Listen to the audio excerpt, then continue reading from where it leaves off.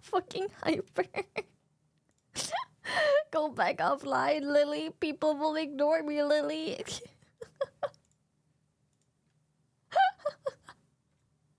Oh no. I'm so sorry. Did you clear a while back some bank, Lily? Not yet. Not yet. I will soon, though.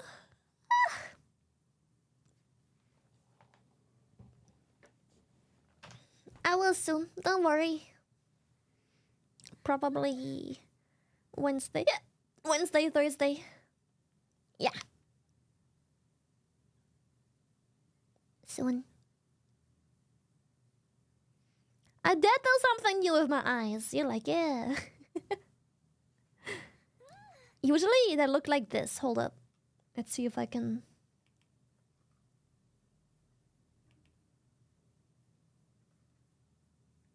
Usually they look like this.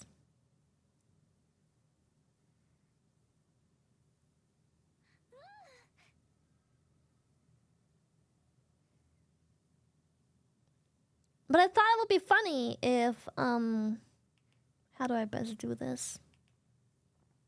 I'll make him look like this. I played around a bit with, like, the modeled, like, available eye layers. And I thought this looked really cool because it adds a bit of texture back to the eye. If that makes sense. It's cute, isn't it? Normal eyes? Cute. Wholesome. Very demure. See how I look at you with love and affection? Very cutesy. Very demure. And then I can... I think I really like these killer eyes. I might ask Daya to change them, like, properly into this. But at the same time, why would I need to ask her if I can just do it myself? The only inconvenience is if I'm Pink Lily and I press now this keybind. See what happens? Oopsie! Because I'm working with overlays, and the overlays, sadly, they don't stack, if that makes sense. I'm working with, like, the overlays available in, like, VTube Studio that are offered as a feature, and you can't stack them, unfortunately. Like, I can't be pink now because one of the overlays has the eye color, the other one has the pink, so they don't stack even if certain colors aren't used. I don't know why. I guess it's just a coding thing to make the process easy, but the second a keybind has, like, a different color overlay, you can only use that one. So that kind of sucks, but it's okay. I'll manage. That's the only reason I would ask Daya to ever, like, actually change the eyes to this, because I think this looks sick. It adds so much texture back to the eyes. I think this looks really cool. Doesn't it? Womp womp. Womp womp. Yeah, this looks really, really fun. But now I can use it with other... I can use it with toggles. As long as I have, like, a toggle, I can still use it. But everything that isn't a toggle, but like a color overlay kind of thing, it will just overwrite them like this, as you can see.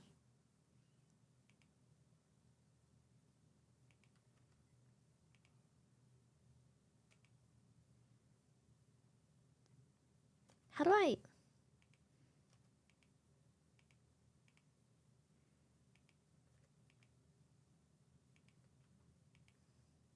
I can't... Ah!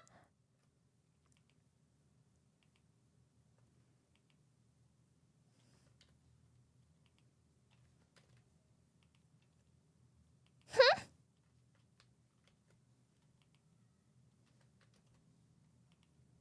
There we go, okay. See, it's complicated because you can only have one at a time and, like, combine the toggles. It's complicated, but I'll get the hang of it. I'll get the hang of it. This looks so nice. I love it. Yeah, it gets so confusing if only one thing at a time works, but the toggles work cross toggle. Like, it's complicated. So silly. So silly.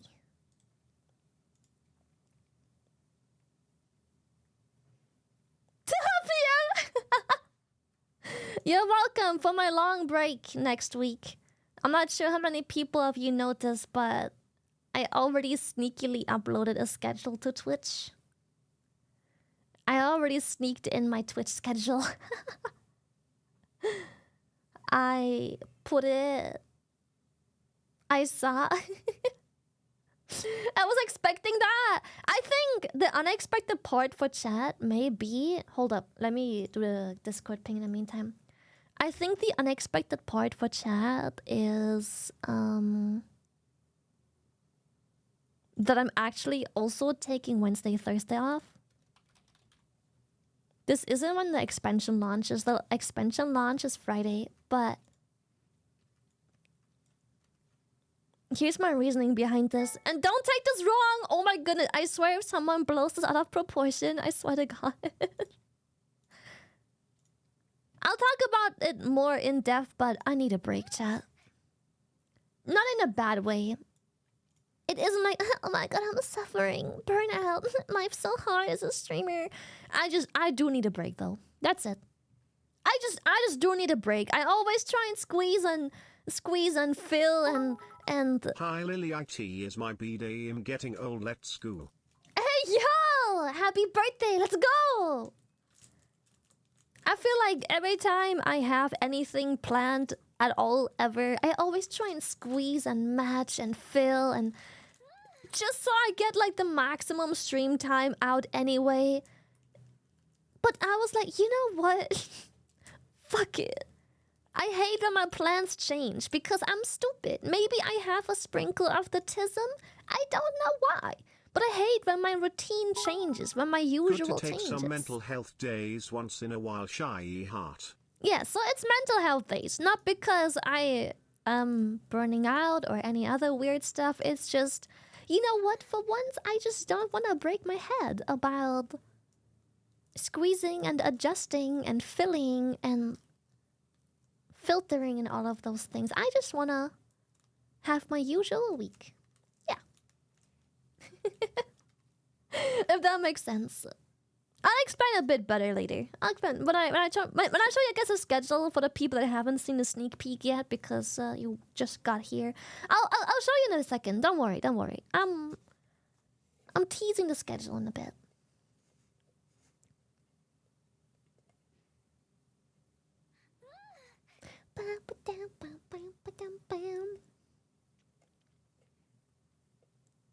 Thank you, Soap. I don't think WoW will help you, but I can't judge. Lazar! What is that supposed to mean?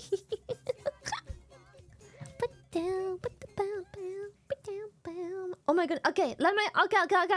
Okay, let me check all the tier 3s and stuff I've missed. Hold up.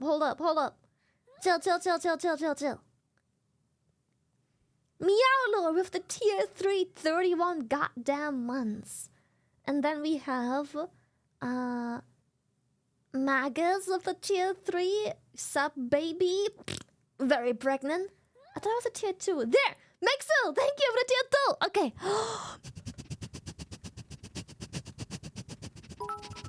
Understandable. Omega Everybody sniffer. needs a recharge sometimes.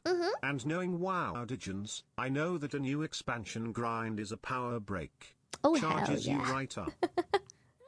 But don't worry, I have another surprise. I have good and bad news. I have good and bad news. You've already seen the little streaming break I'm about to take soon, in a few days. But I have good news coming with those too. Don't worry.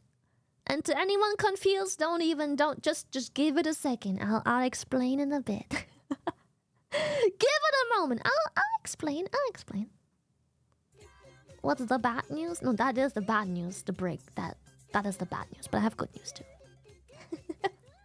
Ralador, thank you for the doll. Thank you. Thank you. Shy nodders hi. Lily. Hi! You deserve some you time for the mentals. We all do shrimpies. Hey, thank you. What temperature is it today outside? Maybe instead of putting up the AC. Never mind. Now that window stays closed. Ew. Never mind, chat. Never mind. I'm keeping the AC instead.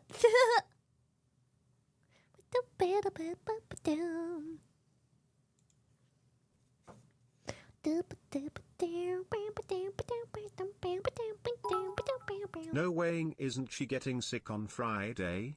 I can't be the only one got fooled. Oh my god, Chad, I'll be so sick Friday. I will suddenly have a very sore throat and I can't stream. Hello from Russia, Shy Lily. Oh, Alex, what up? I hope the translator does not greatly distort the essence of the sentence. I came across a video on YouTube. I liked your gentle voice. And from there, I found out that you wanted to try yourself as a singer. I hope I'll hear a track in your performance somehow. Evening. I love You female have beautiful vocals. eyes, Shy love. Ah, thank you! I'm glad you like my killer whale eyes. I wish you success. Many would listen to your songs with such a lovely voice of great delight. I would love to talk on stream, but my level of English doesn't allow this. Damn, Alex is so cute. Thank you. You hear that? Gentle voice. Don't disappoint him now. Nah!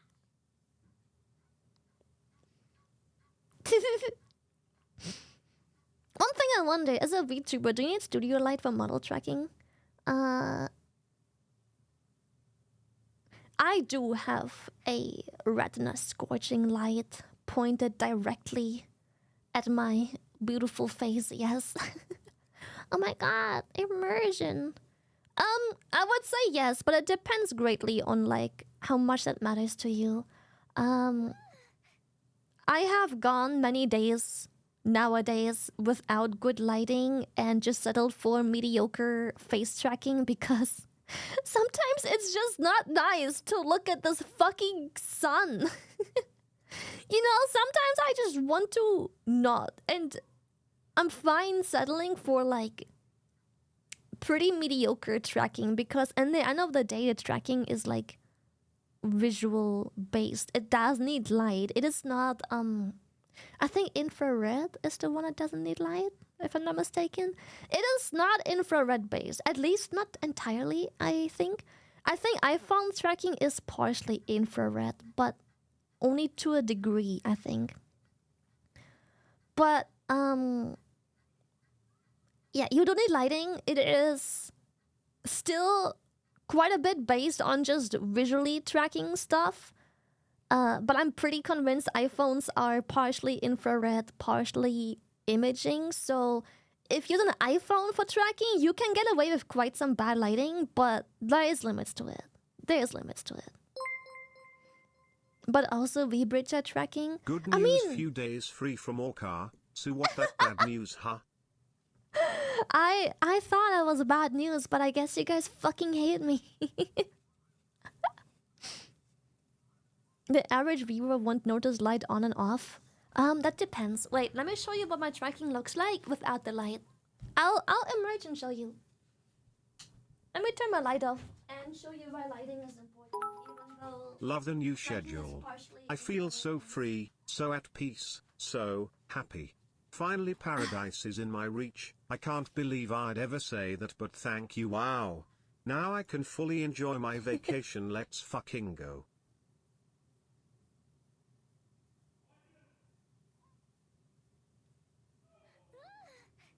Okay, give me a second. I need to... My screen is very bright in the scene, in the starting soon scene, because, yeah.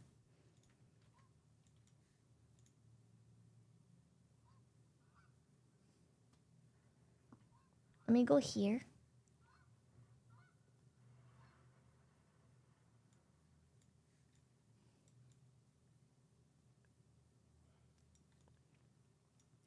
Okay, this is a bit deceiving because my screen is very bright and it does provide quite some lighting, but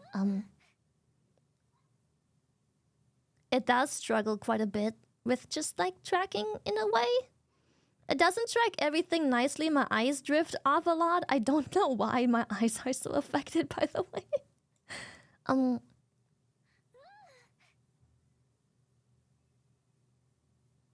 The mouth and head do this jitter. But the more I zoom in, the less obvious it will be. Because when I zoom in, my model is very bright because I'm very pale. So the more I zoom in, I have a very bright screen. The more I zoom in, the more lighting I have on my face. So as you can see, it's not really there. But if I change it to like a dark background.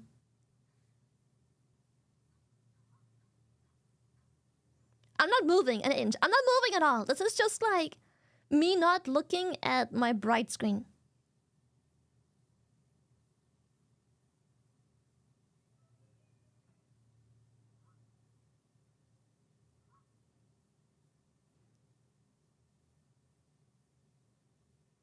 The mouth is twitching and the head movement is twitching because it's just kind of like, you know. If you play a game that's very bright, like so, sometimes the lighting from the screen is all you need. See, it's not that bad. It's really like yeah, my head jitters a bit like, but as long as my screen gives me enough lighting, it's pretty alright. See, my mouth isn't doing the jitter thing a whole lot.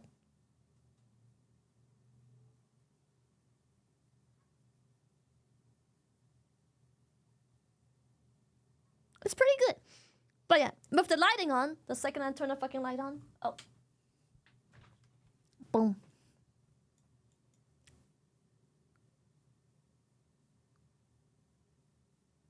Smooth. Smooth. Double 420 womp womp. Womp womp! Thank you, thank you! It's so much more stable.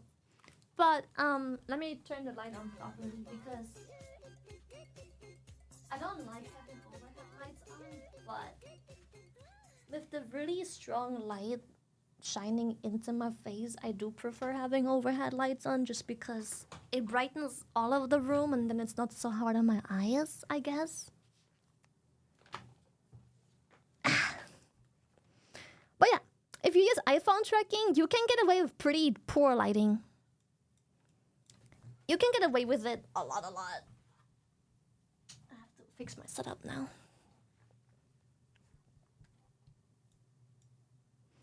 So yeah, if you ever see people like jitter like this, or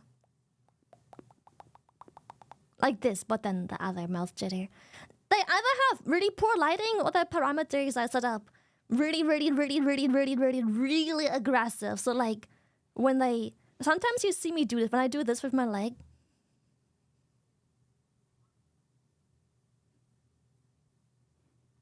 you see me like bop. You see me jitter up and down a bit just because I'm moving my leg. I do that too a lot, unfortunately. I can't help it. I do it all the time. The tism leg jitter. I don't see your legs, no, but the vibration from bouncing your leg up and down is gonna translate a bit into my face tracking because I do have my parameters set to pretty aggressive. Because I feel like I do move a lot during gaming and talking anyways, but I don't like when the parameters don't really reflect that all that well because it's just, I feel like, unless you over-exaggerate your movements like this all the time, I feel like people go too easy on their parameters. It's okay to set them a bit more aggressive and have a lot more of the subtle movement be picked up. I think people don't realize how much you talk with just like your head tilts, small head tilts. But I will lose all of these head tilts if I go into my parameters, I look for my face,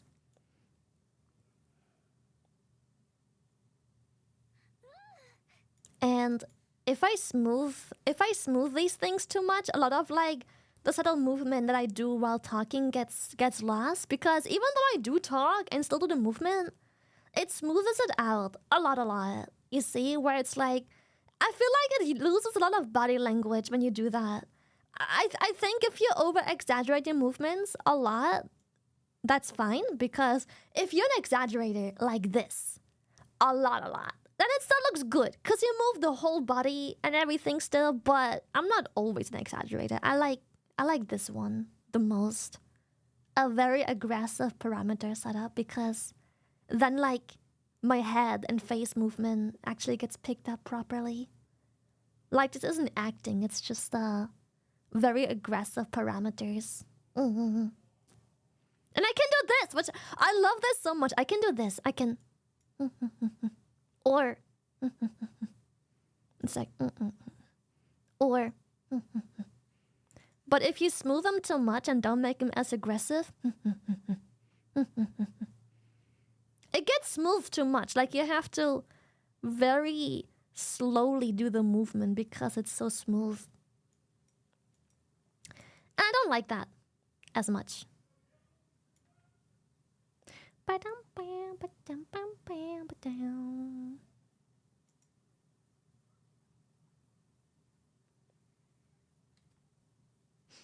So then you're more aggressive and exaggerated means less work for the streamer as well. Oh yeah, less work, because you don't... If you ever want exaggerated movements, when your parameters aren't set to be very aggressive, you need to really like do a workout. Every time you want an exaggerated movement because you're excited and you want to bounce or step side to side, it needs to be omega exaggerated to actually pick it up properly. This is so much less work because I can just do my thing. Yep.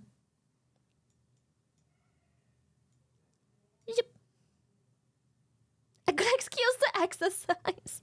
Well, the problem is, yes, but realistically, people don't use it as a good excuse to exercise.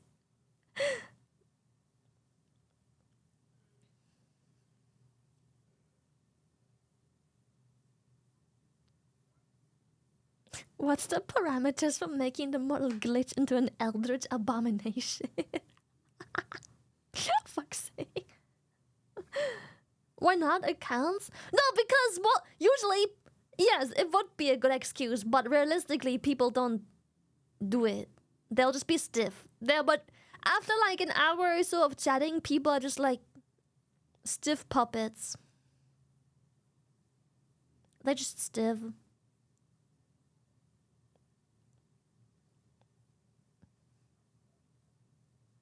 Like, hey guys, what's up? How you do?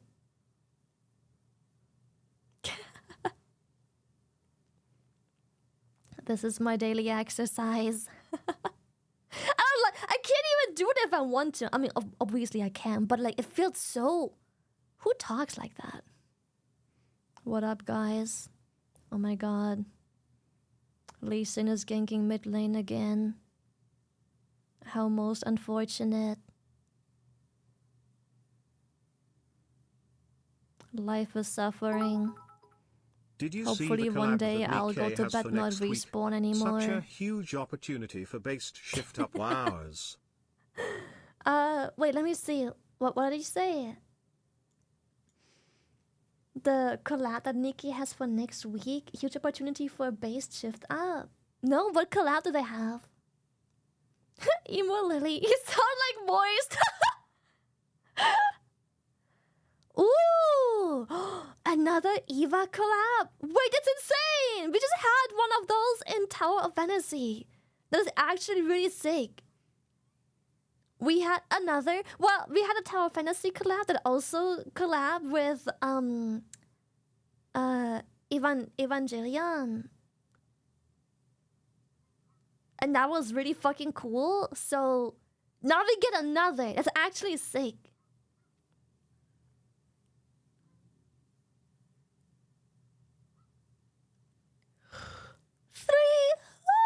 Fuck. 3 SSRs? What the heck?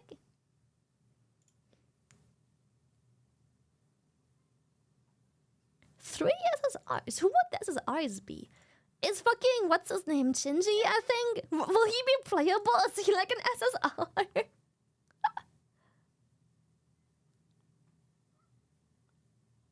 Mario and Asuka. Ah, okay.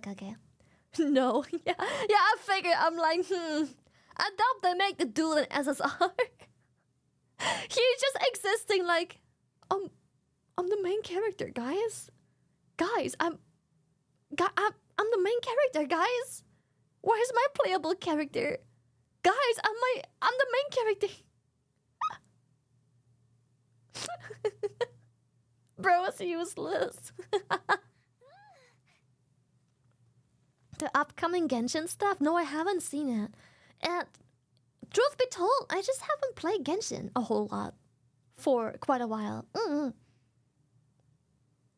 reason. Like, I think the game looks fucking amazing. I've seen some of the updates. Like, after Fontaine, there was like another update that looks insane. The new characters look sick. I just haven't played in a while. I've seen that they're doing like I don't know how to describe it, so I apologize for my comparison. But like they're basically doing like this echo thing where you can turn into like a monster, like a mount or something like that. That looks sick. New costume in Thank you, goodbye! I am cutting it real short, am I not? Holy shit.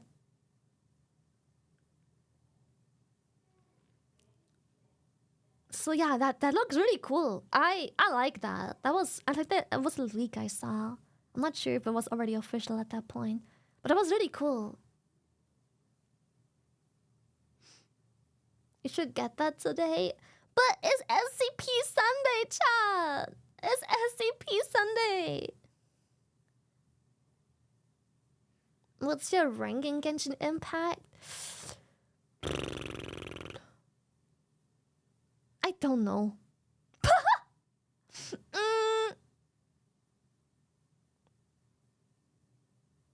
Good question. Next question. I don't know. I haven't played in quite a while. Dude, I love the HoYoverse games. I love them so much, but I unfortunately can't play HoYoverse games full time. Well, not can't, but don't want to. I think there's so many other really cool competitors out there. I don't want to brand myself as like I am loyal to only HoYo, because as much as I love the company, I wouldn't want to drop Nikkei or Azure Lane and other, well, not competitors is a strong word, but like I mean it in a good way. Like there's other gachas I also want to play that, you know, I don't want to be cornered into only one singular company. Yeah, I have to try other stuff as well. I'm always interested. I love trying games. I feel like the most fun in gaming for me is either a successful MMO or playing a new game. Yes, I know it's an ongoing meme that I don't fucking finish games, but I just enjoy the start of a game so much. Like, everything is new. The variety, yes, I enjoy the variety. Like, everything is new. I'm learning like a new thing, and I just enjoy the experience. And then usually it gets like stale. Well, not stale in a bad way, but I lose interest very quickly in the game after a while when nothing new is happening.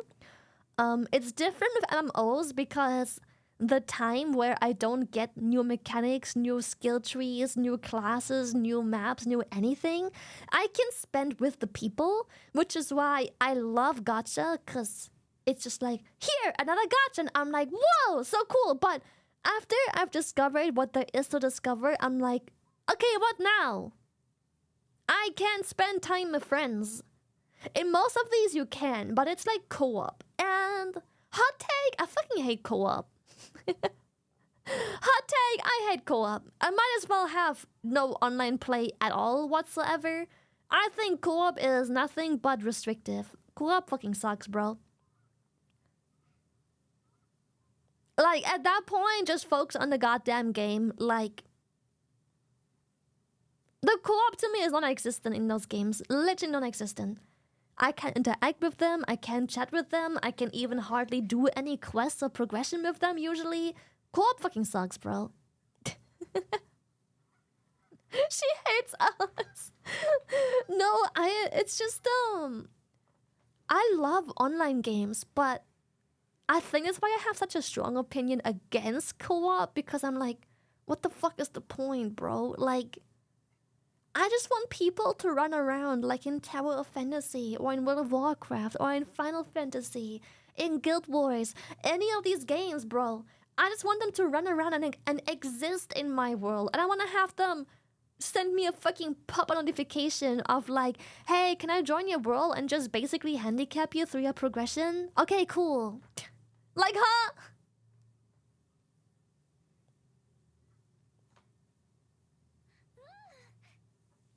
Guild Wars was poggers? Oh, do I have good news for you then? I'm not sure how many people remember, but I have played some Guild Wars on stream before. And at some point they hit me up and they were like, okay, correction. I asked Guild Wars to sponsor me. And at that time, they were like, no. I'm like, oh, okay. Well, anyways, I love your game. You did? Yes. Back when I played Guild Wars on stream, I also played some of Zen. I asked them to sponsor me and they were like, no. But eventually they came around and they have sponsored one already, I think, right? Did we had a sponsor before, I think, right? Yeah, I think. I don't know, we have a lot of sponsors. Sometimes it's hard to keep track. 2, no? Even 2? We had at least 1, but now we have another. They have a new expansion coming out. It's called, I may not pronounce it properly, but it's called Janthier Wilds. Janthier,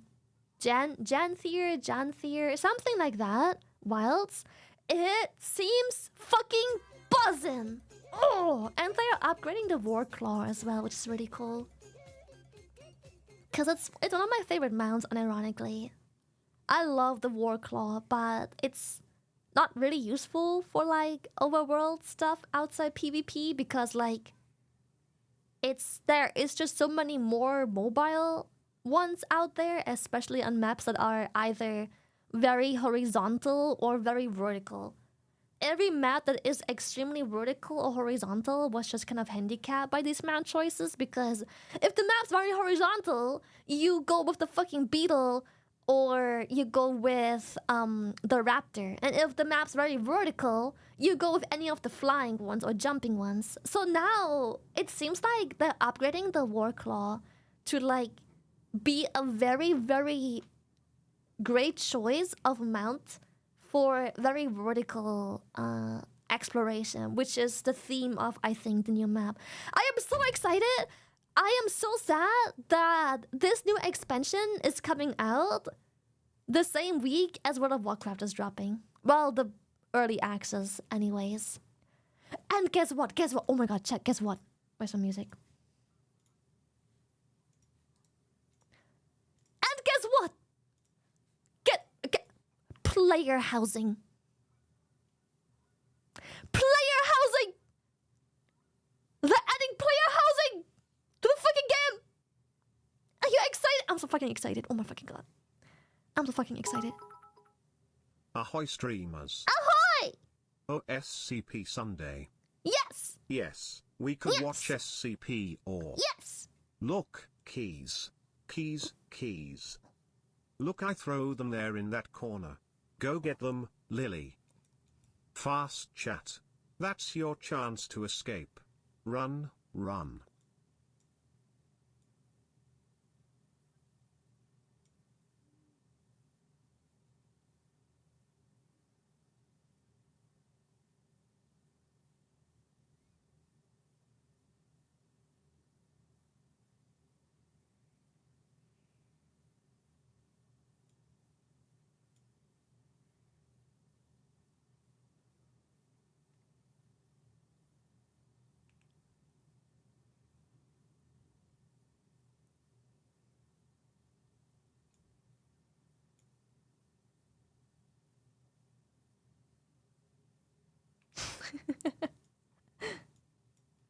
I'm dodging, guys.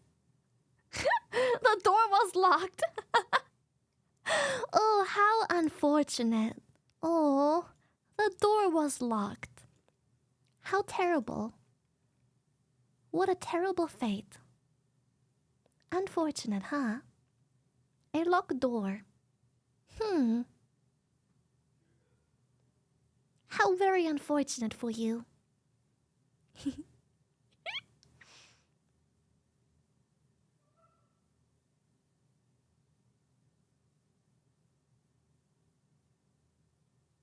Why are you staring back?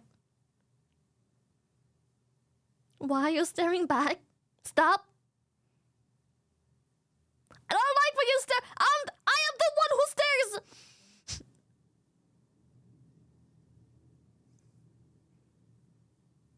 Stop staring.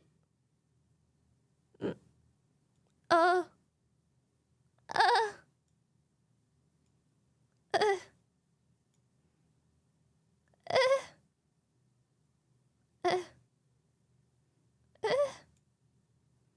Uh. Bruh.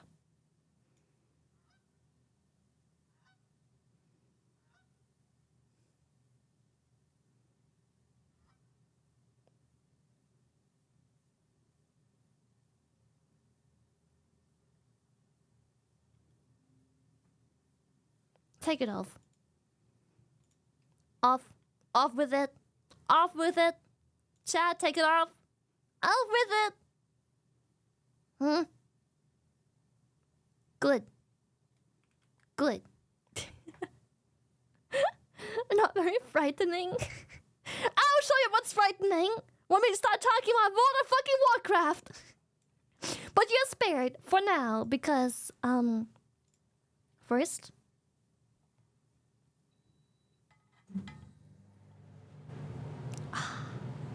Bliss. Haha.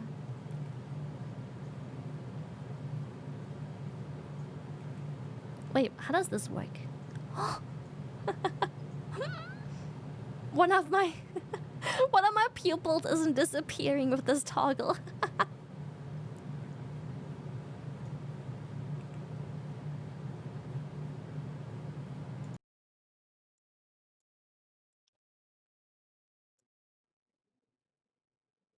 There you go. You had an extended ASMR sash. Yep. Your pink doesn't scare me. Oh, it doesn't? It doesn't? Get blinded by my pinkness.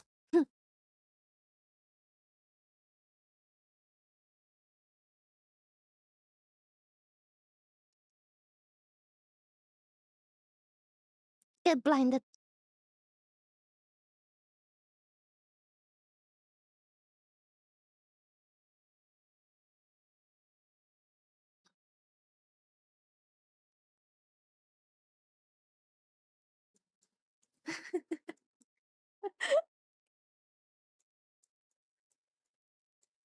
My red nose! Someone get this shortcut tanning pad. No! That's all, thank you! I would love to try a spray tan at some point though. That'd be fun. I would love to just see and check out what life is like if I was tanned. If I wasn't a walking beacon of light. Not orange, obvious. I don't want to be fucking orange. Hello? I don't want to be orange. I just want to have like a very normal, very natural, not orange, a professional spray tan. I'm really cute. Not orange! It could look so good.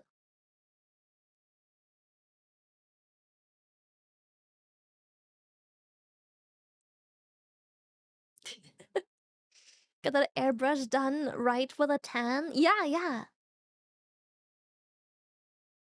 I would love that. But then I want tan lines. So it looks like it's all natural, you know? I want tan lines. Yes.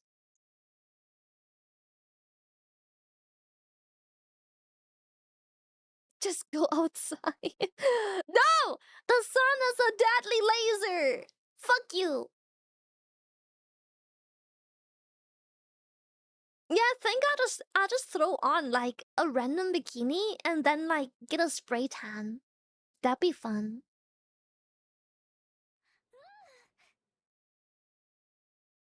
I am from Germany. Yee yee. Speaking of bikini, I have a beach background. I should be allowed to be in a bikini pretty much all the time.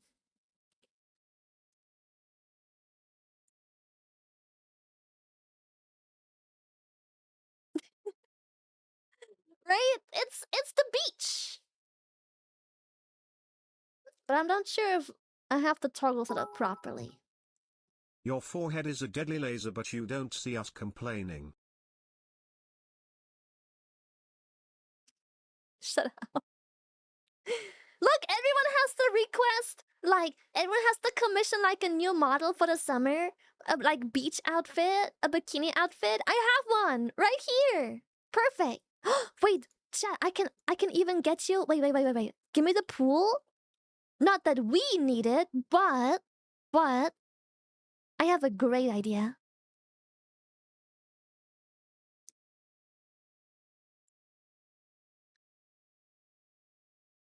It's for you. It's for you, chat. You have a pool.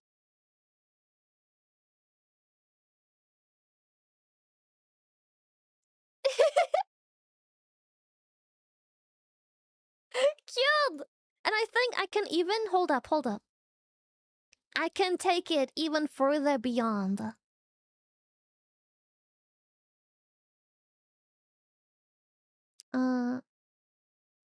Is it that one? Let me see. Yes.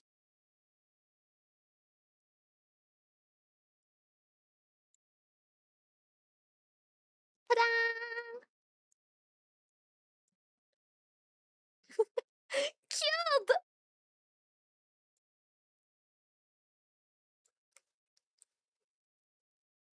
You can enjoy your pool time.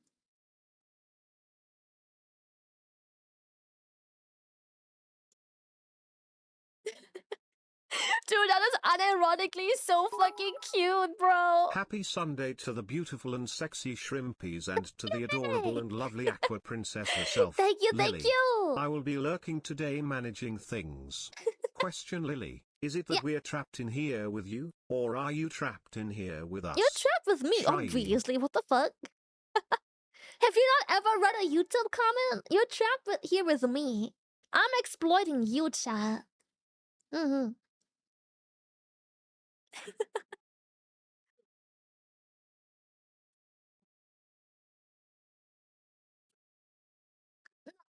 Yeah. Yes. You're trapped in here with me. Hold up. I think I have to hold up. Let me fix some coloring stuff that I missed out on.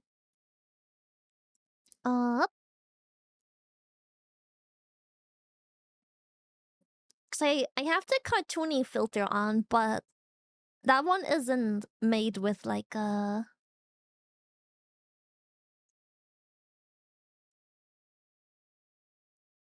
boop boop boop boop. That one wasn't created with like a thingy in mind. What's it called? The bikini toggle. I have to make the shadow a bit more red. I think this is the shadow. No, this one.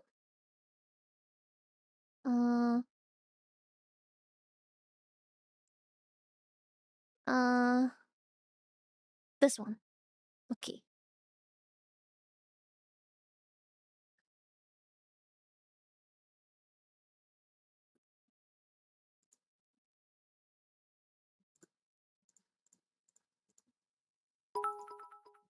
Damn, that looks so beautiful. Can I Right? take you out for dinner?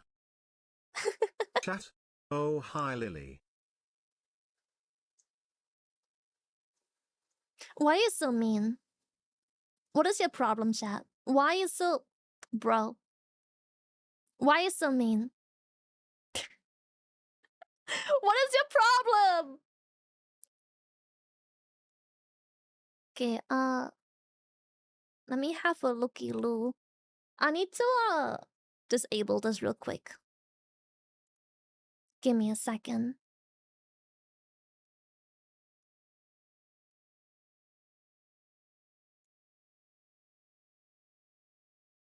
I have to fix everything up real quick.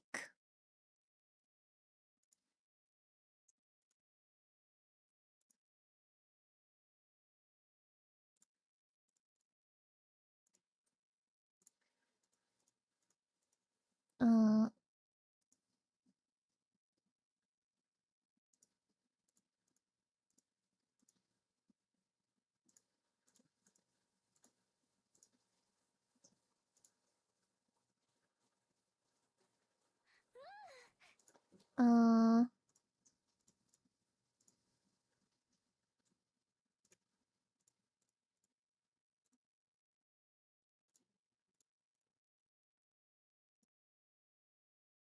Almost. Almost.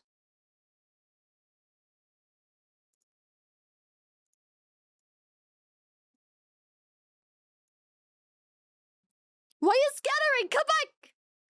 You're so fucking mean!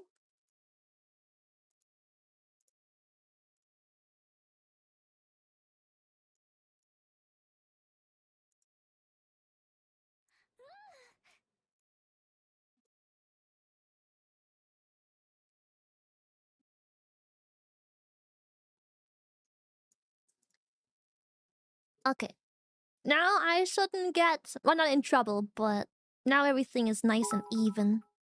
Why are cute shrimp streamers staying bottom left corner? Why not? You don't want them to stay?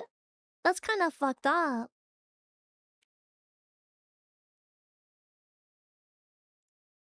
Don't you love them? Anyone who scatters loves room temp water. You can't... That is so mean. You cannot bring...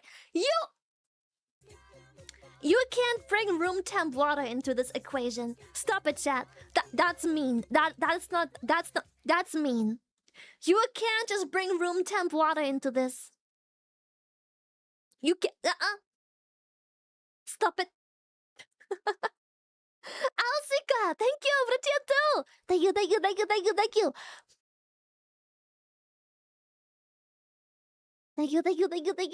you. Room temp water might as well be ass water. People would pay good money for ass water, good sir. You take that back. Don't you dare shit talk ass water. People pay good money for that. Oh, was the sniffer muted? Oh, fuck, right. I have noise cancellation on. Sniffer, sniff. Sniff, sniff. Sniffer, sniffer, sniff.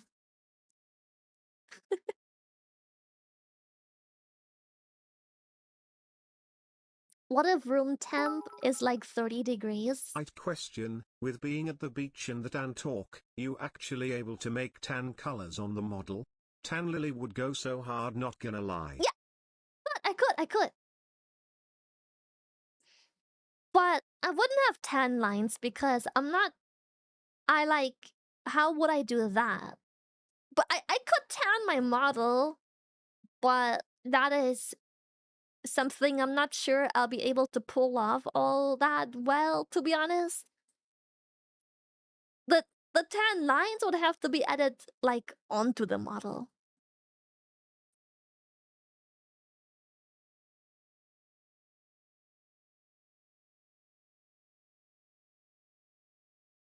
I don't think making a tanned version of the model with tan lines would be too challenging. I think Rikohien would be able to pull it off easily. Because I think part of it is just finding all the skin layers and overlaying the same, probably like a reddish brown on top of it. Lower the opacity a bit. And then just erase the points where you want the tan lines to be. Yeah, yeah. If it's not a secret, how long do you sleep, Lily?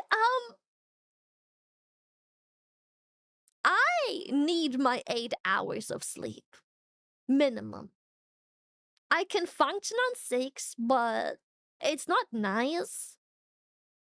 I do need my 8 hour mark, sometimes 8.5. I do spend more time in bed than that, though. Usually, as I go to bed, I either watch TikToks or Netflix. And usually, when I wake up, I like spending time in bed. Part of that might be because I Lily, have you cats. must be hiding some raid loot because you've got a mythic chest.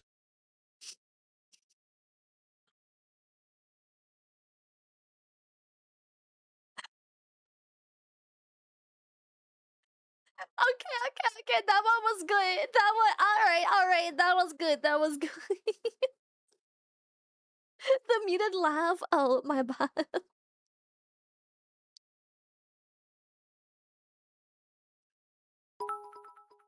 The average viewer be captivated by the honkers, the glorious set of badonkers. But be glossing over them hips and that delicious waist.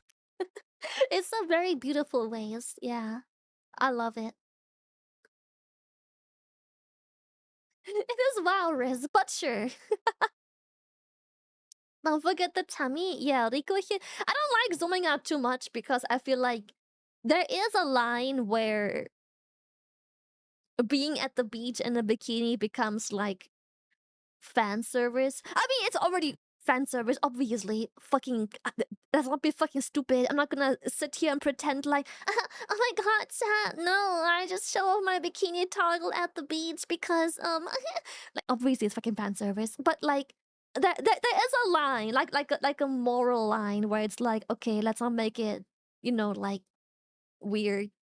Let's just show off some juiciness, but let's not make it softcore porn, right? But yeah, it's a beautiful tummy.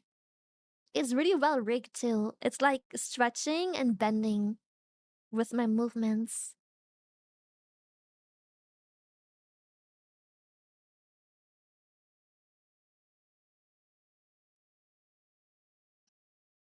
Yeah, her shading and rigging is so good. It looks amazing.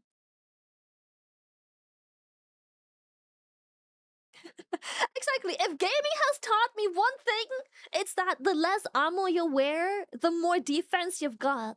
A bikini can be a fully functioning plate outfit for a tank. Yep. A tank can tank in a completely functional bikini. Yep.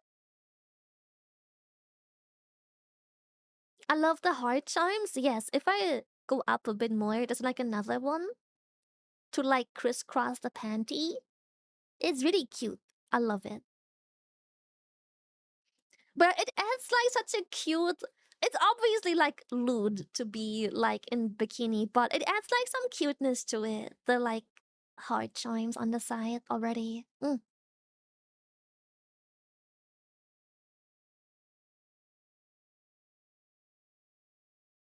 Yeah, a hint of cute. A hint of cute.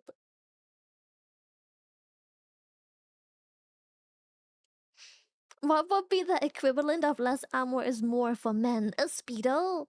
I guess so, yeah. Or just like shirtless. You guys ever played Final Fantasy? I swear every single fucking tank's shirtless. Final Fantasy has 2 tanking modes for men: no clothing or full unplated armor. There is no in between. Everyone in Final tanks with as little clothing as possible or fully stacked armor plates. Nothing else. That's it. It's either underwear and shirtless or full on, like, everything. Like, the whole package. You look like a knight. Mm. No in between.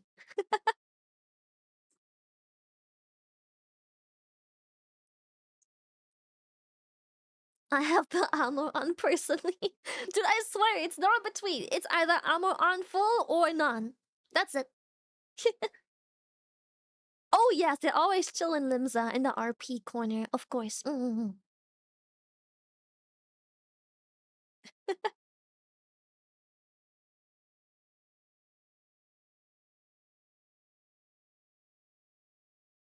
Yeah, I wear my bikini armor. I'm basically a tank at this point. RP corner. All of Limsa is RP. That's fair. That's fair. That's completely fair. Respectfully.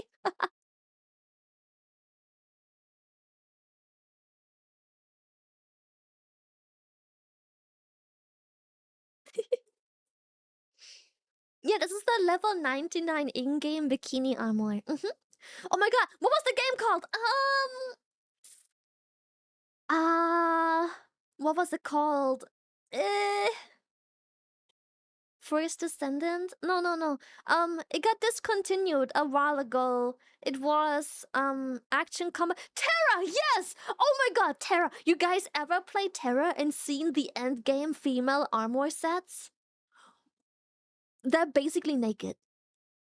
You're basically tanking with like haystits and a string. You're literally naked.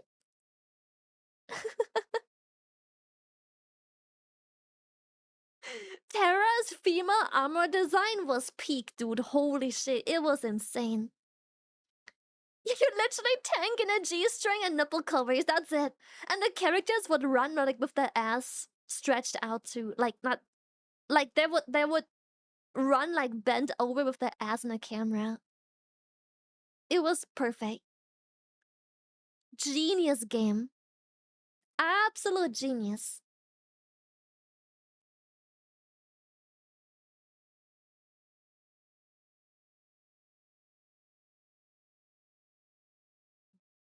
Tera armors are still frequently ported to games with mods. They had insane armor design, Tera. Yeah. The first picture of Tera female armor. Now I have to see. Tera female armor. Images.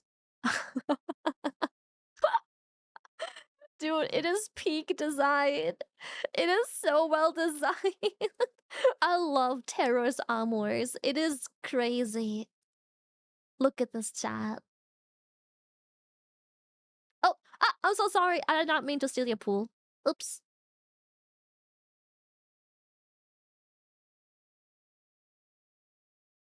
There you go. I'm so sorry, chat.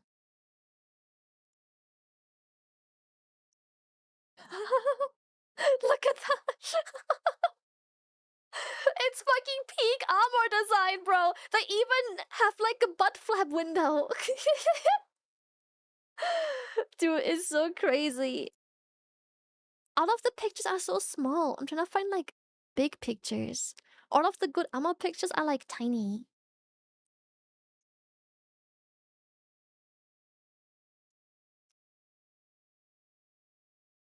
Dude, Tera armor is so well designed.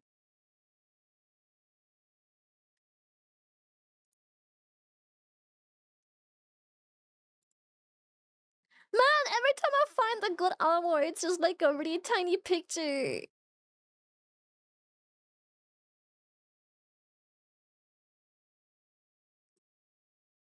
Look at this one. Peak Lily? tanking armor. I'll tell you the same thing I told my sisters on the beach when I was little. My eyes. Put some close on, Stop flashing. There are children present. What would Jesus say? Jesus wouldn't say shit. Jesus busy respawning. He's on a 3-day respawn timer. He overextended in top lane and got ganked, bro. He wouldn't say shit.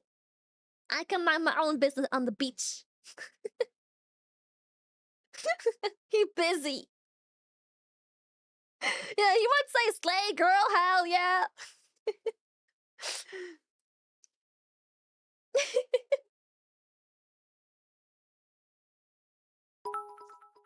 Well, she can tank all the looking from the enemies.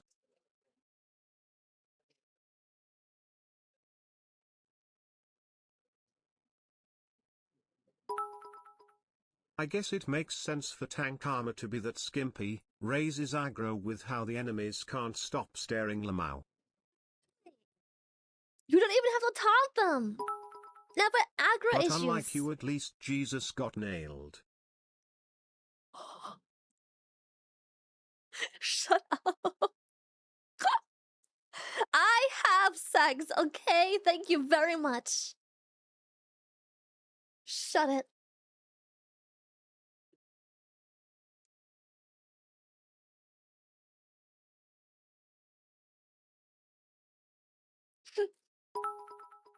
Yeah, Emma's just mad that French by proxy ghosts can't get laid.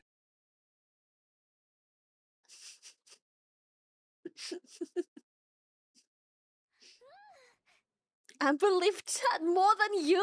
You know what? I don't care. Keep coping. But yes, EOV tubers have sex, chat. Keep coping. It's alright. It's okay. Believe your own story. Whatever. Not my problem.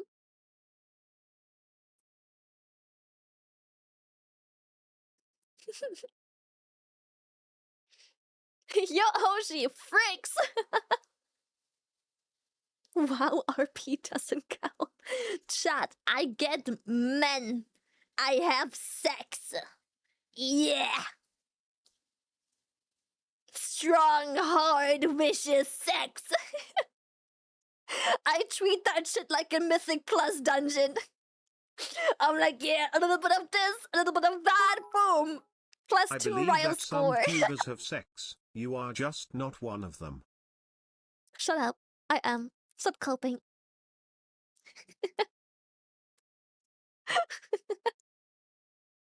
I'm like, next. Which one are we running next?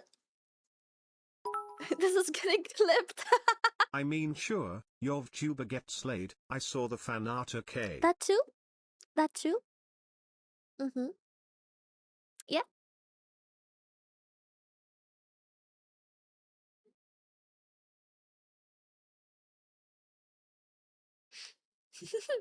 You don't need to finish as fast as possible when it comes to sex, unlike M+. So what? Watch me. I don't give a shit. I can do whatever I want, whenever I want. Watch me speedrun that bitch. I don't care. You didn't bust your balls, lad. Watch if I care. Bald? Lily getting nailed. Screwdrivers, pairs, and satisfiers don't count. Shut up. Stop coping, chat. Speedrun any percent. That's right. Who says I have to go for 100% completion? I'm not a completionist. I speedrun that bitch any percent. The only thing that matters is whether or not I finish. What's wrong with being an untouched relic? Radar IO page for sex just got a 3.5 score at a straight run. Yep, I completed all my straight runs. I'm currently 3.5k Ryle.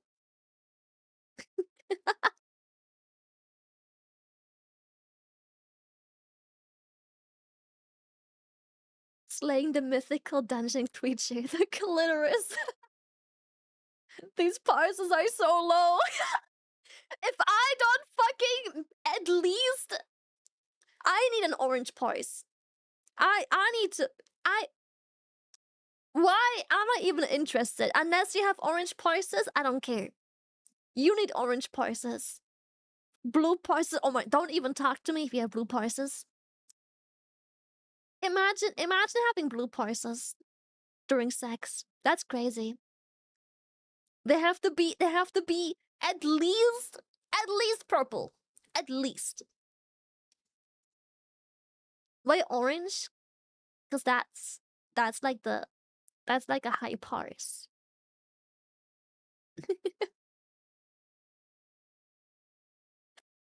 Just like in WoW, and plus, sex only becomes available 2 weeks after XPEC release.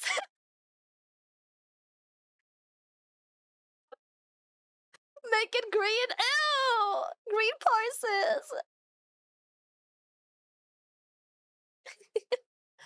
Iframes during sexy time.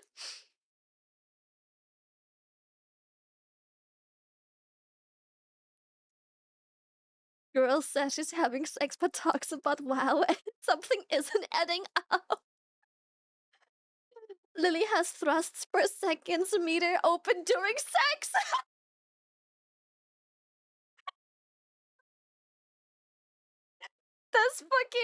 That's wild. That's fucking wild.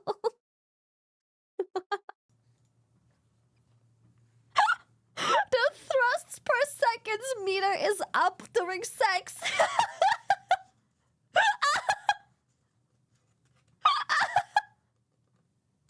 That's crazy.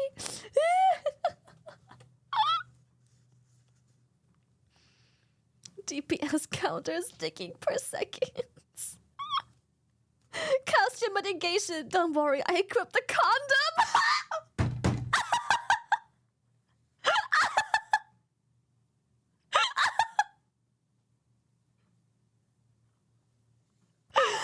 Out of 10 tank. DPS was good, but he didn't have active mitigation uptime. Only 80% active mitigation uptime. Defense broke during sex. 8 out of 10 would Q again.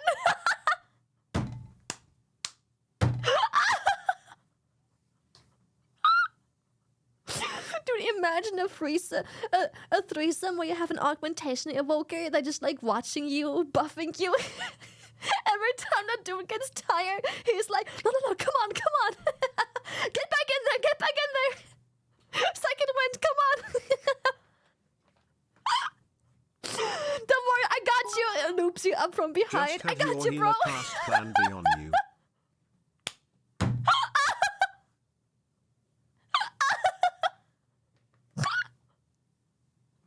Slaps ass, you got this, bro. Fluffer healer is crazy. Is the aug buff just dabbing you up? Yeah. Oh. Girl's trying to manage her dick over time. Don't worry, he has HP reads and he'll be fine. Blessing of protection early. Like, babe, I'm coming. Don't worry, I have blessing of protection up. It's okay. My active mitigation broke. It's okay. I have Bop.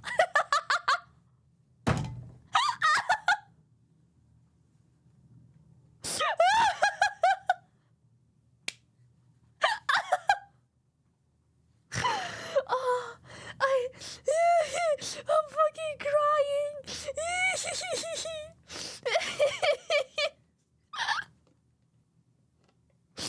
Bubble Hearthstone's out. Oh my god, imagine a weekly no lever. That'd be wild. More cock control. Stats. More cock control. CC cock control. Druid's casting in a way to get it back up. When do we cast bloodlust?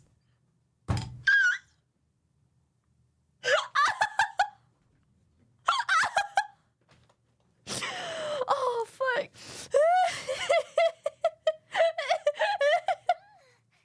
Word of Cockcraft.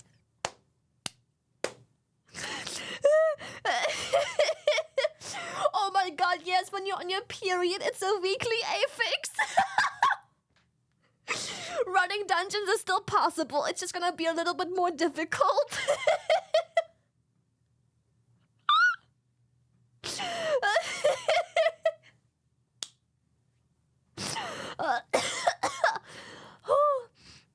Oh, Jesus Christ. Whew. I fucking can't.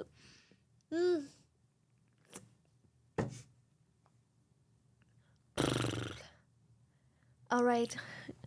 I can't wait for Echo to upload a Vigora pack for my for my weekly no lever. Ah, fuck. Good shit.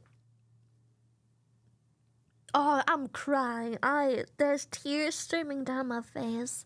That was so funny. Quick, remove the curse of exhaustion. I need my energy to regenerate faster. Curse of exhaustion. Competitive. Can you imagine competitive? Oh my goodness. Against each other. PvP. You get stunned before you can finish off your opponent. This is why I main rogue. Once I run out of energy, I vanish and peace out of there.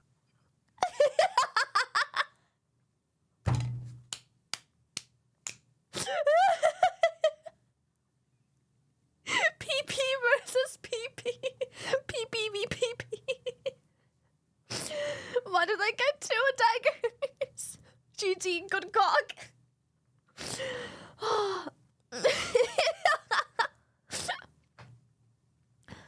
Oh, you're all laughing, but that's basically a tag. Oh, the literal dick measurement contest. I need a water. Holy shit. Mm.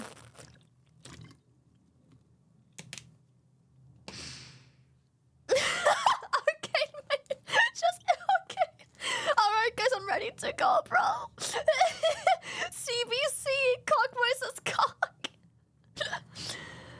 Ah. I've beaten Elden Ring more than I've gotten laid. I'm still trying to get into Radan's area. We now return to the TwitchCon 2024 circle jerking contest between Shy Lily and literally any other tuber with degeneracy that rivals the chat.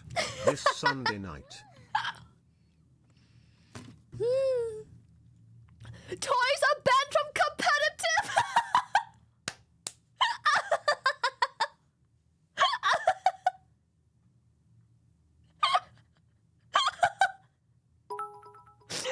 There is a reason why Shaman have all those totems, Shy wee. Oh god. But yeah, what about shamans? They have totems, bro. Wind Fury totem, plop, plop, Damn, plop. I thought I expect in the cooldown reduction. I'll be good in a minute. Oh my fucking god, this is wild, bro. Where does loop fit into this? No loop is a weekly affix.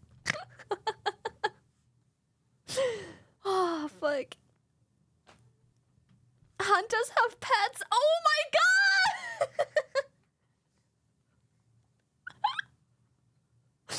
You just tag in your fucking lava snail.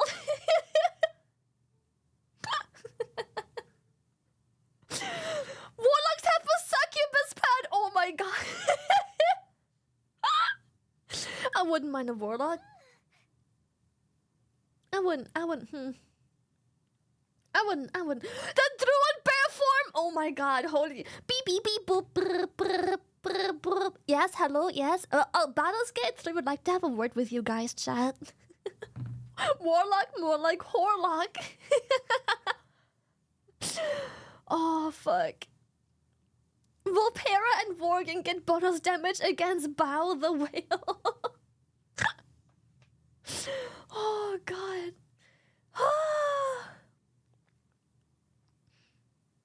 We have already discussed that bears are smaller than the average man. Oh my god.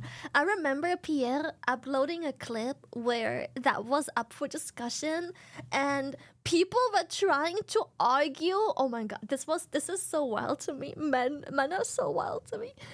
People were trying to argue that like it's impossible for me to be the size that I am. What? I'm sorry, I didn't know. I didn't know that you're the one stashing things away in my hot pocket. I didn't know you know my hot pocket better than I do. Like what, bro? And like, Lily, actually, the average vulva, I don't give a shit about the average vagina, bro. It's an average for a fucking reason, leave me alone. Oh, boo-hoo, your cock's too big. Like, I give a shit. I don't need your cock to fit. I don't give a shit about your cock. I just rejoined, what the fuck? Bro thinks he was cooking. Bro, the amount of comments that were like trying to explain to me how I don't know my own anatomy and how it's not possible for me to be a specific size, and I'm like, oh my fucking god, bro.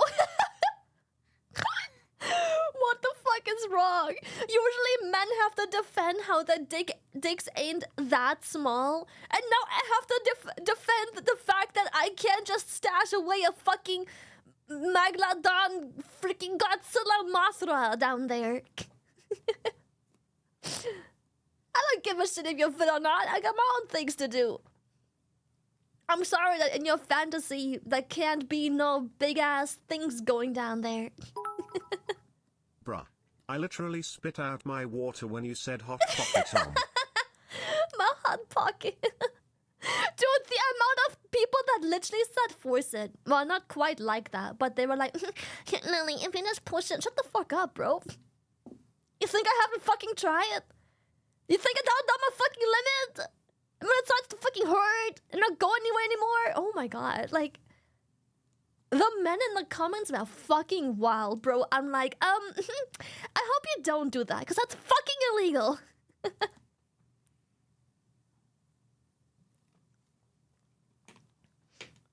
Like, exactly. Most of them ain't even fucking women. How the fuck would they know? Porn has ruined some people so hard.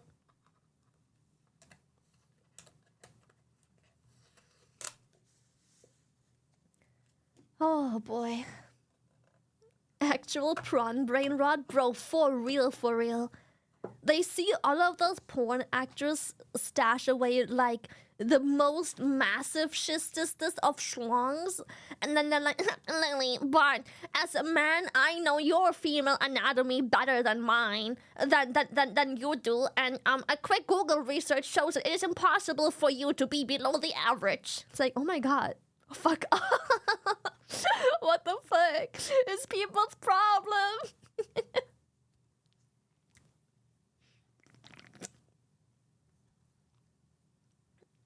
Bro, they really think I cracked the code. Like, bro, dude, for real. I cannot believe that people had to, like, actually me about my own fucking coochie size, depth, whatever you call it. Like, what? What? Since what? Usually it's the opposite.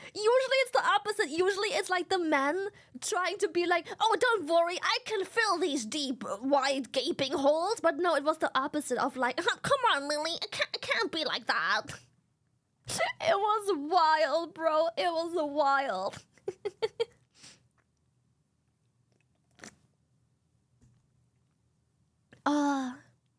Dude, for real, they think they're slick with it.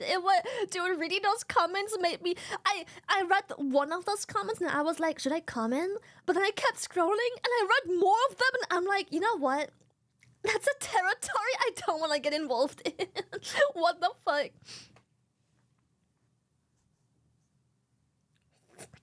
Dude, yes, people literally in the comments said how they Googled the average coochie depth and they were trying to lecture me how I can't be as small as I claim to be because it should definitely be able to fit minimum this much. Now I'm like, what the fuck? They're coochie shaming me, bro. They're literally fucking coochie shaming me. It's crazy. Like, the fuck you talking about? I know coochie algebra. Obviously men know that kind of thing better. Why else would every part of the female anatomy be named after a man? Oh, yeah, they're taking revenge for all the time they've been shamed. That shit was crazy. I can't believe I've been coochie shamed in YouTube comments. Ah, that was crazy. Yeah, I think they're just projecting. I don't know. I think... Okay, here's my theory. I think it's projecting because... Let me get my words proper. I think they're projecting. I think they're trying so hard to prove, like in a weird reverse psychology way, that they have whatever dick size and it must fit into the female anatomy no matter what because they are this and this size. So like, I'm not being truthful about my anatomy because I don't know, something like that. Something, there's like a weird reverse insecurity thing going on. There's like a weird thing going on. I don't know. Right? I'm trying to solve a problem that doesn't need solving. I have a PhD in coachiology. Oh, no, that's like a weird like reverse projecting going on of them just like trying to like, in a way, make this about their dick size and how it should fit. Like, bro, like I give a shit about your fucking dick, bro.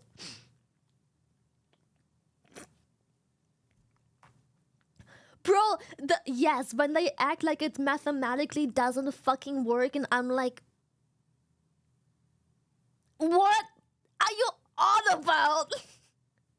You know, those averages exist for a reason. There is people far below and far above. It's an average for a fucking reason.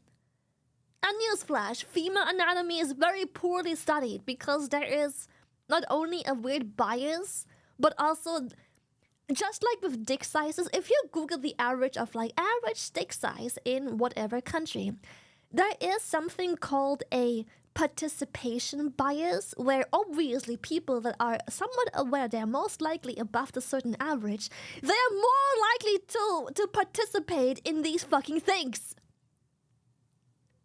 So obviously the average is far lower than that because everyone with a fucking micro penis or below the average doesn't want to fucking talk about the fucking dick size. They don't want to. Weird bias, is that a word of saying sexism? No, not at all. Don't make it weird. Actually, Nudge, you don't know your own coochie and its depths. I know because I've seen cooch in 1080p 60 FPS. These people need to go outside.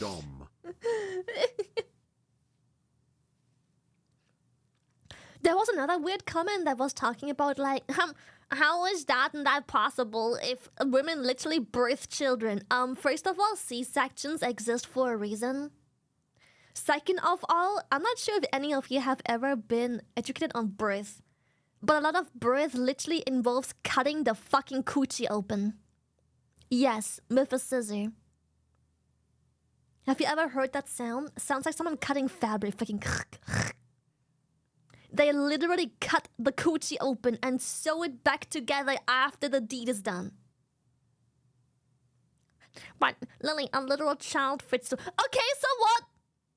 There's hormones and other things that literally will stretch it beyond of what it's supposed to be. And there's many complications with that too. So what?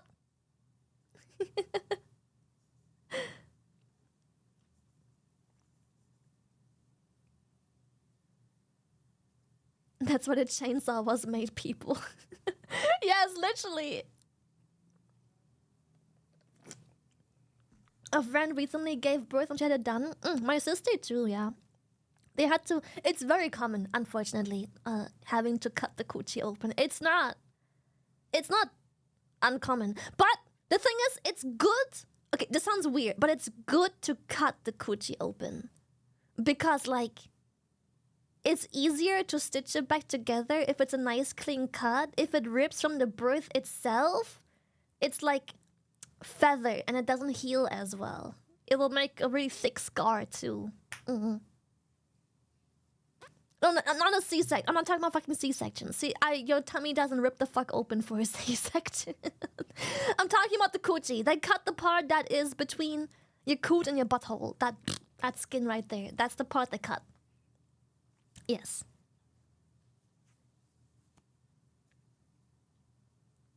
A C-section when I cut below the tummy to cut into the uterus. there's all kinds of reasons why they do that. Either that birth is taking too long, or that's complication. It's usually caused by complications. Either the baby is overdue and nothing is happening, which is suspicious, or they are wrapped around the cord. All kinds of reasons why you would go for a C-section. They removed the partition. In a way, yes. Oh yes, unfortunately, pregnancies, like you said, they're very dangerous. Unfortunately, like modern medicine made them so much more, like, survivable is a weird word, but yes, survivable. Literally survivable. My mother, without medicine, would have died not only her first birth, but even if I am not magically expert in this manner, but started researching, and it seems across different eras of humanity, penis size had different meanings. There was an era where small penis meant pure and civilized, so it's hard to pinpoint an origin. However, culture to this day is still enforcing the current idea. It's better to split the canyon that ripped from your VTUA skull. Yup. Split the canyon chat. We over-optimized our hats so the births are kinda iffy. Yeah. We kind of did do that. But yeah, biologically, my mom would have not survived her first birth, which is me, by the way. Either she would have died, I would have died, or The both. womb is literally the strongest muscle per square inch in the human body. It'll push a baby through anything. Yep, it will. I didn't know that, actually. It's the strongest thing, but yes, it will.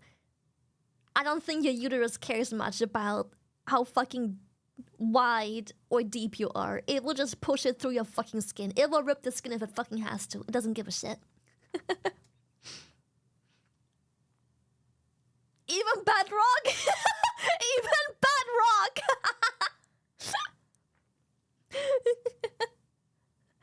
Ever think of trying Lobotomy Corp? Is that like an SCP game? What is Lobotomy Corp? No, I never thought about trying that. What is that? Use the womb like a drill. Pretty much, yeah.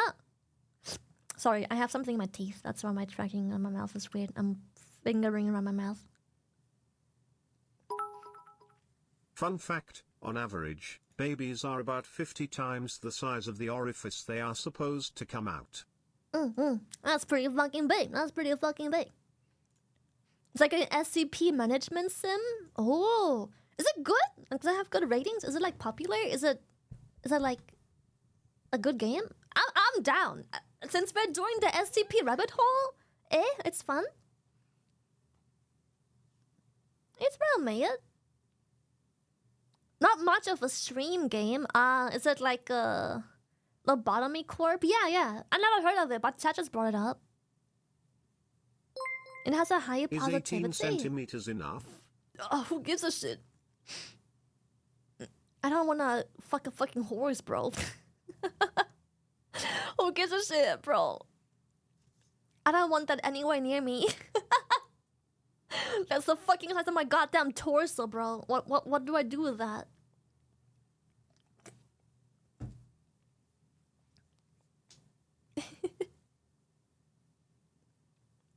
Can you make some cute noises?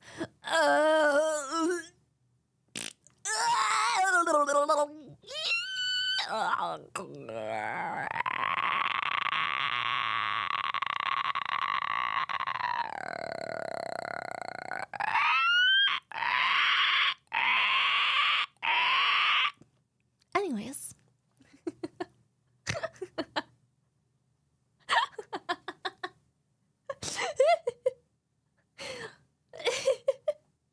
So pregnancy sounds? Yeah, honestly, it's very close, for sure.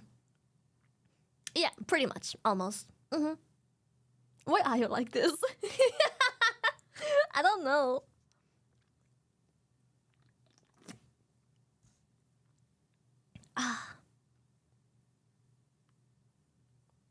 Mazel tov, it's a baby pterodactyl. Yeah, just about what I expected from a Lily stream. Ah! The fuck?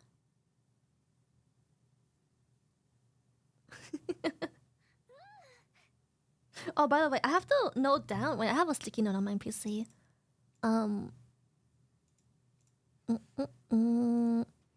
Lobota. I can't fucking type. Lobotomy Corp.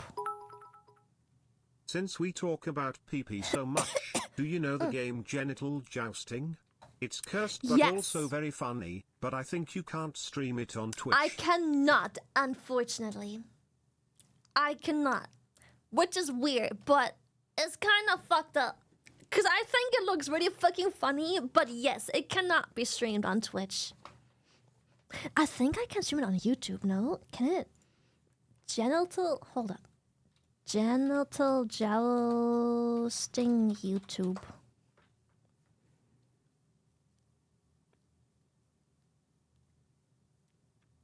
I think on YouTube, it's fine. There's tons of videos of it, gameplay and live streams.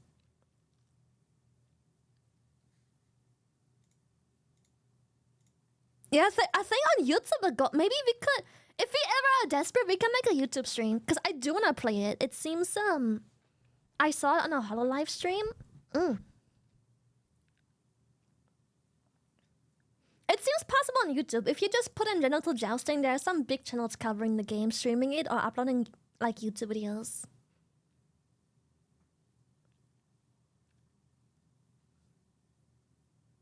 Doesn't change the fact that you get your channel demonetized or limited. I mean, I guess, but if HoloLive streams it too, there's probably a way. I doubt HoloLive took a limited live stream channel thingy over that game. I highly doubt. They probably, like, talked with the YouTube partner. That's because they're always within the lines. You haven't seen a singular HoloLive stream if that's what you say. HoloLive and being within the lines don't go well together. They are wild. Look at your thumbnails. Okay, fair. That I agree with. Hey, I don't make my thumbnails. You do. Well, Pierre does. TBS! Thank you! Thank you, thank you, thank you. Oh, what the fuck? What was that? Yeah, blame Pierre, not me. You work together with him. I get to blame you both. I get to blame both of you. You guys work together. You pay the man for that effort. He just does what he wants to be. He does what you want. Leaked.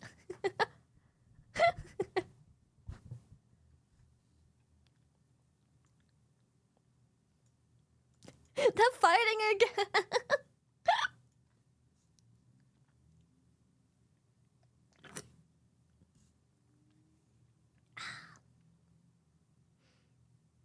An SCP Monka. The Monka SCP.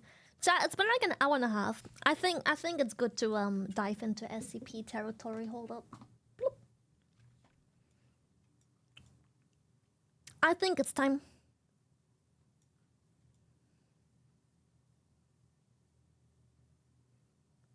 I never know how much I want to show of myself sometimes. Sometimes I feel like this is good. Sometimes I feel like I want something like this, you know?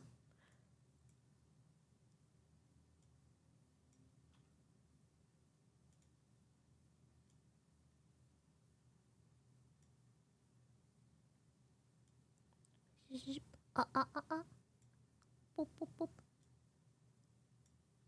Only hair, please? Oh, okay. Here you go. Here you go. My bad. Only ahoge.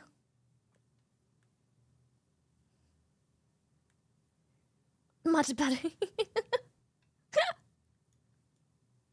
Yeah, sometimes I just don't know how much I want to show. Like, this is so nice, but maybe a bit too big. We'll see. Let's check some videos. Maybe too big. I might cover a whole bunch of the video. Important question. Would you still love me if I was less funny and cute? You woo.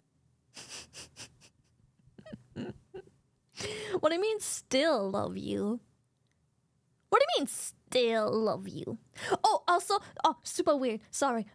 Gamers, I fucking hate you. Of course. I will always hate you no matter what. Mwah. Ouch. Dude, there is... Is that weird to watch? Okay. There is this video from a creator called Forge Labs. Now, hear me out. The title is, I spent 100 days in a fungal outbreak in hardcore Minecraft. It's uploaded only 2 weeks ago. It has 6 million views and it's almost a 4-hour video. That must be a fucking banger of a video. I low-key wanna watch that. But like, that's 4 hours. That would be like a whole ass stream just to watch that. But that video has to be insane though, right? Like 4 hours? It's 3 hours and 40 minutes. So like minus 20 minutes. Tomorrow? No, not tomorrow. I kind of want to play tomorrow. Watch it on 4 times speed. We can take it, pull it. Oh, let me give a... Yeah, why not?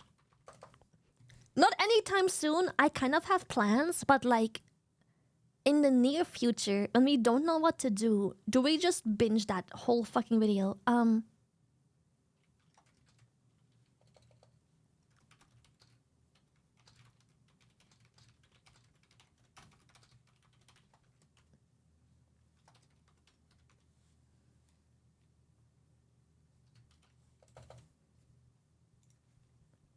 I'm curious. That is almost 4 hours of watching a singular video. That is gonna be a long ass fucking react and stream.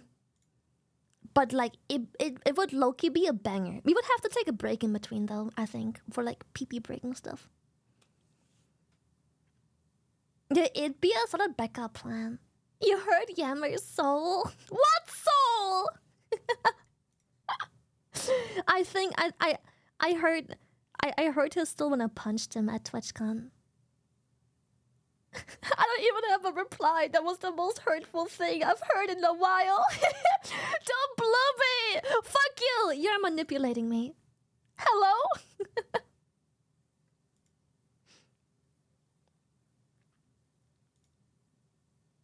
Worst case, divide the video into multiple streams? Yeah, but I feel like then there's less interest because it's like people don't care about the video if it's been like, oh yeah, we watched part 2 last week, you know?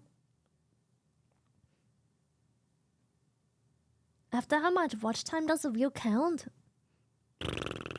Beats me. I don't know, to be honest. It beats me. I genuinely don't know. No clue. We did do 5 hours of anime, but that was different. This is barely different from the anime though. I feel like you do make a good point. You do make a good point. Yeah.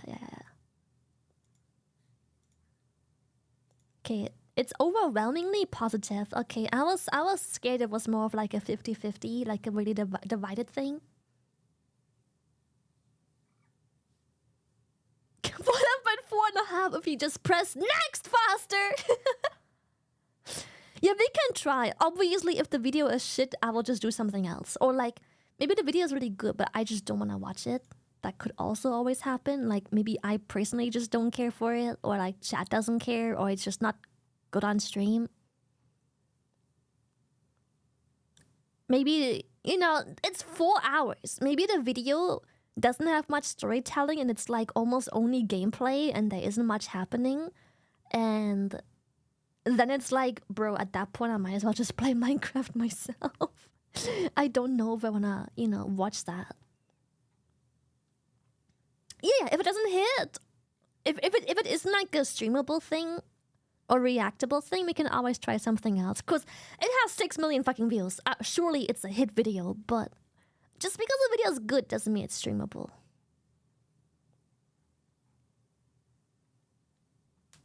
Is it still winter on the server? I don't know how many hours pass for seasons Apologies to if you change. mentioned this already, but did you already talk about the good news and the schedule?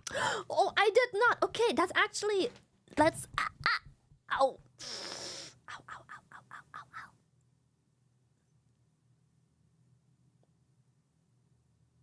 ow. Ooh.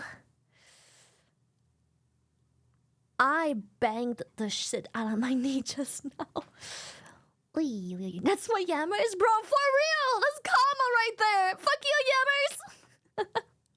No, it wasn't my toe. It was... I slammed my knee against the corner of my table. Like the top plate. My curse got you. Yes, fuck you. Boop, boop, boop, boop. Okay, it's okay. Pain is just an emotion. Ugh. Okay. It's okay. The only thing Lily has banged in ages. Chat, you're so fucking vile. You're foul. You're so foul for that. Oh, I hate you. Okay, let me leak you the good and bad news. Okay, chat. Here is the leaked schedule before I upload it on Twitter.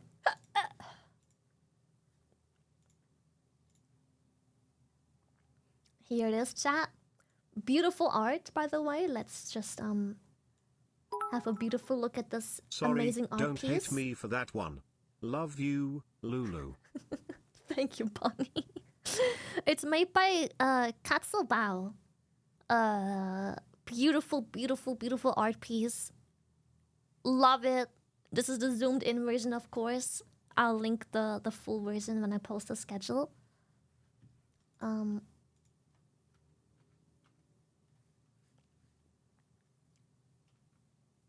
This is the schedule.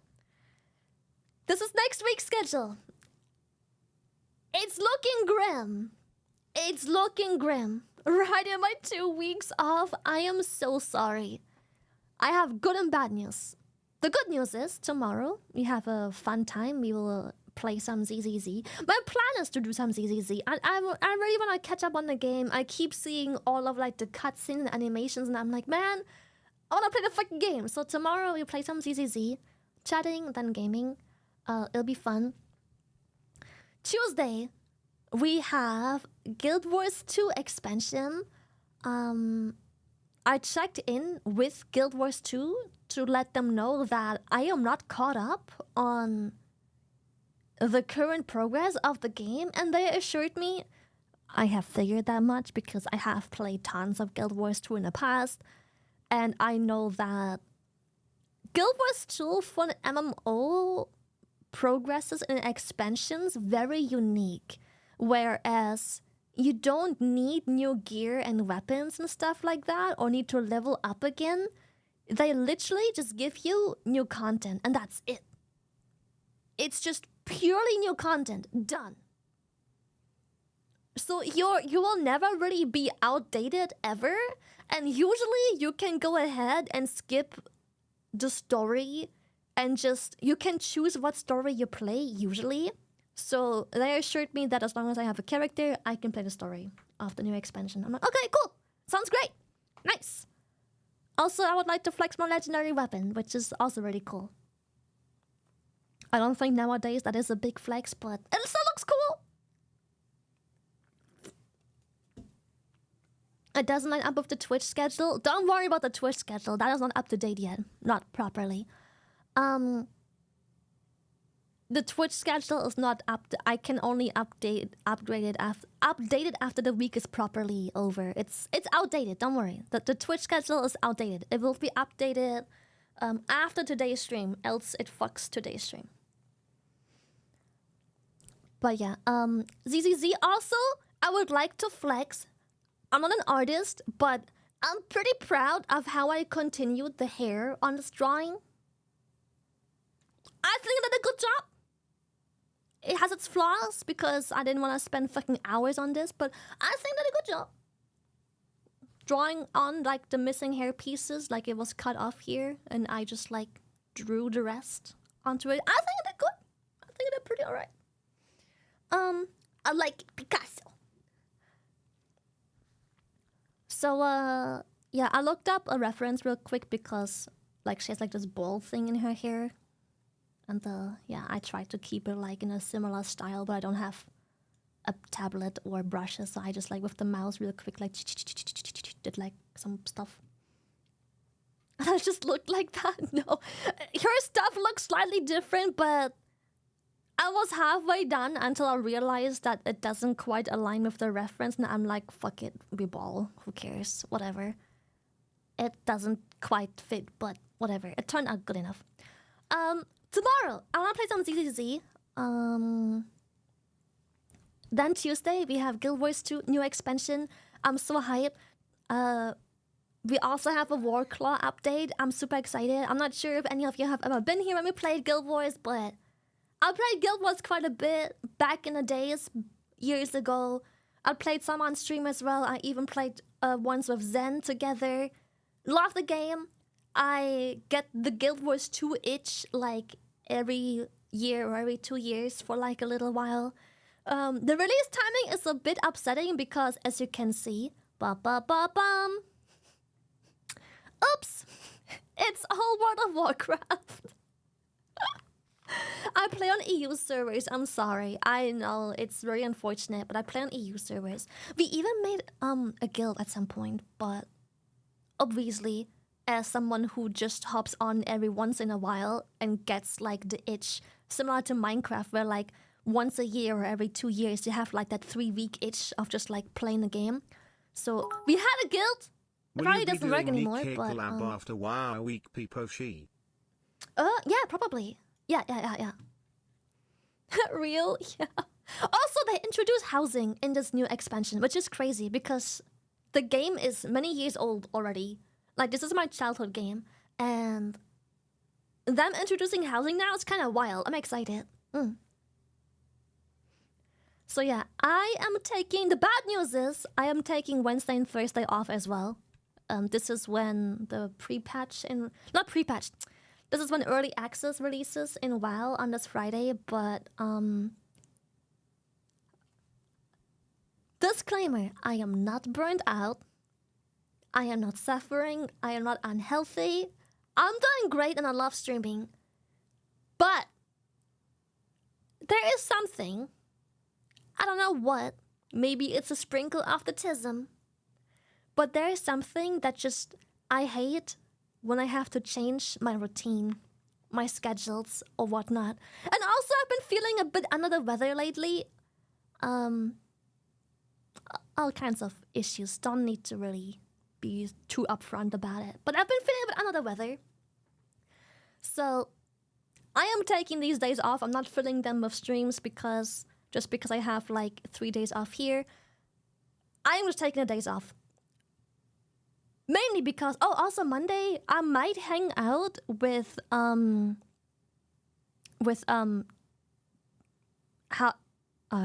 what does chat know him as? Blau, I think.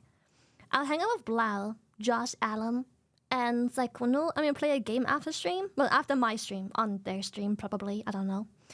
But I'm gonna hang out if plans work out. I got asked earlier. I was just like, yeah, sure. But it's 1 a.m. my time, so I can't stream because I can't be too loud. I can't make my neighbors too angry.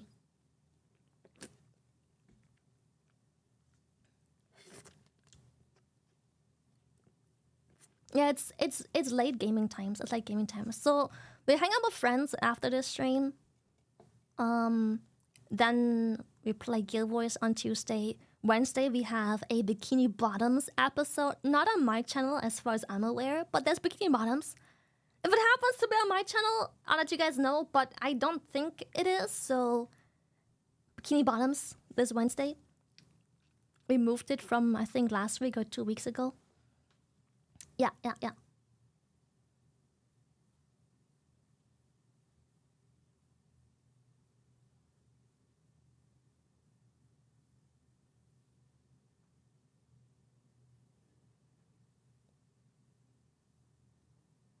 Josh Allen. Not Allen. Alum.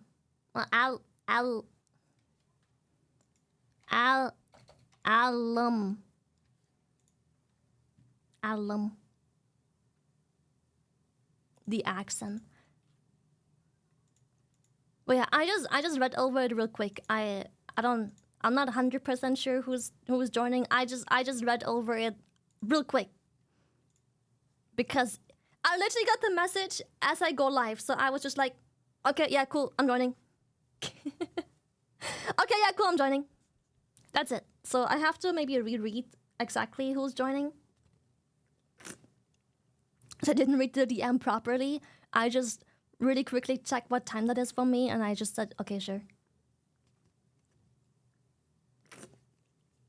It's a British dude, right? I think he's British. I think so. Wait, let me go to his Twitter. Is he British? I think so. Yes. Twitch.tv/alum. Are you British? I think he is. Chat, you're asking questions I don't have the answers to. Okay, I can't tell if he is. Let me just read the DM properly. Who's joining? Oh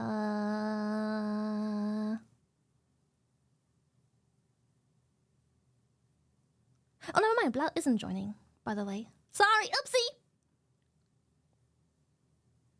Blau isn't joining. I don't know why I thought he was. Is Shakiro is joining though. That part. What did I get Blau from? No Blau. I don't know why I thought he was joining. What the fuck? Oopsie.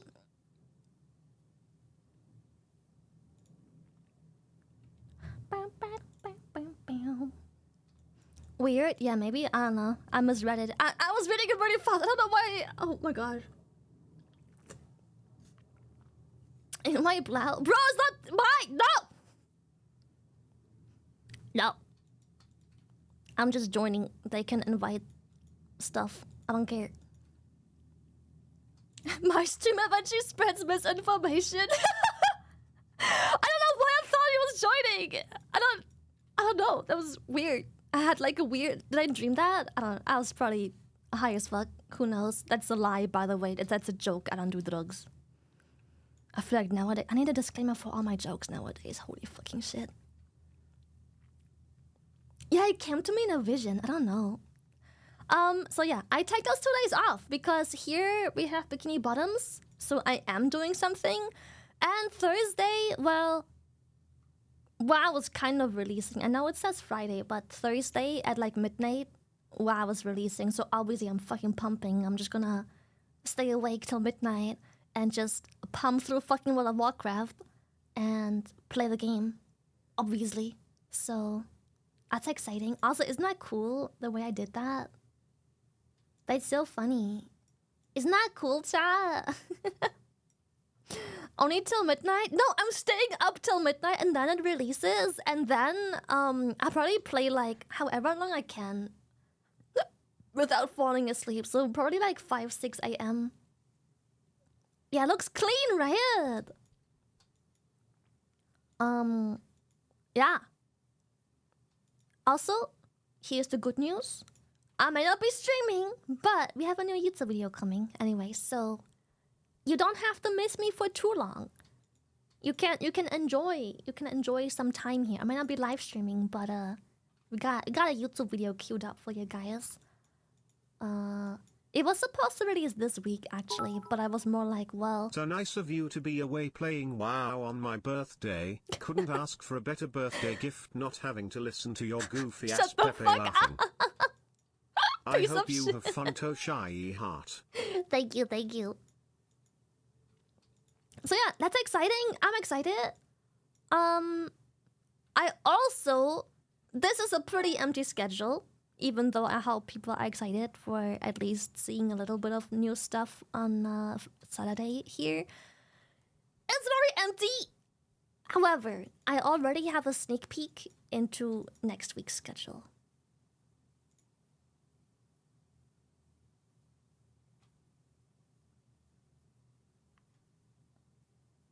I have a sneak peek. It's not quite done yet. I still have to work on the visual a bit because I want to transfer the background from like the Wukong on Friday to Saturday as well. I have a sneak peek for like what's happening the week after. So yeah. The only thing I'm not certain about is Sunday. I wanna play Wukong. I don't know how long and fast I'll progress to the game and how long I wanna play the game for.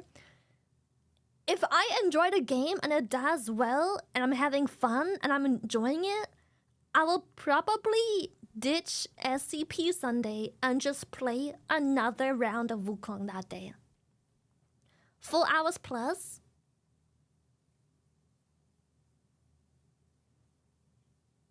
Yeah, if the itch is still there on Sunday and I don't feel like I need a break, we still play Wukong. No, the time. Ignore the time chat. The schedule isn't done. This is just a sneak peek. It's not done. It's not done. It's not done. The time isn't properly. That's still the copy from here, because the YouTube video is going live at 11 p.m. CEST. This is ignore the schedule. It's almost fully done, but not quite. I have to do. Oh no, never mind. I already did the art credit. I have to get the art credit back here. I'm missing art stuff. I don't know where it is here. Plop. Put that back on here. I think it's missing from here too, isn't it? Oh no, I don't need it, right. So, ignore like the details of this. Just like take in the content, not so much the time. The time is still... It needs to be worked on, and I want to transfer this background also on here so it's more uniform. So they both have the same background of like this thing. Yeah, it's just a sneak peek, so you know what to expect. Yeah, it's just a sneak peek. I will post it next week, Sunday, I think, when it's relevant and done. This schedule though is done as far as I'm aware. This schedule is done. Like I finished the whole thing. I'll post it right after stream. Yeet. Little sneaky peeky. I'll post it on Twitter later. You don't have to memorize anything. I'll post on Twitter and I'll update the schedule on Twitch as well. Yeet. Okay. I need to take a quick poop and then we can do SCP's chat. How's that sound?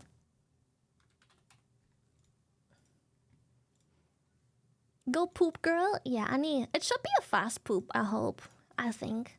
I've been holding it for a while because I was talking about the schedule.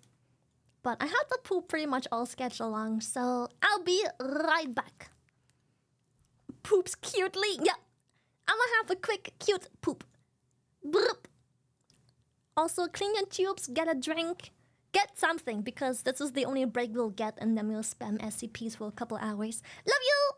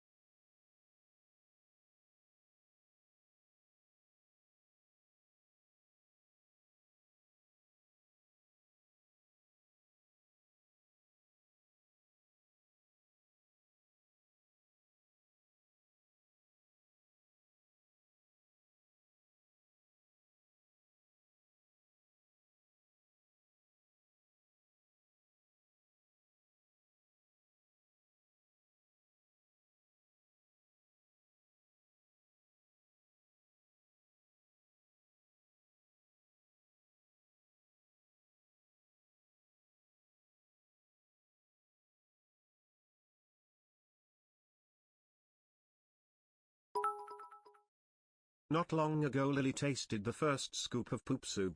She learned to savor the flavor that her booty gave her. Times looked bright but she took a bite of something tight. Constipation, her mortal enemy, has the tendency to torture her endlessly. A battle well fought, and she now rests, until her rest.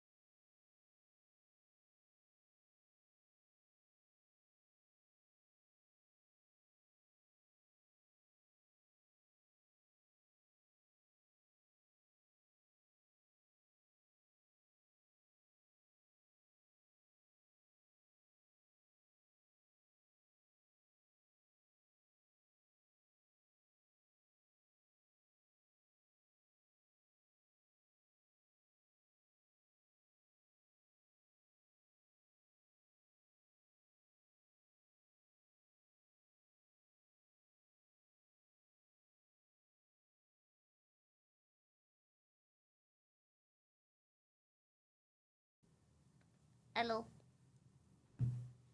I have returned. Hello. I'm back. Ah, what a poop. What a poop. My hemorrhoids went crazy, chat. Okay. I am ready to watch SCPs. Did you have a good time? Damn Lily. You think you would have an elevator installed by now with how long it takes you to go up and down that seat? Bro, let me alone. I was 500. pooping. Leave me alone. What did you eat? I'm constipated, chat. It takes a while. It takes a while. Another parasite SCP. Ew. I love them. I love, hate. Oh my god. So many nasty SCPs. Ooh, I can't fucking wait. They are disgusting.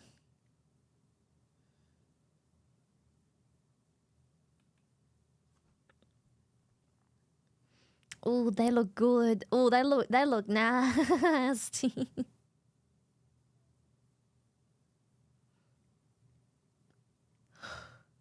Let's see.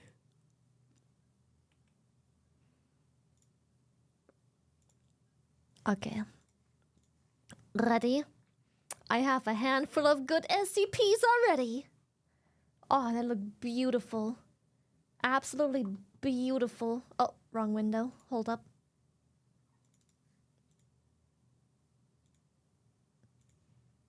Oh, beautiful SCPs. Make sure it isn't muted in the... What? Take the filters off, the noise reduction. Okay. Beautiful SCPs. I'm so excited. Bro looks confused and concerned. He died. Oh my god. Wait, why is this low-key scary? What the fuck? I'm excited. It's SCP time, chat. Let's go. We got a couple hours. The investigator can't believe their eyes. The months of searching, the hours spent scouring through CCTV footage, and the days of combing the woods for any clue as to where the missing woman was. The police have long since given up on the case when it lands on the PI's desk, their reputation for finding missing persons having reached the ears of a grieving father. The man's wife vanishes on the same day their daughter is born. His story is full of things that don't add up, like his wife mentioning their daughter, despite having only just been delivered, spoke in an adult's voice before the husband entered the room. Ew. It all sounds crazy, as does the notion that someone could just walk out of the hospital and off into the woods after... A little louder? Is it too quiet? I can make it louder. Hold up. If it is too quiet, I can definitely make it louder. Yes, sir. That baby was kind of ugly. Bro, that's me with any babies. I think babies are just so ugly, chat. A bit louder? Okay, it's literally just a bit louder. How's this? How's this? Entered the room. It all sounds crazy, as does the notion that someone could just walk out of the hospital and off into the woods after hours of painful labor. But little does the investigator know, this search is only set to get stranger. The woods are meant to be desolate, utterly devoid of human life, save for the occasional hiker. Yet, right in front of them, stands a building that shouldn't be there. It contrasts heavily with the foreboding dark and towering trees, all garish pink and oversized lollipops in the front yard. It's real, though. That much is clear as the investigator steps closer and closer until they're walking. Okay, a little bit quieter. A little bit. Inside. It's a candy store. The shelves are filled with rows and rows of open containers with every variety of sweet treats on display. If this wasn't so strange, it would almost make the investigator hungry. But any appetite quickly exits their body in an instant when their flashlight beam falls over a body lying on the store floor under a pile of those gummy strawberries that get stuck to the roof of your mouth and lodged in your teeth when you chew them. Basic and bland. The investigator doesn't even need to uncover the corpse to know they found who they're looking for. The gown from the local hospital is enough to tell them. Suddenly, something moves behind the counter of the store, and the investigator's light quickly jumps over the source of it, causing them to yell at the appearance of a clown in the torchlight. Well, hi there, hon. Welcome to Millie's Candy Shop. The SCP Foundation has long been aware of an anomalous phenomenon that seems to affect the population in the state of Rhode Island. Seemingly at random, this inexplicable event will occur within newborn infants, regardless of where in the state delivery takes place. So far, the Foundation has been unable to determine a causality or even a common pattern among the affected births. They don't take place at one specific hospital, nor are they more likely to occur within close proximity to any determinable point of origin. Yet, frighteningly, any baby born in Rhode Island can potentially, without any early indicators to forewarn parents, suddenly start speaking in an adult, masculine-sounding voice. These events are classified under the designation of SCP-5986. Naturally, hearing a newly born child suddenly speaking moments after delivery can be frightening for expectant parents. Early reports of the incidents were dismissed by certain members of Foundation staff as being stress-induced auditory hallucinations experienced by new mothers as a result of intense labor. However, this theory was quickly disproven both by the specificity of the newborn speech patterns and the fact that the adult voice was heard by not just mothers post-labor, but spouses and hospital staff alike. Foundation researchers that ascribed to and advocated for the dismissive stress voices theory were sent to a mandatory workplace conduct and sexism sensitivity seminar and reassigned as a result. Given the abrupt and unpredictable occurrences of SCP-5986 events, the Foundation has seen fit to covertly station a number of its agents within maternity wards and centers throughout the state of Rhode Island. These operatives are embedded within the ranks of medical staff with the goal of administering amnestics to any civilians, be they parents, midwives, or other hospital workers, who bear witness to an SCP-5986 event. In order to prevent widespread knowledge of SCP-5986 or any panic that may occur should information reach the public, covert Foundation agents are authorized to use their cover story as medical staff in order to ensure any witnesses to an SCP-5986 event receive an appropriate dosage of amnestics in order to wipe their memories of the incident. Foundation agents posing as maternity ward staff have also gathered information about the state of the affected infants after an SCP-5986 event takes place. Through observing medical records and the results of the standard tests performed by doctors after birth, the SCP Foundation has determined that newborn children affected by SCP-5986 suffer no residual side effects after the initial incident. By every observable measure, both medical and anomalous, they are unharmed and completely healthy. I wonder, is there more instances of SCP-5986, or is it just like one baby at a time? While at present, none of the affected newborns have grown to adulthood, their medical records are being kept on file by the Foundation, with automated alerts set up should any of them be admitted to hospital with potentially anomalous symptoms in the future. While they can affect any child born in Rhode Island seemingly at random, the only known consistency of SCP-5986 events themselves is that they all follow the exact same sequence. Regardless of the gender assigned at the birth of the affected newborn, they will still produce the exact same masculine-sounding adult voice. Foundation audio engineering experts have conducted a thorough analysis of recordings of this voice, some even spending months poring over waveforms in order to try and match the exact inflection, tone, and accent to any other known recording. At present, the Foundation has been unable to determine who the voice belongs to. Theories have ranged widely, with some audio engineers speculating that whoever the original owner of the voice is, they must have spent the entirety of their life avoiding any form of audio recording device, leading to a lack of potential matches. Other specialists in the field of anomalous entities have expressed the belief that the voice heard during SCP-5986 events is being projected physically through newborns and isn't the actual speaking voice of another human being. All anyone can agree on, however, is that the voice uses no digital alteration, nor is it generated by artificial intelligence. However it is reaching the newborn children of Rhode Island, there is seemingly no electronic component to the voice, not being broadcast via radio waves or even using the internet. Another hurdle presented to those trying to determine the voice's origin is the lack of any other sound bites. All the Foundation has access to are the recordings from SCP-5986 incidents, and these all follow the same transcript, with little to no variation. The spoken words themselves always take the exact same form as well, that of an advertisement which is spoken aloud by newborns as follows. What's up, parents? Hey, did you know that children have 3 times as many taste buds as you old folks? It's crazy. That's why you should take me down to Millie's Candy Shop so I can eat plenty of delicious, sweet goodness. And don't worry about packing on extra weight or getting cavities, as all of Millie's candy is 0 calorie with no sugar. That's right, 0 calories and no sugar. Maybe you parents will even want in on some of this action, huh? We'll see you there. Following delivering this ad copy, the affected newborn will then wink and lose consciousness, signaling the conclusion of an SCP-5986 event. Naturally, as well as trying to determine the source of the voice and any potential harm SCP-5986 does to the children it affects, the SCP Foundation was also eager to ascertain the location of the aforementioned business, Millie's Candy Shop. An organized effort was carried out by Foundation web crawlers to scour the internet for any an organized mission. Let's Google Millie's Candy Shop. mention of a confectionery store operating in Rhode Island under the aforementioned name. There were 0 results found. Agents were dispatched to conduct interviews with members of the public in the area under the cover story of a... Why the fuck does she look like a goddamn SCP? Look at her.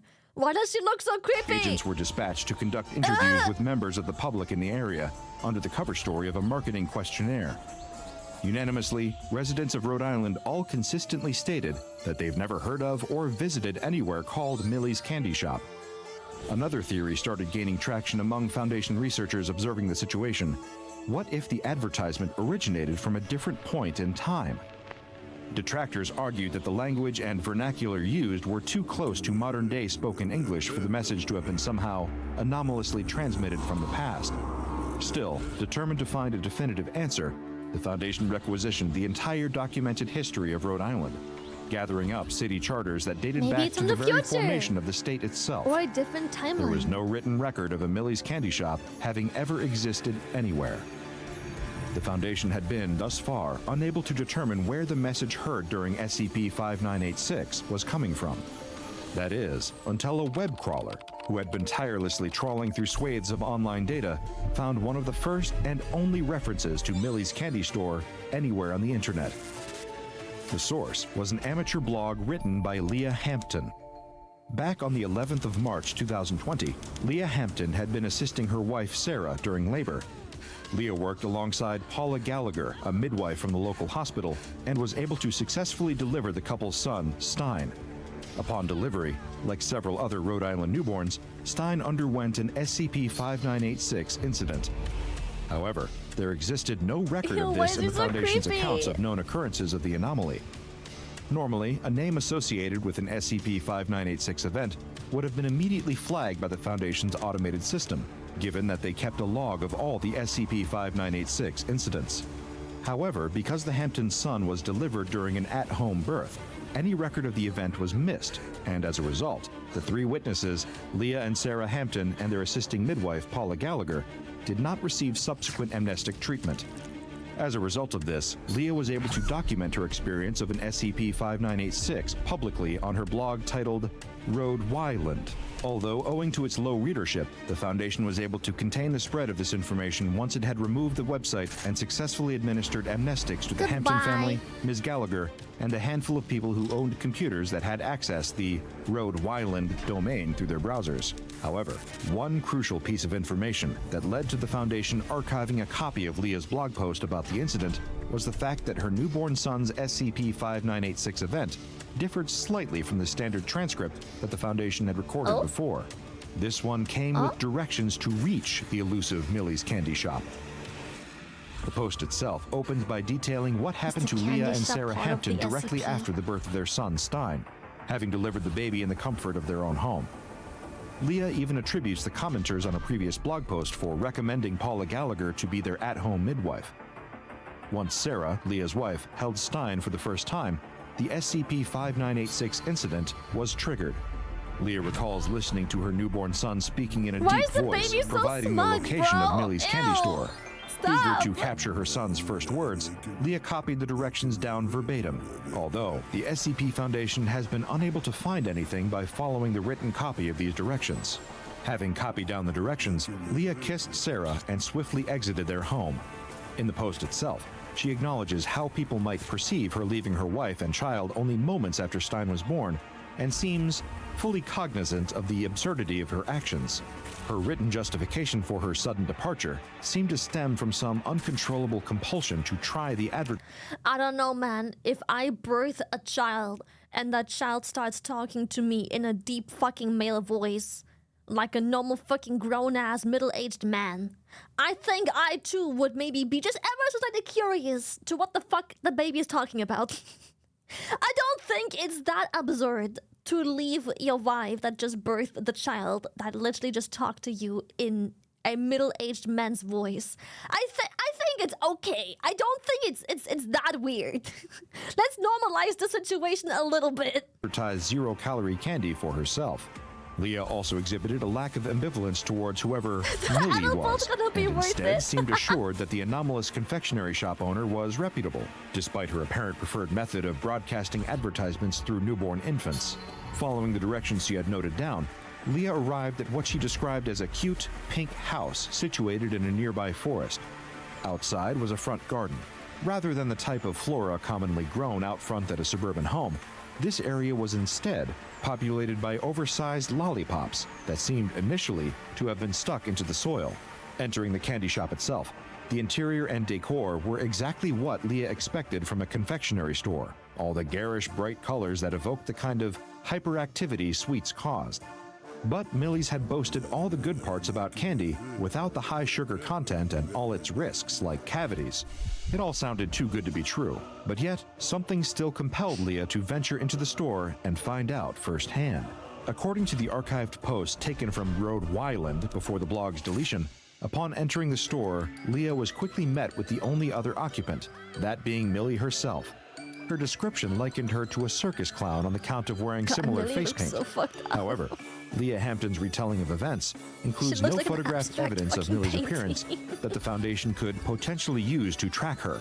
Some researchers have pointed out that, even if there were photos, certain configurations of makeup are known to confuse facial recognition software, meaning that it would likely be impossible to accurately identify Millie. Whoever, or indeed whatever she was, the entity introduced itself as Millie and asked Leah what she wanted from the shop. Immediately, Leah recalled the advertisement's promises of zero-calorie candy, but was still unconvinced such a thing could exist. When asking Millie about it, the anomalous store's owner explained that everything stocked in her shop had no calories whatsoever, which is impossible through any known confectionery production methods, even using lower-calorie sugar alternatives. When quizzed on how exactly she was able to create candy without any calories, and that didn't contain high enough levels of sugar to cause cavities, Millie stated that her products were homegrown in her garden. Asking how she was able to grow candy, the anomalous store owner simply answered that she did so using candy seeds. The SCP Foundation has consulted numerous experts in biology, particularly in the field of botany, and all of their findings concur that there is no such thing as candy seeds, nor is it possible to grow candy in the way that plants are grown. It is worth noting that at no point throughout their exchange does Leah Hampton express any concern for how Millie used her newborn son Stein to broadcast her advertisements. At least as far as their conversation is recalled in the blog post, there is no mention of Sarah or Stein. Instead, Leah remains solely focused on the singular topic of discussion at hand, candy. However, yeah, you just kind of broadcasted a goddamn ad through my newborn child, but let me just focus on the fact that I'm in a candy store.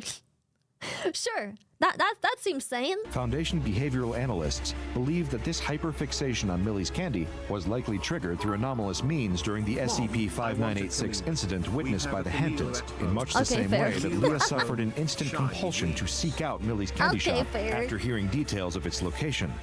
Researchers are currently still uncertain, however, as to why the same compulsions weren't exhibited by Sarah Hampton and Paula Gallagher, who were also present to witness the SCP-5986 event involving the newborn Stein. Dude, why does this scene always look like the wife is just fucking dying? The SCP-5986 why does she look like she's Sarah just Hampton fucking dying all the time? Who were also present to witness the SCP-5986 event involving the newborn Stein. Although many researchers have expressed their relief that this wasn't the case, as had all 3 witnesses been compelled to find Millie's candy shop, this would have resulted in a newly delivered infant being left completely isolated without the presence of an adult, only moments after being born. During the next part of their exchange, possibly still under some kind of mesmeric or cognito-hazardous anomalous influence, Leah Hampton requested a sample of the advertised zero-calorie candy. She was presented with a small pack of gummy bears by Millie and instructed to give them a taste test. Noting that these were her favorite type of candy, Leah obliged and opened the packet. She retained at least some level of awareness of the laws of physics in spite of her current situation, as evidenced by her reaction to what happened next. The candy reportedly began floating weightlessly out of Leah's hand. Even when she tried intentionally dropping them, gravity simply did not act on the gummy bears, and they remained suspended in the air. Millie chimed in to offer the explanation that her products still naturally follow the digestive tract when eaten, and pose no risk of being stuck inside the body during or after consumption. Without hesitating, Leah then quickly ate the anomalous confectionery and was instantly enamored with them. She then proceeded to buy several large boxes of the candy, justifying the bulk purchase with how reasonably they were priced and as a means to fulfill Sarah's post-pregnancy cravings. It is unclear how many boxes Leah purchased or how. The SCP Foundation has been, as of yet, unable to recover the anomalous candy despite making several sweeps of the Hampton residence. It is entirely possible that Leah Hampton consumed all of the gummy bears she bought, and her health is being monitored by Foundation agents embedded in the local area for any adverse anomalous side effects. An examination of her financial records does show an unusual charge made to her bank account. However, no amount or recipient account is listed. Further investigation by Foundation computer experts has been unsuccessful in tracing this transaction to any business account anywhere in the world.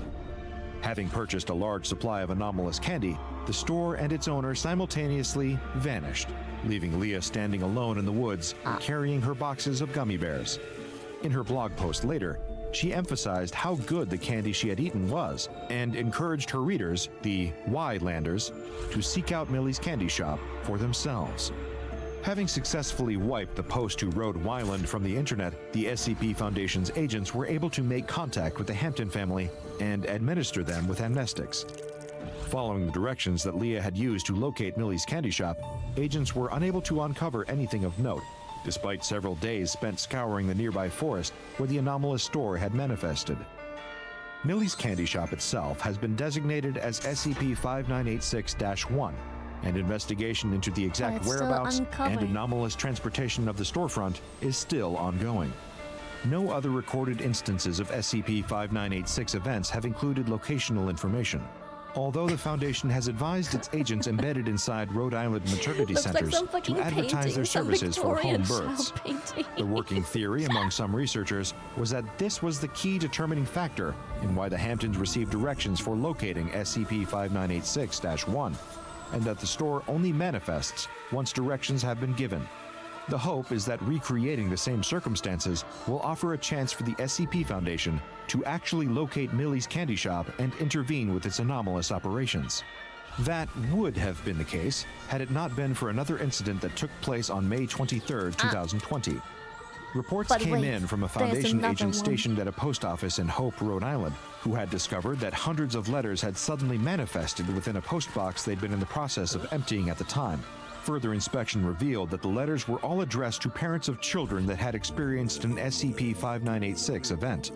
Each was identical and read as follows: "Sad news, pals. Millie's candy shop is closing. That's right, now you'll have to settle for candy with calories. Isn't that just disgusting? I'd love to stay open and continue sating your cravings with my zero-sugar treats, but candy shops need business, and I simply wasn't getting any, despite all of my top-notch advertising. Perhaps it's because someone scared all my customers away. Have fun making your teeth rot, and remember, dentists are always watching." These letters were signed, "Your dearest ex-candy maker, Millie." Since this incident, the Foundation has received no reports of SCP-5986 incidents from any of its agents stationed in Rhode Island. This has led the phenomenon to be considered for reclassification to neutralized. Check out the Dr. Bob Patreon and become a junior researcher today. Now go and watch another entry from the files of Dr. Bob, like SCP-839, Candied... Enjoy your calories. Suffer cavities. Oh wait, I have to like it first. Boom. That was SCP-5986. Millie's Candy Shop. But we have another parasite SCP. SCP-213. The antimatter parasite. Palms sweat, hearts race, butterflies flutter their way through stomachs, all at the mere sight of that one special person. There's nothing in the world quite like that first blush of young love. It's a powerful feeling, the sort of feeling that makes kids write flowery poems and stuff them into lockers, that makes teenagers get a part-time job, all so that they can buy 2 movie tickets and all the concessions their date desires. And on this particular Friday night, one young man is cooking a full dinner for the first time in an attempt to impress his new girlfriend. Well, she's not just his new girlfriend. She's his first girlfriend. The girl he's loved since they were little kids running through sprinklers together. He got up the courage to confess his feelings and ask her out, and much to his delighted surprise, she said yes. His parents are out of town for the weekend, and it's the perfect time to have her over. So now, with his mom's recipe book in hand and determination in his heart, he's giving fettuccine Alfredo his best shot. Suddenly, he hears the doorbell ring. She's here. She's early. He throws the cookbook onto the counter and rushes to the door. He opens it and finds his date standing there wearing a new dress. What's he She rushing looks for? She's beautiful, all yours, bro. and his heart leaps into his throat at the sight. He stammers, barely able to get the words I don't out. think that's healthy. Then You should the smoke consult a alarm begins doctor. to screech from the kitchen. The pasta! He sprints to the kitchen, but it's too late. It's all gone up in smoke. How did the pasta burn in like fucking 12 seconds? What the fuck? What kind of setting did you have your pasta on? Hell? And the promise of a perfect date with it. He turns to apologize, but she just laughs. Not in a mocking way, but SCP like the disaster is just a private joke the two of them can share. In 30 minutes or less, the two young lovers are splitting a pizza, and the night is saved. Splitting, The conversation bitch, get the slows fuck to a lull, off and my they just pizza. look at Oh, each fuck. other. This is the Don't touch my moment, pizza. the sort of moment people write songs about. It's now or never. He leans in, she closes her eyes, he closes his. Their lips touch, and he swears that he can see fireworks. Wait, that's not in his imagination. He opens his eyes just in time to see a bright light, the brightest light he's ever seen, flood the room. With it comes a searing pain, ripping through his Chad? body, Is causing that him to how cry sex out. works? Then, when the light fades, and the the fuck? pain with it, he is sitting there, alone. The girl is gone, and all that remains naked, is the apparently. dress she was wearing, crumpled in a heap on the floor. For a moment, She the didn't have young underwear man on. just sits there, Just a dress. staring at the place where his first love once sat. Then, the panic hits, overwhelming his senses. Didn't He you grabs say his you have phone and sex? I dials know all 911. about sex, yes. When the all the operator fireworks answers, and he struggles to girlfriends explain blowing up. exactly what happened. Yes. 1 minute, his girlfriend was sitting there. The next, she was just gone. As he sputters and sobs his way through the story, the operator gets the gist of it. There's a girl who's gone missing. An hour later, the police come knocking on his door. He tells them the same story, wiping the tears from his eyes as he recounts the impossible flash of light that stole her away. They take some notes, Why'd you exchange put a few this girl raised on night eyebrows. They're going to talk to the girl's parents to see if anyone knows what could have happened. As they talk, they take notice of the girl's dress, abandoned on the floor. They ask to take it with them, and then they leave. The next day, the police come back, and instead of bringing any answers, they tell the young man he has a right to remain silent. Anything he says can be used against him in a court of law. As the cops lead him into the police car parked outside, he demands to know what is going on. He's being arrested, one officer explains, on suspicion of homicide. What? They think he killed her? That's impossible. He tries to tell them how he would never hurt her, how he loves her, and wants them to find out what happened to her. But they won't listen. They drive him to the station, toss him in a holding cell, and let him use his one phone call to tell his parents what happened. They're going to drive back as fast as they can to call a lawyer to do something. They won't be able to get there until the next day. For now, the young man is on his own. He doesn't know how long he sits there in that empty holding cell, mind reeling. They took his phone when they brought him in, and there's no clock visible from here. The minutes creep by at a snail's pace, while he grieves the life he had only 24 hours ago. It's all gone now. No matter what happens next, it'll never be the same. He is just about to drift off into a dreamless sleep of pure exhaustion when he hears a voice. There are two men standing at the door to his cell, dressed in suits. He doesn't recognize them. They aren't cops. At least, they aren't any of the cops he's seen so far. He asks them what they want with him. They tell him not to worry, that he's being transferred to a new facility. His parents have already been notified, they promise, but something in the young man's gut tells him that they are lying. He shakes his head and refuses to go with them. A transfer in the middle of the night without him even talking to a lawyer? Something is wrong. The men open the door to the cell and step inside, telling him that he doesn't really have a choice in the matter. They received orders from their superiors to come and collect him. And that's exactly what they're going to do. Each man grabs hold of one of the boy's arms as they drag him through the door, leading him down the hall. Fighting over him. His heart rate spikes, his stomach turning with pure panic as adrenaline floods his body. He has to get away, has to do something to escape. All of a sudden, that familiar pain tears through him again, and he doubles over in agony. There's a crackling sound, like lightning striking. The bright, searing light fills the hall, and there's a whiff of something like ozone in the air. Then, the mysterious men are gone, without so much as a trace left behind. The young man's eyes dart around the room. There's no one else here, no one to stop him from making a break for it. So he does. He runs through the nearest door, out the exit, and keeps running. He knows he's breaking the law, digging his own grave even deeper. It definitely looks suspicious to run away from the authorities when you're already a murder suspect. But it would be way worse to stay behind and possibly be blamed for even more disappearances that weren't his fault. So, he runs. His desperate escape leads him out into the woods, to an abandoned cabin where he used to play as a child. He can hide out in here, at least for a while. What comes next? He doesn't know yet, and tries to put the thought out of his mind. Focus on making it through the night first, he tells himself, then worry about the future. As his breathing slows, the adrenaline fading from his body, he feels a heaviness overtake him. He's exhausted, more exhausted than he's ever been in his life. He slumps against the wall, then to the ground, letting the fatigue take him. Nothing else to do. Might as well get some sleep. When the young man wakes up, he's in an unfamiliar room. Not the cabin, not the jail cell, and certainly not his bedroom at home.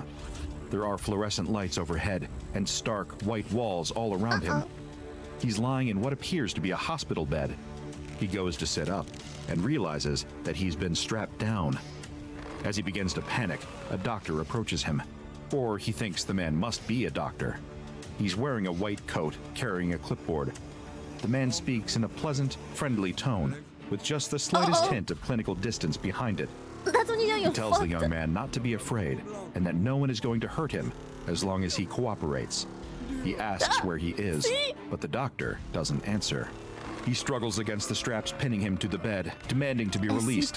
He asks for his phone, for a way to contact his parents or call a lawyer. The doctor does not answer. Then, that sudden pain, that crackling sound, that burst of light. The straps vanish, and the young man jumps off of the bed. But his legs are weak and unstable, his body still exhausted.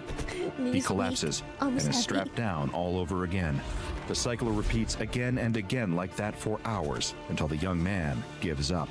He begs the doctor to please just tell him where he is. The man relents and explains that this is a place called the SCP Foundation. He's been placed there after being removed from police custody, and he is, unfortunately, going to be there for quite a while. The young man doesn't yet know what this means, but he has been given an official designation, SCP-213. SCP-213 is an adolescent human male about 1.5 meters tall and weighing around 95 kilograms. SCP-213's most anomalous trait is his ability to forcefully sever the bonds between the atoms in any solid or semi-solid matter that he comes into physical contact with. Oh, how fun. When this effect manifests, it is accompanied by a blinding flash of light, This effect can be triggered by any part of SCP-213's body, as long as it comes into physical contact with the affected being or object. For example, projectiles that have hit SCP-213's body in various places have been vaporized in this way on impact. The effect is not only devastating for whatever is being disintegrated, but also causes severe pain to SCP-213 himself.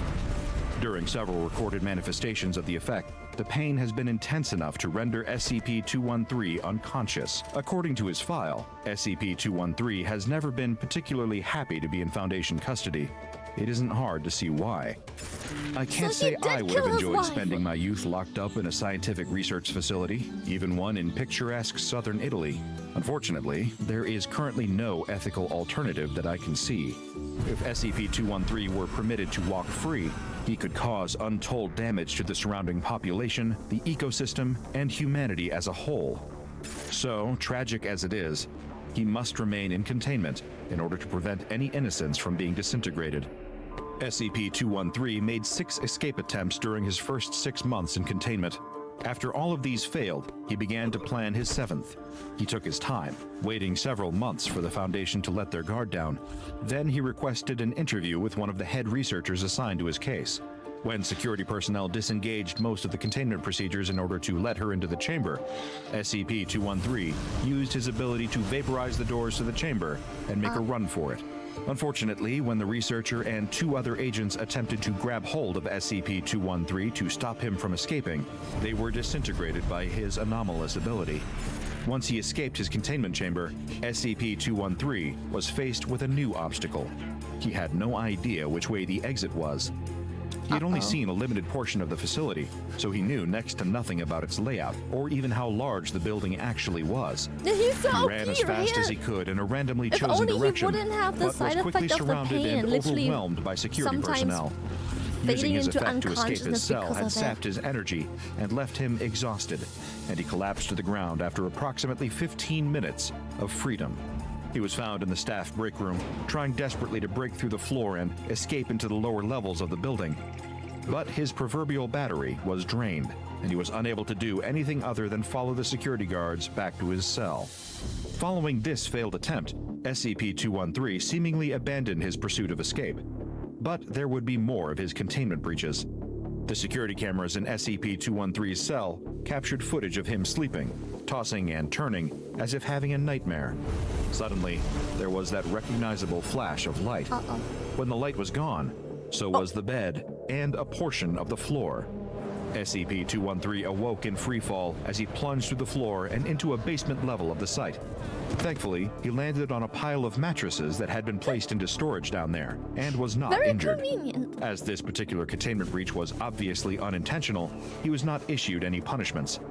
A researcher's note was added to the file following this incident, which reads as follows.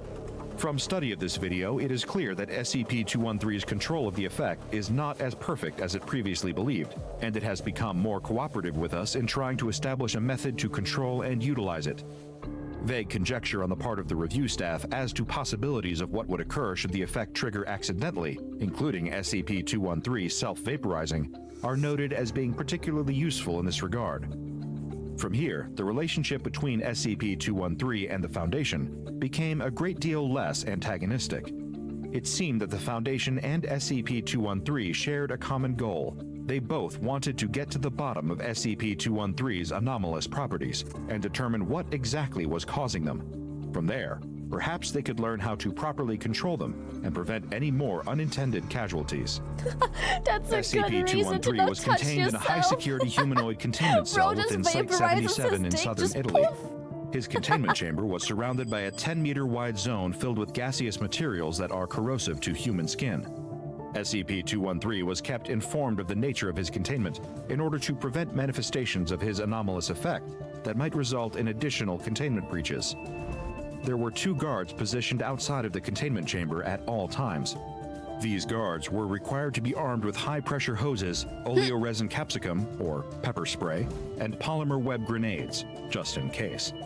These containment procedures served SCP-213 well for some time. Then, during a routine physical examination of SCP-213, everything the Foundation thought they knew about him changed.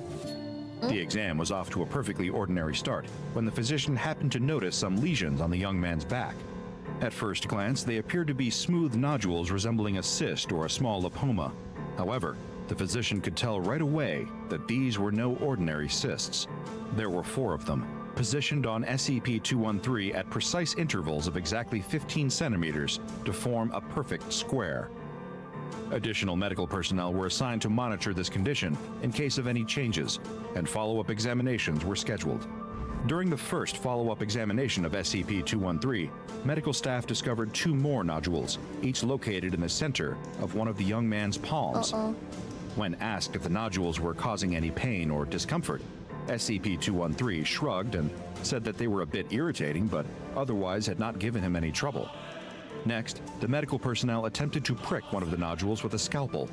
The physician held the patient's hand steady, then attempted to excise a sample using the scalpel. However, the scalpel was unable to cut into the flesh. After a few seconds of trying, there was a flash of light, and the scalpel was vaporized. SCP-213 was questioned about this, of course, but insisted that he did not do it deliberately. Over the next few days, his energy levels dropped to a notable degree, and he began to complain of extreme pain in his back and stomach.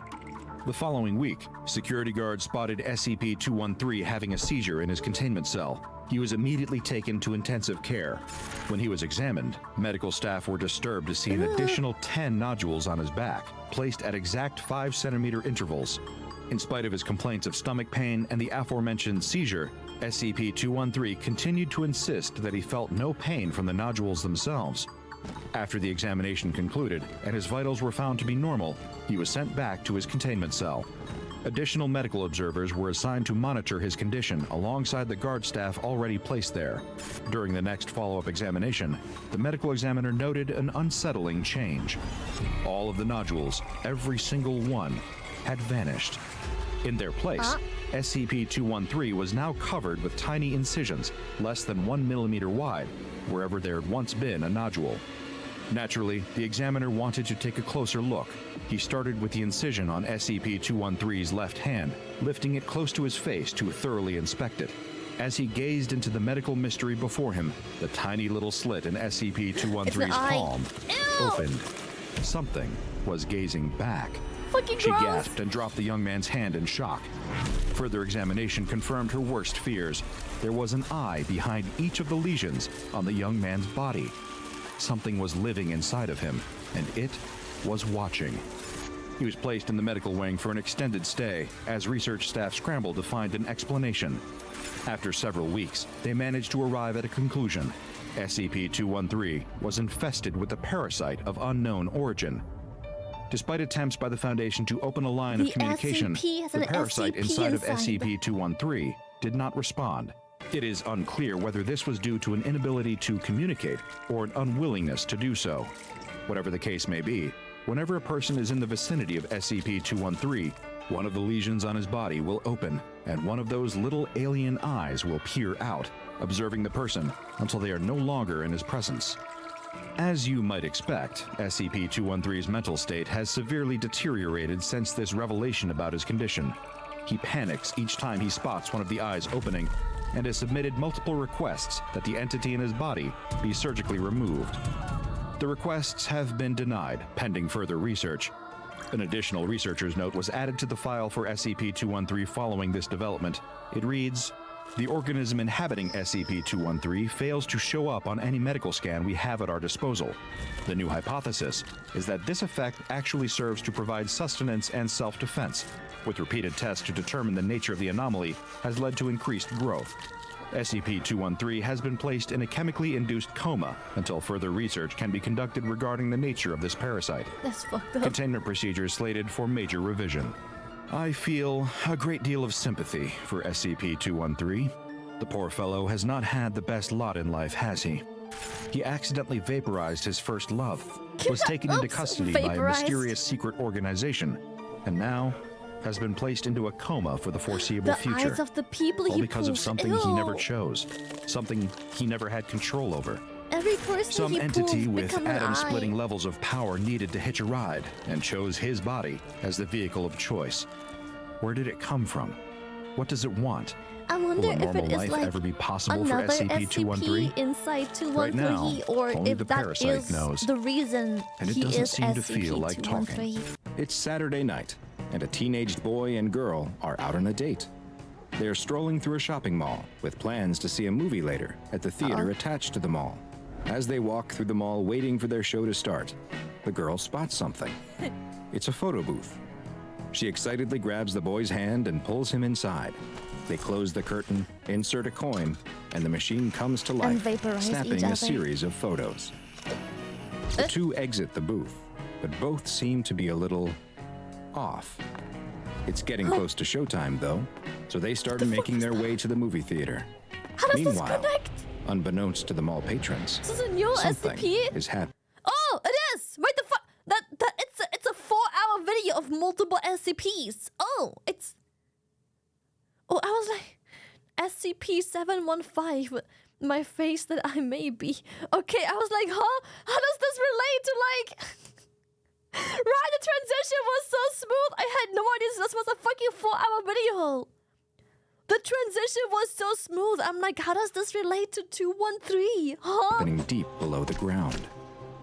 The boy and girl exit the theater and walk arm in arm through the alley back toward the parking lot where the boy left his car. I'm curious. It's late now. The sun has long since set, and they're So all 213, alone. I guess, is still They don't hear mostly the footsteps unsolved behind because them, yeah, I or kind of sense ended the pair there. of bodies that are following them, getting closer Unlucky. and closer. They get to the car. It's the only one left in the parking lot, and the boy takes out his keys to unlock the car when he fumbles and drops them to the ground. As he bends over to pick them up, he finally sees who has been following them. It's them, a pair of doppelgangers coming straight towards them. They look exactly like the boy and girl, Ew. except for their don't know faces, about which are horribly exactly. distorted, with strange lumps and no eyes or mouths. They look as though they were a drawing of a face that was somehow smudged out. The boy quickly gets the keys and grabs the girl, dragging her away from the creatures, who are now reaching for the boy and girl, grasping and clawing at their faces as they try to moan through their skin-covered mouths. He gets the car unlocked, and both manage to get inside. As the creatures bang on the windows, the boy starts the engine and drives away, leaving the abominations behind. Hi, I'm Dr. Bob, and this is SCP-715, also Bobby. known as My Face That I May Be. SCP-715 is a take-your-own-photo brand photo booth, a product of the Sony Corporation made in the 1970s. From Sony. This is a standard-looking photo booth, bearing a close resemblance to the many thousands of others that were in operation around the world at the time, with no anomalous visual characteristics at all. The only detail setting this machine apart from its countless brethren is a small metal tag, which has been added to the back of the machine at some point, but a significant amount of wear has made it impossible to read what, if anything, was ever stamped on the tag. SCP-715's basic operation is also not anomalous in appearance. It will only activate if an individual sits inside and inserts the required coinage, at which point it will take a series of photos, just like a normal photo booth. The photos will also appear normal, though often some will be heavily distorted and obscure the subject's face in various ways. What truly sets this photo booth apart, however, is what happens outside of the booth when the pictures are taken. While the individuals who had their photos taken, classified as SCP-715-B instances, are able to exit the booth with no obvious effects, below them all, deep underground, something truly terrifying takes place. Ew. Underneath the mall is Site 81715, an extra-dimensional space which is accessible through a mall maintenance service door located in Sub-Basement 3, a door that does not appear on any of the mall's structural blueprints or in other records. The site consists of a giant cavernous room, which appears to have been hewn right out of the surrounding limestone. In the middle of the room is its most distinguishing feature, a large, deep pit. The walls of the pit are made of an unidentified substance, though it appears similar in both appearance and composition to human fat tissue. These fleshy walls secrete a powerful, corrosive substance, which makes examination and exploration of the pit particularly dangerous. When SCP-715 is activated in the mall above, a humanoid creature classified as SCP-715-A will appear in this pit. The bodies of these creatures are similar in appearance to the individuals who had their picture taken inside of 715, but their faces are radically different. Each has severe facial disfigurements and abnormalities, such as large growths, deep lacerations, and the absence of facial features. Microphone back on. After appearing in the pit, these SCP-715-A instances will attempt to scale the fleshy walls of the pit and leave Site-81-715.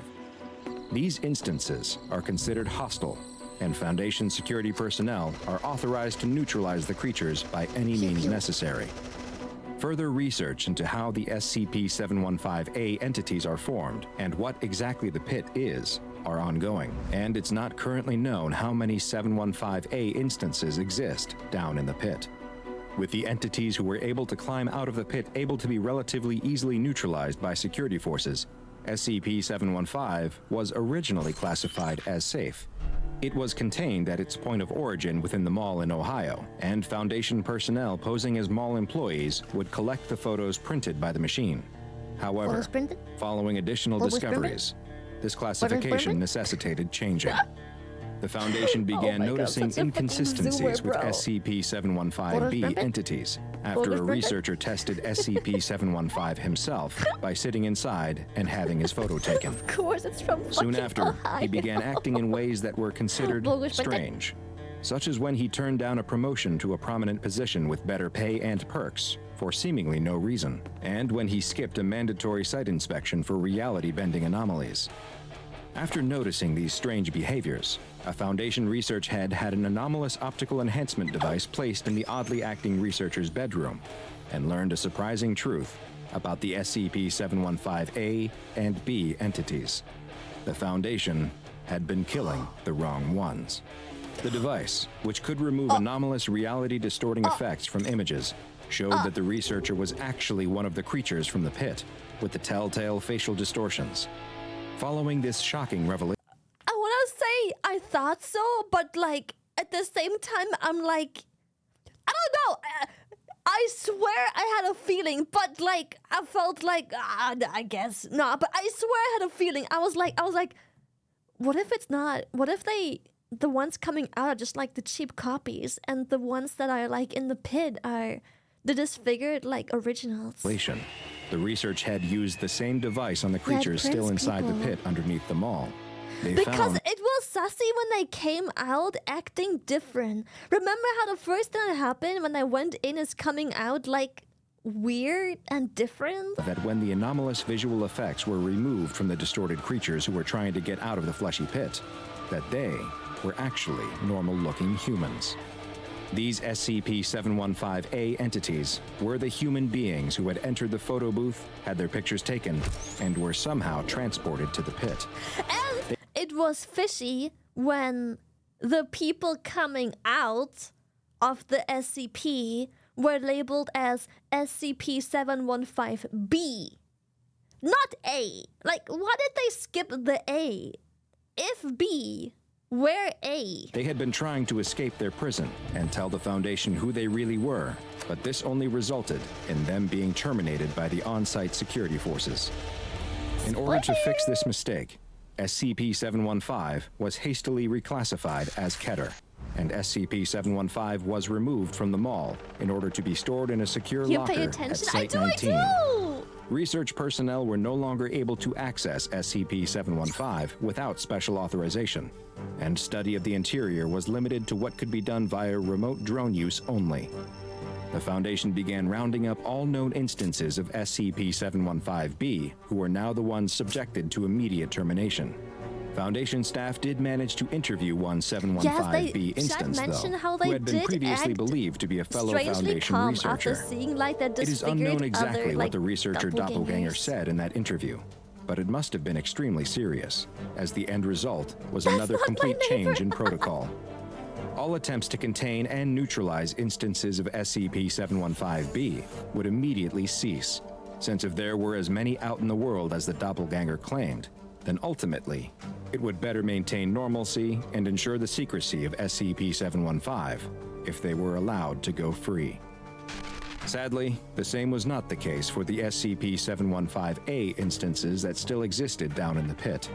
The researcher doppelganger advised that it would be unwise to remove them from the pit, and the current Foundation policy is that down in the pit is where they will remain. Following this interview, SCP-715 was reclassified once again as safe. The photo booth was also moved again, this time to a maximum security storage locker at Site-81, and Foundation personnel have been prohibited from interacting with SCP-715-B instances at all. However, there is one more piece of information about SCP-715, and it is only accessible to those with proper security clearance.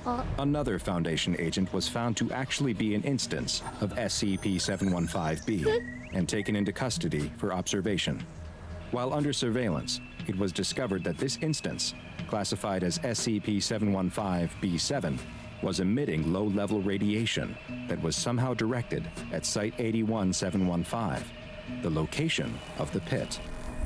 During an autopsy of the creature, it was found that the radioactive emissions were actually increasing in output and frequency, and soon after, a power outage and containment breach occurred at the site where the autopsy took place.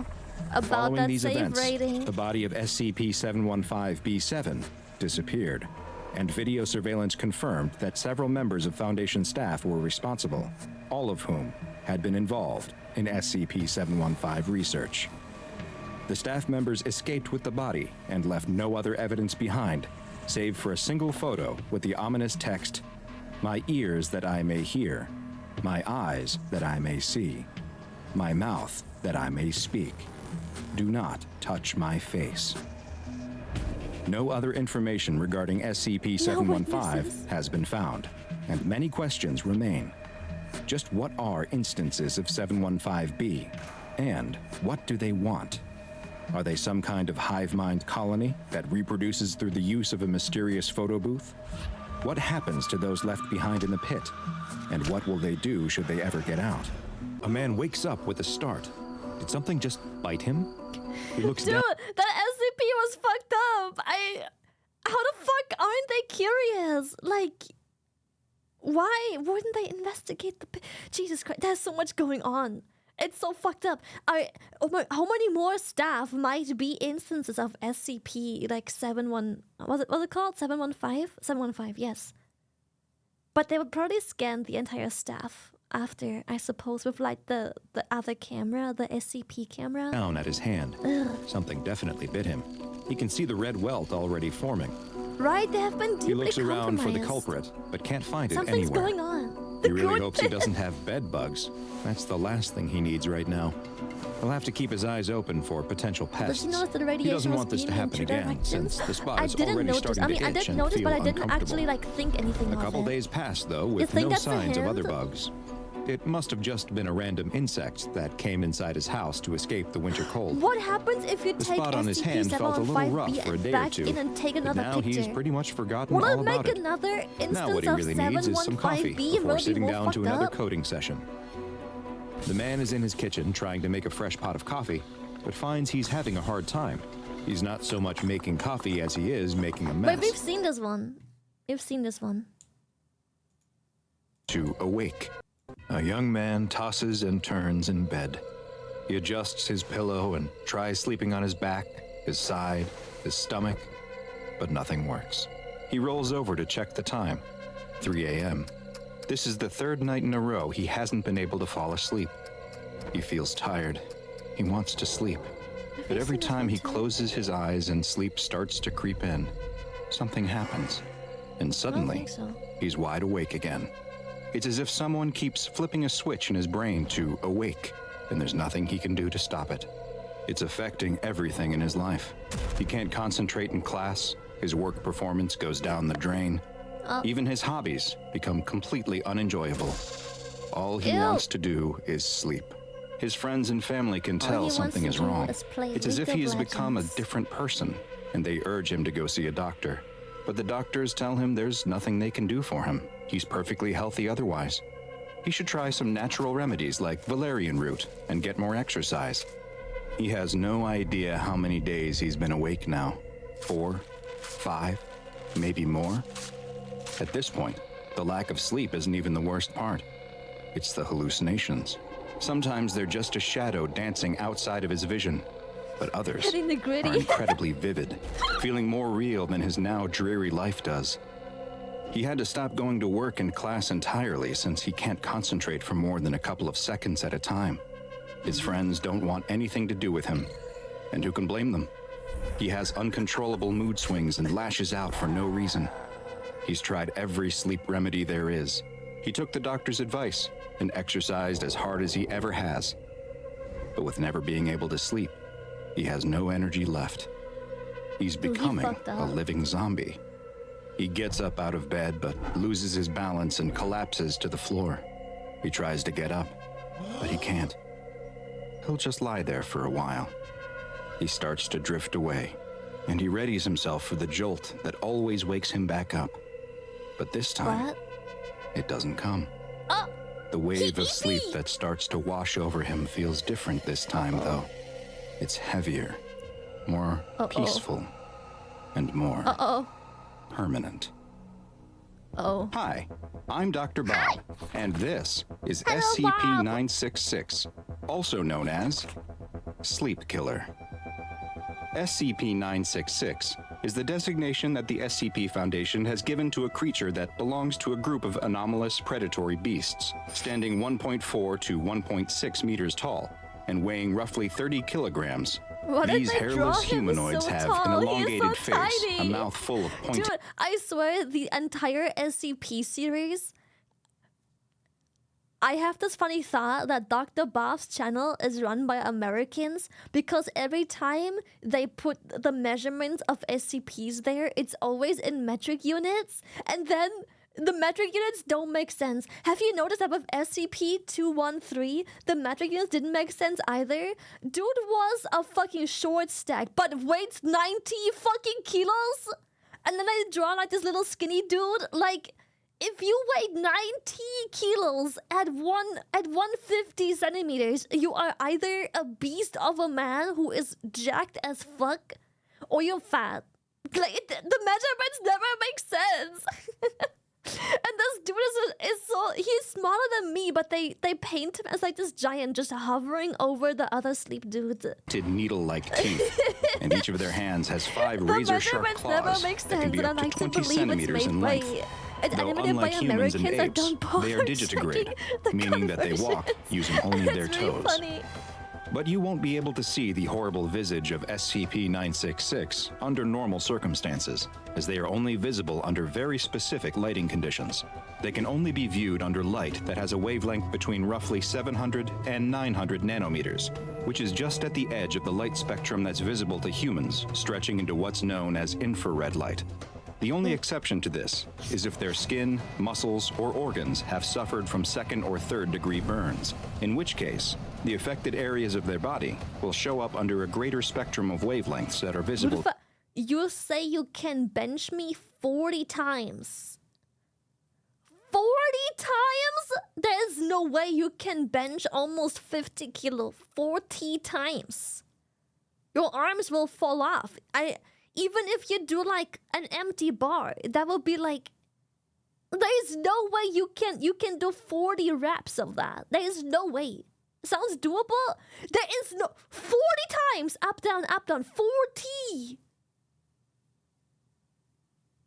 That's realistic? That's doable? There's no way.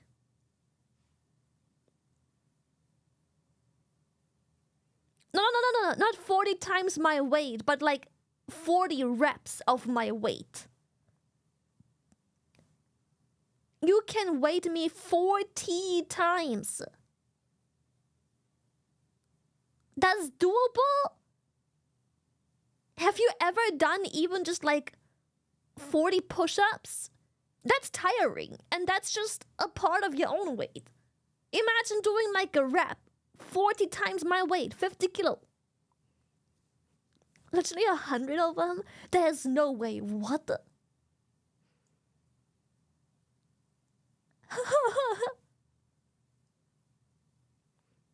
One bar, 2 plates, 61 kilos, and most people who constantly work out easily do sets of 12.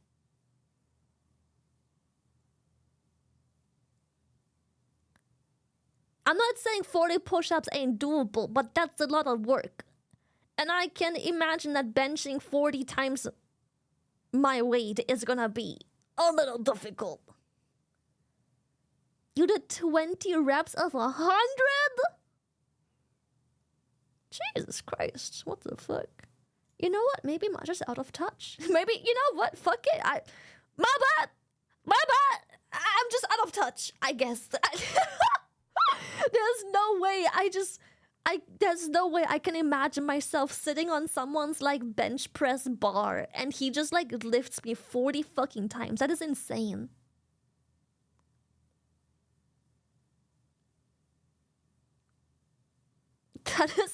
That is insane. The upper body strength difference between men and women is insane, Lily. I know it is, but sometimes it's still surreal to me. I know it is, but like it still sounds surreal. Like 40 times, like just the repetition of doing that with like with just Lily, the bar 40 times sounds insane. Time to hit the gym? Hell nah. I have like negative upper body strength. That is insane. Humans are unreal. Bro, what is the most surreal part about the human body is our endurance, which is fucking insane.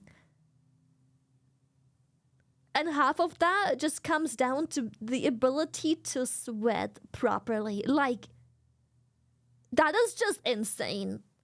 We can't outrun many things in terms of speed, but the fact that we can out-endure something like, let's say, a fucking horse, it's crazy. Just because we have the ability to sweat.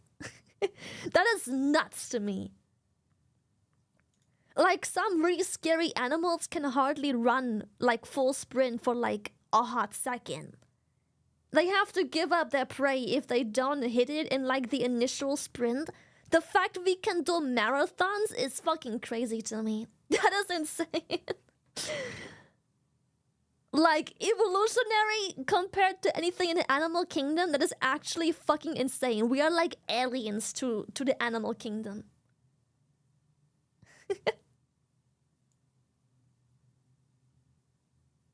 Hyper endurance pursued predators. That is insane. I love that. used to be able to squat 136 kilograms and can still lift it if I need to move something. Benching your weight 40 times shouldn't be too hard even now, Keck. I don't know. I don't think the weight is a difficult issue. I don't think the weight itself is necessarily the difficulty, but the repetition. Like 40 times the rep, that's insane. The first marathon killed the guy. Now it's done for fun. It's wild. Yeah. We can drag it out more while animals do it in small bursts. It's crazy. Yes, it's nutty. Like, we can... Like, look at the animal kingdom. Like a lion hunting something. If they don't get the prey in their sprint, it's fucking Jover. We can out-endure a lion, like, 50 fucking times. It is absolutely insane. It's crazy how like, crazy the human body is just because its ability to, like, walk and sweat. Like, yeah, we can't do full sprint, but, like, you know, the jog's important. Like, maybe we can't full sprint the fucking lion 40 times, but we can, like, out-endure the lion easily. Which is just, that's just crazy. Like, even a horse, like, think about a horse. They're made to just walk and run, but, like, we can outdo that. Not in terms of speed, but just, like, we can cover more distance than they can. Not in as little time as they could, but endurance-wise we can. It's crazy. Yeah, it's a broken ability. Crazy passive.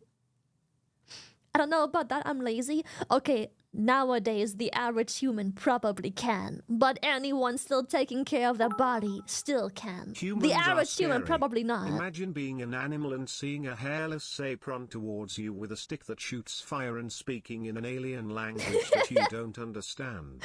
Humans are really Dude, humans scary. do be crazy. What is this SCP's number? This one we're watching is SCP-966, the sleep killer. Yeah, I doubt the average person can run a marathon without passing out, obviously. The average person, but just like We're talking about human capabilities, not you have an office job and you are not really using your body a whole lot, which by the way isn't a bad thing, because obviously there is a reason that those high-end sports people retire early. There's a reason grandpa of 78 years can't run the marathon anymore. You know, obviously there's a reason why we don't exert our bodies as much anymore, but like the capability of we can do it is crazy. Yeah, it's obviously it's super fucking taxing on the body, obviously, but like I'm sure some can. Okay, I'm sure there are some 78-year-old grandpa that can, but I doubt he just randomly walked up from his office desk job 20 years into retirement and decides that I'm gonna run a marathon. Like, I doubt it's a grandpa that after 20 to 30 years retirement and chilling around on his couch just goes, yeah, I'm gonna do a marathon. Obviously, it's possible, but I doubt that those are the circumstances. But we're talking about just like the human possibility of like what's possible if we exert our bodies. It's crazy. Like, obviously, I can't outrun a fucking horse or a marathon, but the possibility is there if I just, you know, get my shit together and do human things.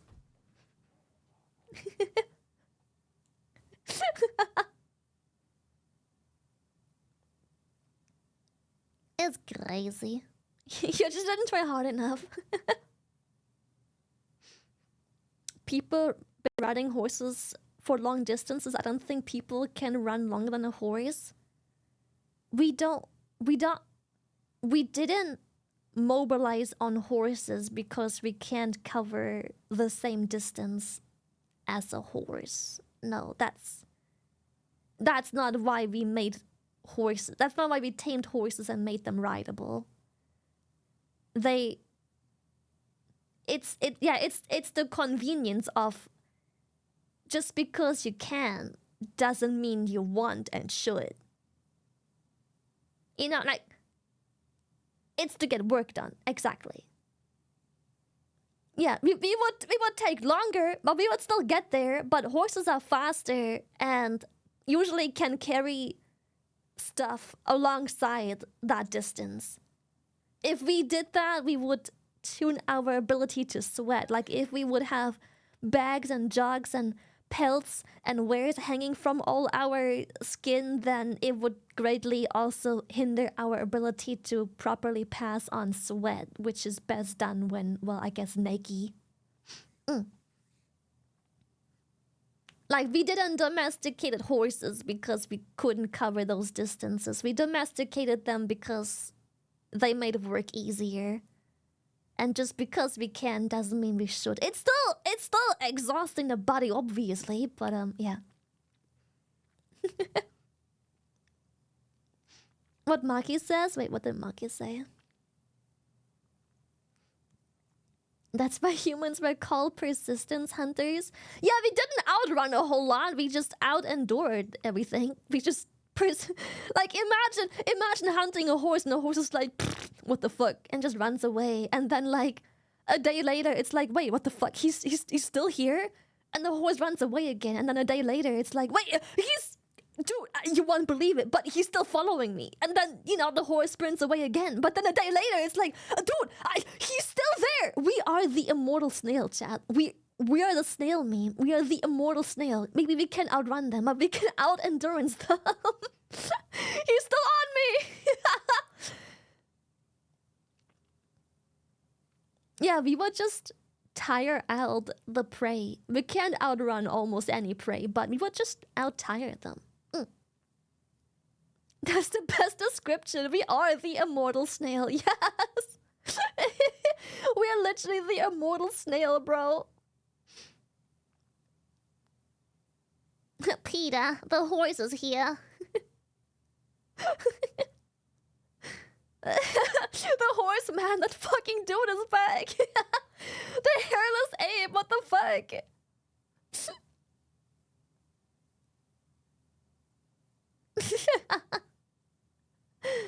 That's implying the animal is the same speed as us? No, like the animal outruns us. I never said that. The animal outruns us easily. Like I said, the horse would just sprint the fuck off. And the next day, it's like, Kawabanga, we're right here. And then the horse is like, what the fuck? And then the horse fucks off again. And then the next day, when the horse thinks it's safe, it fucking sees you sprinting from the goddamn bushes. And the horse is like, what the fuck? Square up, bitch. And after like a week of pursuing the fucking horse, the horse is like... And there we are, drenched in fucking sweat, ready to slaughter the horse. Yeah, we're the tortoise. The horse is the hare. We're the immortal snail. Biggest human advantage is the ability to throw honesty. It's broken, no animal comes close, monka. That too. Isn't that crazy how throwing things works? Isn't that kind of crazy how we just simply have the ability to like hold something in our hands and just kind of accurately throw it? If you think about it, that's fucking crazy. Because if you check like in the animal kingdom, that is insane. We can just grab random object number 13 and throw it at like scary accuracy at whatever we're asked to throw it at.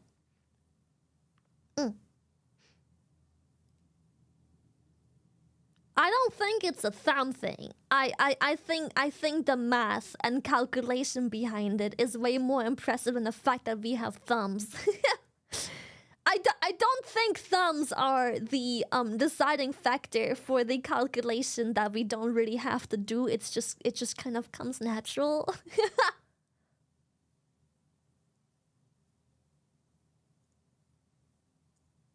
Yeah, it's not just the thumbs. It's kind of everything. I think that the thumbs are just like part of why it works well, because well, we can pick things up to throw and hold things to throw, but yeah. Without thumbs, I don't think the calculation matters. Listen, we have thumbs to pick things up. It's the construction of our shoulders that allow you to do it. No other animal can throw like us because of this. Oh my god, yes. Have you ever considered how crazy shoulders are? Like, the way we just have full rotation of our goddamn arms? Like, have you ever considered how crazy shoulders are? It's actually nuts. Compared to like 90% of other organisms. Yeah, it's crazy complex. Like, if you pick up a cat behind its shoulders, it will be uncomfortable because the cat's like, ew, bro, don't, like, position my shoulders so weird. They don't really bend this way. But humans are just like, oh, uppies. You know, like, we can just... The rotation of the shoulders is kind of crazy. Just thinking about it, a human who's coming from a huge line of ancestry and evolution, and I'm now sitting here watching TubeZom. Oh, no. How terrible.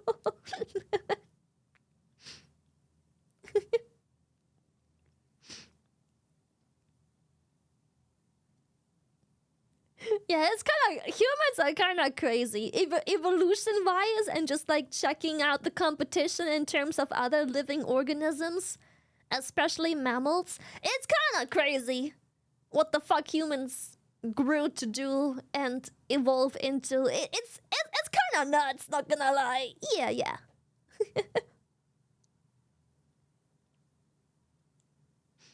Is this the peak of humanity? What is watching YouTubers? VTubers?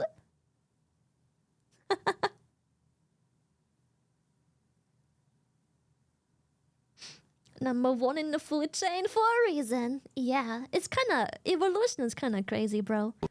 Muscle nano, they get normal circumstances, as they are only visible under very specific lighting conditions. They can only be viewed under light that has a wavelength between roughly 700 and 900 nanometers, which is just at the edge of the light spectrum that's visible to humans, stretching into what's known as infrared light. The only exception to this is if their skin, muscles, or organs have suffered from second or third degree burns, in which case, the affected areas of their body will show up under a greater spectrum of wavelengths that are visible to the human eye. Though frightening to look at, SCP-966 are actually quite weak physically, with very low muscular density. Their bones are hollow, similar to birds, and while their claws may be incredibly sharp, they are also easily broken, making them unsuited for use in combat. Additionally, they do not rest through sleep, but will, at seemingly random times, stop all movement and fall into a rest period that lasts roughly 3 to 5 minutes, after which they are able to resume their normal behavior. With all of these physical shortcomings, how did SCP-966 gain a reputation as such a fearsome hunter? The secret lies in their ability to emit bursts of a previously unknown type of wave. Hunting either alone or in pairs, SCP-966 uses this wave to inhibit its prey's ability to enter any of the restful sleep stages, and also stops the ability to microsleep. These waves have been observed to be effective at up to 20 meters, though tests have shown that they can be blocked by post-transition metals, of which lead appears to be especially effective. SCP-966 hunts and feeds on medium to large-sized animals, which includes humans. And once their quarry has been targeted by the sleep-inhibiting waves, the effect is permanent, with no method having yet been discovered that will allow them to regain the ability to sleep. Experiments have shown that unconscious... Okay, but don't they have to keep emitting the waves consistently? Like, every time you fall asleep, they have to do like a wave, no? Or am I misunderstanding this? Can be induced in other ways, such as with the use of general anesthesia. Yeah. Though these methods have ultimately proven to be ineffective, since although the victim is unconscious, they are still not receiving any of the restful benefits of sleep while in that state. The effects of sleep deprivation on humans, both mentally and physically, are devastating. Symptoms can begin setting in after just 24 hours that can include mood swings, memory issues, and sensory impairment. After 2 to 3 days, the body's hormones become deregulated, and bodily functions like hunger, thirst, and temperature fluctuate wildly as cognitive abilities start to dramatically decline. Hallucinations, paranoia, and fits of rage are common, and the risk of death from sleep deprivation increases with each day that passes without sleep. And this is exactly what SCP-966 wants. After surreptitiously sending a burst of sleep deprivation waves at their victim, they will then stalk their prey until lack of sleep finally leads to total incapacitation, at which point SCP-966 consumes them. SCP-966 have proven to be both extremely quiet and agile when hunting. However, they have actually been observed intentionally making threatening noises around their prey, presumably to further increase their already elevated stress levels, and potentially hastening their mental degradation. On rare occasions, they will even physically assault their victim to further degenerate their mental and physical health. Some of SCP-966's prey will experience especially intense hallucinations and bouts of rage, which is theorized to be caused by prolonged exposure to multiple instances of their sleep-stopping waves. Why some victims are exposed to multiple waves when a single instance has been shown to be 100% effective is unknown, and it's hypothesized that they may only engage in this behavior when especially hungry, to try and speed up the process. Though others have put forth the theory that SCP-966 may take some perverse form of joy in seeing its victims suffer prior to expiring. Wild instances of SCP-966 have been found across the globe, and while the SCP Foundation has been successful in thinning their numbers, they still exist in high enough numbers to pose a serious threat to humanity. For these reasons, they have been assigned the classification Euclid. Mobile Task Forces Iota-1 and Iota-2, codenamed the Dream Hunters and Air Chasers respectively, are continually monitoring for any reports of sudden or violent deaths related to sleep deprivation in order to identify and neutralize the remaining instances of wild SCP-966. 4 SCP-966 specimens, 3 males and 1 female, have been acquired by the Foundation, and they are currently contained in a 10 by 10 meter room that is lined with lead and equipped with infrared security cameras.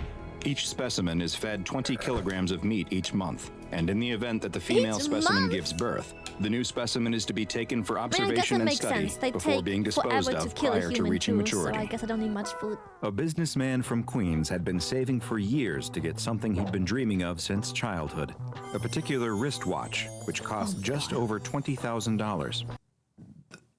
I never understood these things. check. My chair. What the fuck? I never understood these things. Like, I guess with a watch, I can. At least with a watch, I somewhat understand because it does seem to be a fashion item that doesn't go out of trend. If that makes sense. So at least you're not buying a fucking $3,000 t-shirt that becomes completely irrelevant next year. At least that somewhat makes sense on a watch because I feel like they're kind of not lifeless. What's the word? You can kind of it's like a lifelong accessory. I guess that part does make sense, but how many bags in your closet right now? Actually, I have a singular Louis fucking Vuitton bag and I didn't fucking buy it myself. It was gifted to me at TwitchCon Paris specifically from Gamersupps. That is the only and most expensive accessory I own. The second most expensive accessory is a fucking Apple Watch that Chet bought me. And I would hardly call it an accessory because it is a functioning... It's basically a fucking phone strapped to my wrist. It's very helpful and useful. I'm actually using and relying on it a lot. And I am not saying this to be relatable. I can definitely afford another fucking Louis Vuitton handbag. I just don't see the point. I have one. Didn't buy it myself. Never would have. I'm glad I have it. It's nice. It's very beautiful as well. Gamersupps picked an amazing handbag. But I just don't see the point. It isn't I don't have the money for it. I can get it. But why? What's the point? I just don't understand. Can you buy one for me? Sure. I just don't understand. It makes no sense to me to own these expensive items. Like, for what? Who the fuck you flexing on anyways? Like, sure, if you have a $20,000 watch, who do you flexing on? Everyone who can't afford it? Because I don't have that kind of money to throw around? Or the people that don't give a shit because they have the same amount of money to throw around? What's the point? What status symbol? To whom you're flexing to? The broke or the rich? Neither care because the broke can't afford it. You're just a snob. And the rich can afford it easily as well. I don't give a shit either. Who the fuck you flexing to? What's your status? Against whom? I don't get it. It's super dumb. I don't, also no offense to anyone who has like a Rolex or something. Godspeed, bro. God fucking speed. I don't understand it. I respect it though. I don't look at you like, ew, Rolex. I like Godspeed, Godspeed. If you can, you do you. I just don't understand. I just don't get it.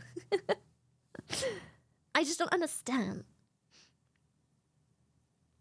A psychological must be. Even I know people like that personally. Same.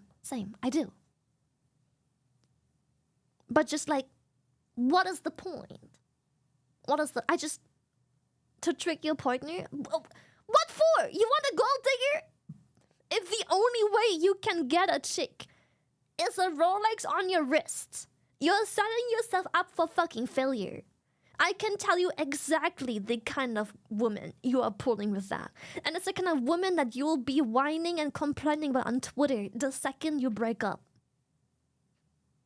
And then they go on this rant how all women are gold diggers. No one cares for men anymore. They don't give a shit. All they want is your money. They're so hard to take care of. Women are so expensive. There are no good women. Oh my fucking god, yes. Oh yeah, sometimes they hand me downs as well. Like I said, I do have a Louis Vuitton bag. I didn't buy it. I still wear it. I still love it. It looks amazing and I'm happy to have it. But I'm like, what was the point? If I would have bought it myself, what's the point? I feel like it's such a bigger flex to know that it was gifted to me. It's such a bigger flex. Like, it makes me happy it was a gift.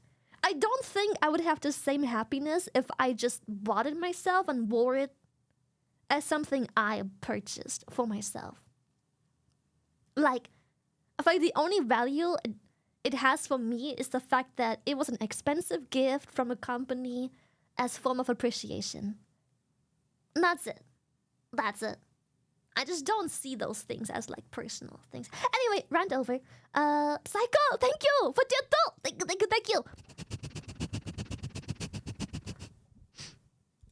I feel like hand-me-downs and gifts are like the only purpose of these things, but somehow people just buy it themselves, and I'm like, you could have bought a car for that, and now you're wearing it on your wrist. It wasn't bought by like a multi-million-dollar company. It's just you blasted like half your yearly salary on this shit. And I hope that this is only half of your yearly salary, because if this is like your yearly salary, or God forbid you had to save 2 years for this, then maybe you shouldn't have ever gotten it to begin with. However, mere days after getting his hands on the pricey accessory, he noticed a small defect on the edge of the watch case. It was a small metal nub, an imperfection that he could have sworn wasn't there when he first bought it. After all, he paid 20 grand for the thing. Surely he'd notice if something was wrong with it when he first picked it up. He brought the watch to the official service center out on 5th Avenue that Friday evening. They'd check the watch out and have it back to him by Monday, good as new. You don't buy a watch like this if you expect anything less than the very best. Chat, the businessman's watch was stored in a secure vault with several hundred others as it awaited repair from a highly trained technician. Let's just say humble. What happened next would be considered unbelievable if it hadn't all been caught on the security camera. The first watch began to mutate over the next 18 hours. It shattered into a twisted mass of glass and metal cogs, its hands shooting out in every direction, as 4 legs and a metal eye grew out of the resulting mass. This spider-like creature then skittered across every single other watch in the storage vault. And within another 18 hours, they mutated too, until the room was positively alive with tiny metal creatures. Meanwhile, over at Site 19, a guard began to notice that his standard issue Foundation handgun was unusually uncomfortable to hold. Perhaps he was developing a nerve issue or carpal tunnel syndrome. It's not that uncommon in the profession. But no, it was actually the strange metal nub forming on his pistol's grip. He had no idea that, inside the gun, a bizarre transformation was beginning to take place. And within 3 days of the nub first appearing on the handgun, it underwent a remarkable metamorphosis. Much like the watches, the gun mutated, growing 4 legs and an eye, and began running through Site 19, causing chaos. The gun began firing with reckless abandon, sending bullets ricocheting off the walls, and injuring Dr. Jack Bright and Dr. Sophia Light as they attempted to disable the rogue pistol. It was able to fire in a sustained fashion for over a solid minute before stopping to synthesize new bullets through unknown means. Eventually, the weapon was captured and subsequently destroyed for presenting an active danger to SCP Foundation personnel. Meanwhile, in an insurance provider's office building out in South Dakota, one of the many desk drones working their fingers to the bone typing up...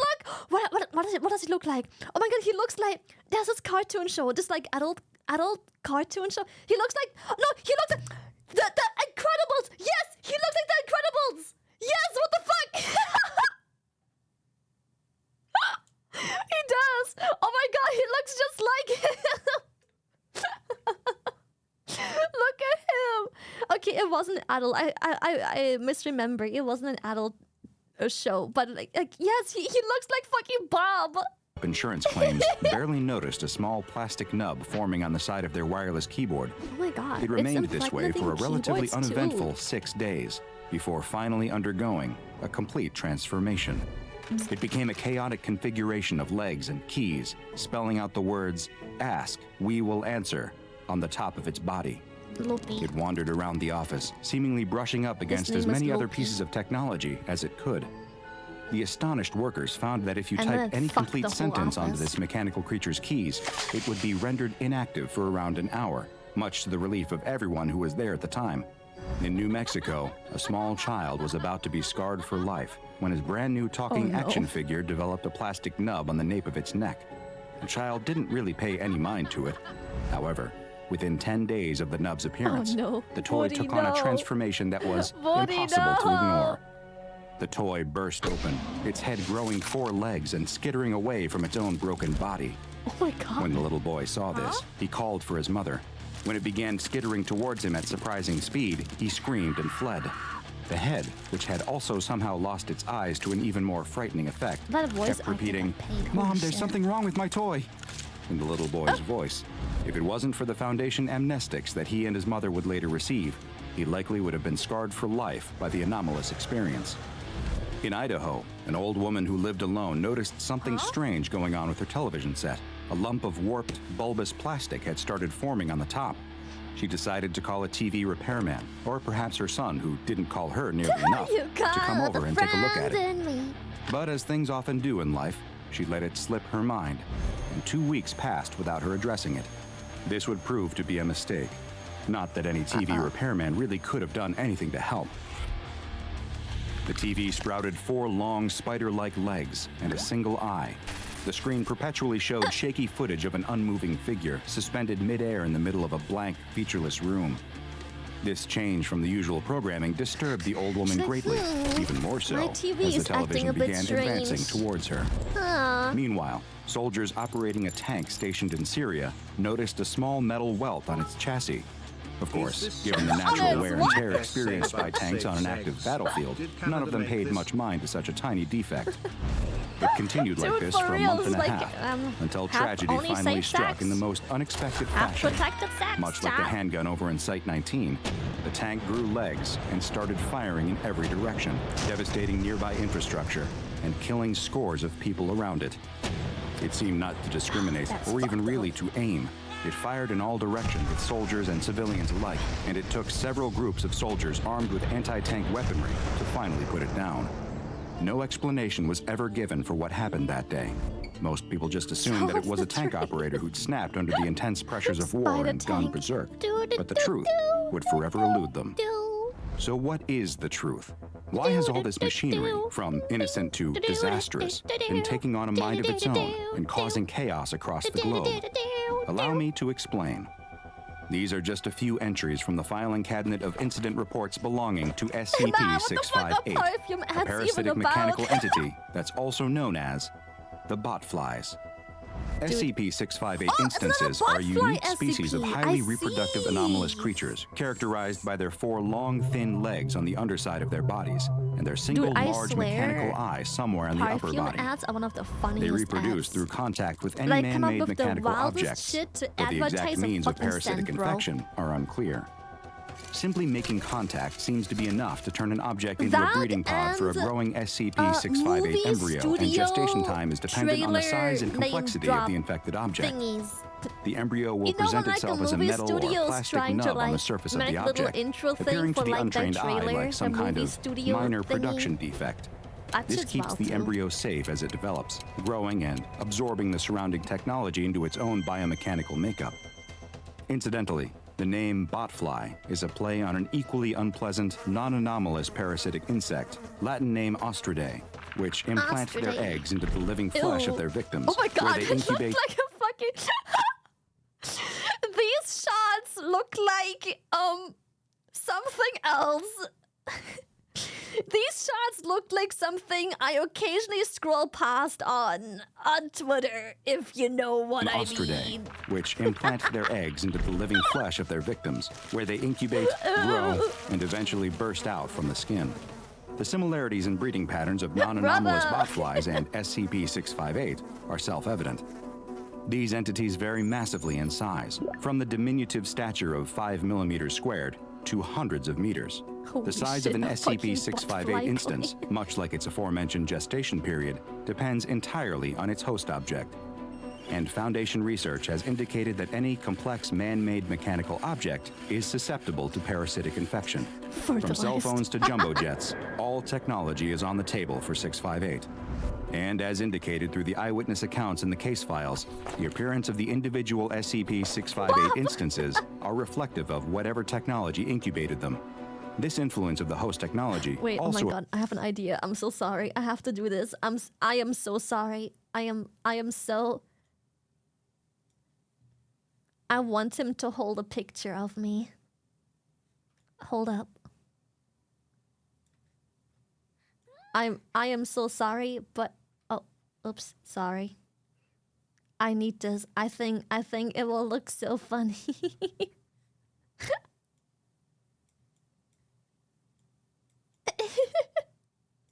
Oh my God, Shahir loves me. He has a picture of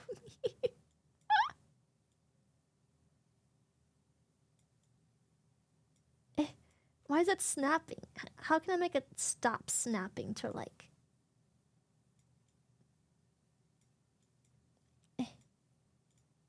No.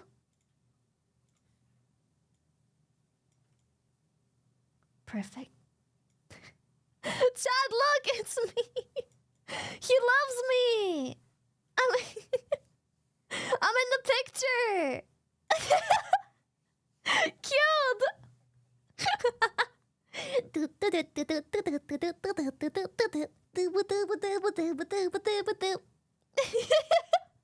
I'm an SCP, Chad, look. SCP-6969.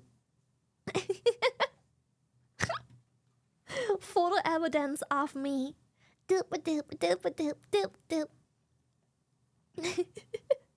My Oshi is an SCP. Lore accurate size with that Kiba's reference shy wee. It's so funny. Give it a second. Oh, there we go. Please tell us the difference between this picture and this picture. They are the same picture. They are the same picture. Reflective of whatever technology incubated them. This influence of the host technology also appears to extend to SCP-658 behavior, with more benign objects like phones or wristwatches becoming equally benign creatures, and weapons such as firearms or combat-ready vehicles taking on a more aggressive nature. Given that the US military alone has thousands of vehicles and even more firearms, there are naturally some concerns about what would happen if ever an SCP-658 outbreak got out of control at a military base. Thanks to the extreme proliferation of and dependence on technology in our modern era, a large-scale containment breach of SCP-658 could lead to a catastrophic exponential population boom. The SCP Foundation is keeping an extremely close eye on any signs of SCP-658 activity, especially in technologically advanced cities and other densely populated locations. Research has proven that these creatures are capable of manifesting adaptations that increase their reproductive ability even further. For example, during one test, it was proven that one SCP-658 instance was capable of impregnating another. The result was it transforming into a creature with 8 legs and 2 eyes that was capable of impregnating any objects they touched with 2 embryos, rather than the typical single embryo. While senior researchers deemed it unwise to see exactly how far these 658 interbreeding experiments could go, it stands to reason that it could also be subjected to an exponential increase. One hypermutated 658 instance could be capable of mass impregnating larger pieces of technology with hundreds, if not thousands, of embryos. You can see how these often tiny and seemingly harmless creatures could quickly become a big problem for all of us. Picture every vehicle: cars, trucks, motorcycles, scooters, ATVs, vans, Humvees, tanks, planes, helicopters, speedboats, yachts, cruise ships, battleships, all becoming hypermutated SCP-658 instances. Then add every phone, every laptop, every computer, every tablet, every TV, every printer, every kitchen appliance, every gun, all being infected with SCP-658 embryos and joining the horde. Given how much all of us, including the SCP Foundation, rely on this technology and so much more in our work and daily lives, it's clear how the uncontrolled proliferation of SCP-658 would completely alter the world as we know it. It's a clear reminder of the importance of the SCP Foundation's work. The worst-case scenarios for even some of the more innocent-seeming SCPs can be startlingly bleak.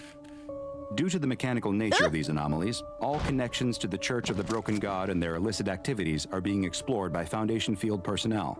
Containment protocols on SCP-658 are extremely clear. Any instance of SCP-658 no larger than 50 centimeters across any axis, considered to be a small SCP-658 sample, is to be stored alone in a steel box when not being used in active testing. Average SCP, Special containment procedures specify that the box must be kept closed through low-tech means, and we mean a true return to basics here. String or duct tape are the preferred methods of keeping them under lock and key, or, as some researchers prefer, weighing down the lid with heavy books. Anything with a more complex locking mechanism is capable of being impregnated by SCP-658, completely negating containment. Any 658 samples larger than 50 centimeters are to be destroyed as soon as possible after being apprehended by Foundation personnel. This destroy on site order is also applicable for any technology infected by SCP-658 outside of intentional testing scenarios. In order to avoid population growth during containment, all captured SCP-658 samples must be kept at least 3 meters away from any man-made technology capable of sustaining an SCP-658 embryo. If unsure of whether an object is applicable, researchers and guards are told to err on the side of caution when it comes to this anomaly, which has been classified as Euclid. After all, when it comes to SCP-658, or really any SCPs, it's far better to be safe than sorry.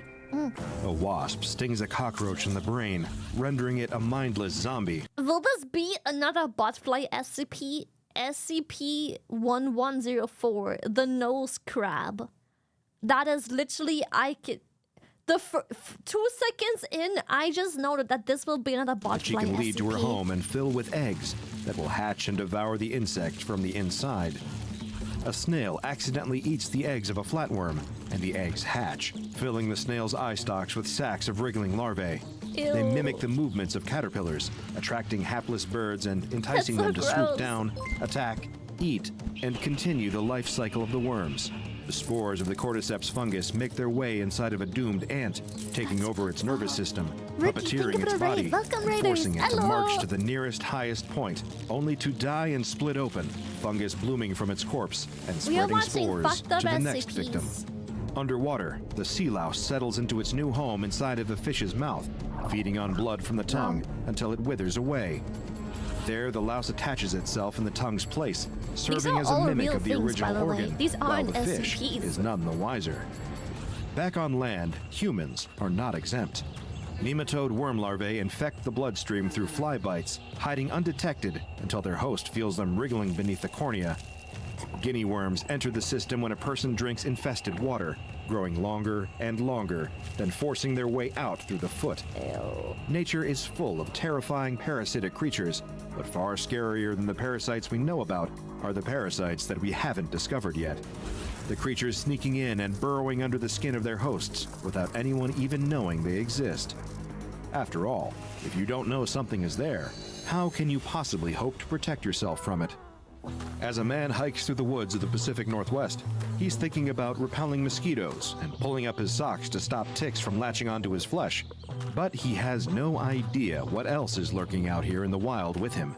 He knows to look out for mountain lions and bears, to watch for signs of rabid animals, and avoid being bitten or scratched. But he doesn't notice the tiny, almost invisible flecks drifting through the air around him. He doesn't notice when one happens to get caught on the breeze of his inhale, pulled into his nostril. He rubs at his nose idly, sniffing to clear his airways, then turns his attention to a bird nesting in a nearby tree. All the while, something is taking root right under his nose. Well, actually, inside of it. But he doesn't feel a thing other than the occasional urge to sneeze. He does, sneezing loud enough to startle the bird he was observing moments ago, but it doesn't do any good. Sneezes are for clearing out dust and debris, foreign objects that wind up in the nose by happenstance. This new intruder is there by design, and it is holding on tight. The hiker continues the rest of his walk without a care in the world, taking deep breaths of fresh forest air and relishing the feeling of the breeze on his face. Nice deep By the time he breaths gets of back home, forest air. he's made it out of the woods without a single mosquito bite, with nary a tick to be found in his meticulous pre-shower check. That night, he sleeps soundly, and the next morning as he goes back to work at his office job, all thoughts of the wilderness slowly drift from his mind. He goes about his ordinary routine for months, all the while carrying a hidden passenger with him from place to place, a tiny little thing steadily growing larger and larger, spreading spindly appendages out and up, through the nasal passages, up toward the skull. One night, about 6 months after that fateful hike, the man is sleeping peacefully in his bed, dreaming of a sunlit forest clearing and the pleasant chirping of birds, when all of a sudden, he's jerked awake by a splitting pain in his head. His vision swims from the throbbing pain, and he clutches his face, pressing against his forehead. It must be a migraine, he thinks. He hasn't had one in quite some time, but this is clearly no ordinary headache. Eventually, the pain subsides, and he's able to drift back to sleep. But the next day, at the office, it returns. that same sharp pain radiating through his skull, like the worst sinus headache he has ever had. The persistent feeling of pain and pressure in his head becomes too much to bear, and he decides to take the rest of the day off of work and go to the doctor. Much to the man's relief, his doctor is not concerned. With no other troubling symptoms presenting themselves, the situation seems relatively straightforward. She writes a prescription for some migraine medication, then sends the man on his way. That night, when the headache returns, the man takes some of the medicine, and the cloud of pain clears. Sweet relief. Once again, things are good. For a couple months at least. But then, one day, on his morning walk to the office, just as he's lifting his travel mug of coffee to his lips, his vision cuts out. It's as if something is blocking his eyes, as if someone were covering them and preventing him from seeing directly ahead. But when he lifts his hand to feel his face, there's nothing there. Panicking at the sudden loss of sight, he drops his cup, spilling coffee all over the sidewalk. He doesn't even notice the spill, too busy grasping at his face and feeling his eyes with his fingers. He fumbles in his pocket for his phone, hoping he can remember where the numbers on the screen are well enough to call 911. But his hands are shaking so hard that he drops the phone, hearing it clatter on the pavement. He exclaims in frustration and fear and turns around, following the sound of the phone. And as he turns, his vision suddenly clears, the blinders lifted, and he's able to see just as well as he did before. Experimentally, he turns back to face his original direction, and again, he loses his sight, something blocking his view. He turns around, and he can see again. He tries this a few more times, spinning back and forth, watching his vision flicker in and out. He only stops when a passing jogger shouts at him, asking what the hell he's doing. The interruption startles him, bringing him back to earth. What is happening? Surely this can't be normal. What is it about facing one direction that causes him to lose his sight, while another direction returns him to normal? A sinking feeling in his stomach tells him that whatever was causing his headaches before, it was not something he should ignore any longer. He grabs his phone off the ground, calls out of work, and schedules an urgent appointment with his doctor. At first, he considers running home and getting his car or his bicycle, but his unreliable vision would make taking either mode of transportation a potentially deadly mistake. So instead, he walks. The walk to the doctor's office is the most difficult walk of the man's life. Every time he turns a corner, he wonders if his vision will flicker out again, if the mysterious obstacle will block his sight and force him to reroute himself or start from scratch. While trying to maintain a consistent line of sight, he loses his balance several times and nearly collides with a lamppost. Eventually, he reaches the doctor's office. One look at the man's terrified face is enough for the doctor to insist on some immediate x-rays of his head. The man sits on the examination table, nervously bouncing his knee, waiting for the doctor to return with the results. What could it be? Some undiagnosed degenerative illness? A tumor? Irreparable damage caused by looking at a solar eclipse as a child? He literally has to walk like a crab. The man can hear the doctor speaking to a nurse in hushed, frightened tones just outside of the exam room door. He can't quite tell what she's saying, but he makes out one word that makes his blood run cold. Infestation. When the door opens and the doctor enters holding the man's chart, her expression is neutral and professional, but her face is pale, her forehead dotted with sweat. She can't hide the fact that whatever she saw on that x-ray, it horrified her. "What is it?" he asks, though he isn't sure he wants to hear the answer. The doctor is silent for a moment, turning over the right words to say in her mind. After a seemingly endless pause, she pulls an x-ray from the stack of papers on her clipboard and pins it up for them both to see. There the man can see his skull, a white outline against the dark background, his skeleton on display. But inside of the skull, there's a mass that definitely shouldn't be there. It starts in his nose, a rounded shape, but it stretches out in long limbs that travel up into his brain. After a long pause, the doctor speaks. "I've never seen anything quite like this before. At first, I thought it might be some sort of growth, but as I reviewed the scans, I realized that it showed signs of movement.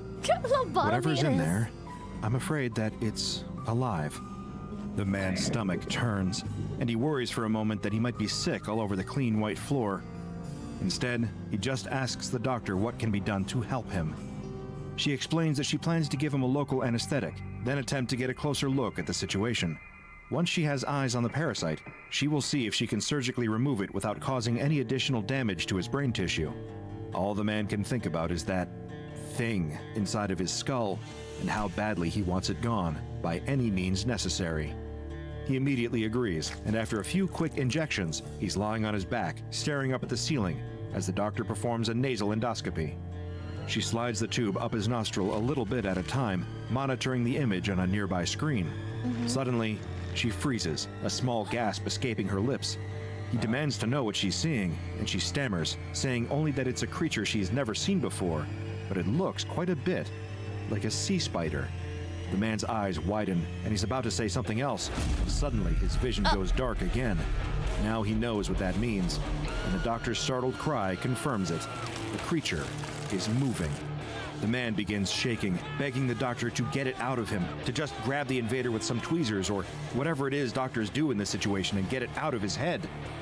She grabs a pair of nasal forceps and slowly eases them into his nose, but the creature feels her coming and lurches upward away from her grasp.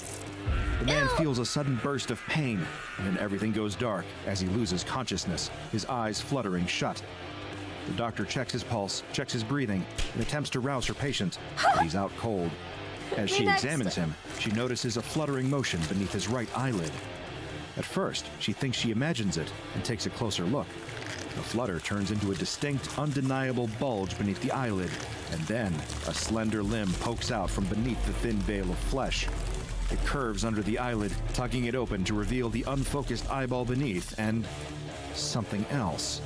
Something moving, pushing the eyeball aside just slightly without knocking it from the socket. The doctor watches in open-mouthed horror as more long, thin appendages join the first, poking out from behind the eye toward the air. The many-legged creature pulls itself from the ocular cavity and begins scuttling down her patient's face, over his neck, and off the edge of the exam table and onto the floor. As it nears the door, the doctor regains her ability to move and rushes to try and catch the thing. She grabs a jar and the forceps, hoping to capture it without touching it. Even with gloves on, she shudders at the thought of touching the thing. It evades her grasp, darting away from her forceps. It scrabbles back toward the table, and in a moment of primal instinct and revulsion, the doctor brings her foot up and stomps on the little parasite with all of her strength. When she lifts her shoe, all that's left on the ground is a few spindly legs and a small brown stain. She curses herself for acting impulsively and not finding a way to trap the thing and keep it for observation. But that ship has sailed. The only thing she can do now is tend to her patient and monitor his well-being. As she approaches the man on the table, his eyes open, and he gasps, sitting up suddenly and gripping his head. The man awakes with a headache and a foggy feeling in his head, but also with a sense of relief, a feeling that the unwelcome presence that took up residence in his skull for so many months is thankfully gone. He asks the doctor, haltingly, struggling to find his words, if she was able to remove the creature. She tells him simply that it is gone now. The man slowly climbs off of the table, and ignoring the protests from the doctor as she begs him to sit back down and let her examine him, he walks out of the office and heads back home. Over the next several weeks, the man returns to normal life. He feels a little bit different, a little hazier, a little slower to respond. He tires more easily, going to bed earlier and sleeping in later, but overall, he feels nothing but relief. Still, at night, when he tries to fall asleep, he thinks of those X-rays. He imagines what that creature might have looked like when the doctor got it out, how it might have moved. He wonders where it came from, or if it will come back. He never goes hiking in those particular woods again. Meanwhile, the doctor receives an influx of patients complaining of persistent headaches. Sometimes it's a sinus infection, sometimes it's a hormone imbalance, sometimes it's stress. But a few times, well, she knows what to look for now. She tells her patients to watch out for changes in vision, for a feeling of pressure in their skull. She learns how to keep a straight face when looking at their X-rays and seeing that familiar long-limbed shape burrow deep in their nasal cavities. She puts her patients under now when she tries to remove the creatures. It doesn't make much of a difference, but it saves them the terror of the truth, saves them the feeling of the creature thrashing inside their head until it knocks them out. She manages to collect a few specimens for study and contacts her friend at the Centers for Disease Control. He's never seen or heard of anything like these parasites either, but he does know someone who might be able to offer their expertise. When the doctor comes into work the next day, there are two strangers waiting in her office. They introduce themselves as employees of a specialized research foundation and ask to see her samples. The next thing she knows, The doctor is waking up in bed the following morning, and she has no memory of ever seeing a patient with a strange spidery parasite in their skull. If she remembered enough to look for the records, she would find that they had disappeared from her office, along with the living specimens she had collected. But she doesn't remember, and her discovery is now in the hands of the SCP Foundation, who have given it an official designation, SCP-1104. SCP-1104, commonly nicknamed nose crabs, is a species of organism tentatively identified as a member of the order Chelicerata, which includes sea spiders and horseshoe crabs. The life cycle of the organism consists of at least 2 phases. The first of these is a larval stage, at which point the creature is approximately 0.4 millimeters in diameter. At irregular intervals, SCP-1104 larvae are expelled from tubes at a concentration of up to 200 per cubic meter. These larvae drift through the air for as long as 14 hours at a time, and have been spotted traveling for several kilometers under the right weather conditions. Whenever an SCP-1104 larva is inhaled, it will attach to the nasal mucosa of its host and begin to excrete H1 receptor antagonists that suppress inflammation as well as the implantation of any further larvae. Over the next 6 to 8 months, SCP-1104 will grow larger, extending appendages through the ethmoidal canals of the host. Aside from occasional persistent headaches, the host will likely not notice the presence of SCP-1104 during this period. Once the organism has matured, however, it will begin to apply pressure to its host's optic nerves, causing its central visual field to be obstructed. SCP-1104 will apply this pressure selectively whenever the host is not oriented toward the gradient of atmospheric hydrogen sulfide. SCP-1104 can detect this hydrogen sulfide through its host's nasal respiration. At first, this effect is distressing to the host, but after a little while, they will begin to adjust their behavior accordingly, showing a preference for facing and moving in directions that do not cause those visual disturbances. Without realizing it, the host is moving closer and closer to higher concentrations of hydrogen sulfide. Once the host reaches an area with sufficient hydrogen sulfide concentration, SCP-1104 will extend its appendages into the host's prefrontal cortex, causing the host to lose consciousness. While the host is passed out, SCP-1104 will exit through their ocular cavity. Once SCP-1104 has left its host, it will attempt to find and enter the source of the hydrogen sulfide. This can include, but is not limited to, a lava tube or a sewer pipe. Whatever it does next is currently unknown, as its subterranean behavior and development has not been documented. Humans show the same instinctive aversion to SCP-1104's visual disturbances as other animal hosts, but they are also able to defy this influence. They are especially able to avoid following SCP-1104's prompting if they are informed of the nature of the infestation. Any attempt to surgically remove or poison a fully developed SCP-1104 will trigger its exit response, and it will flee through the host's ocular cavity and scuttle away.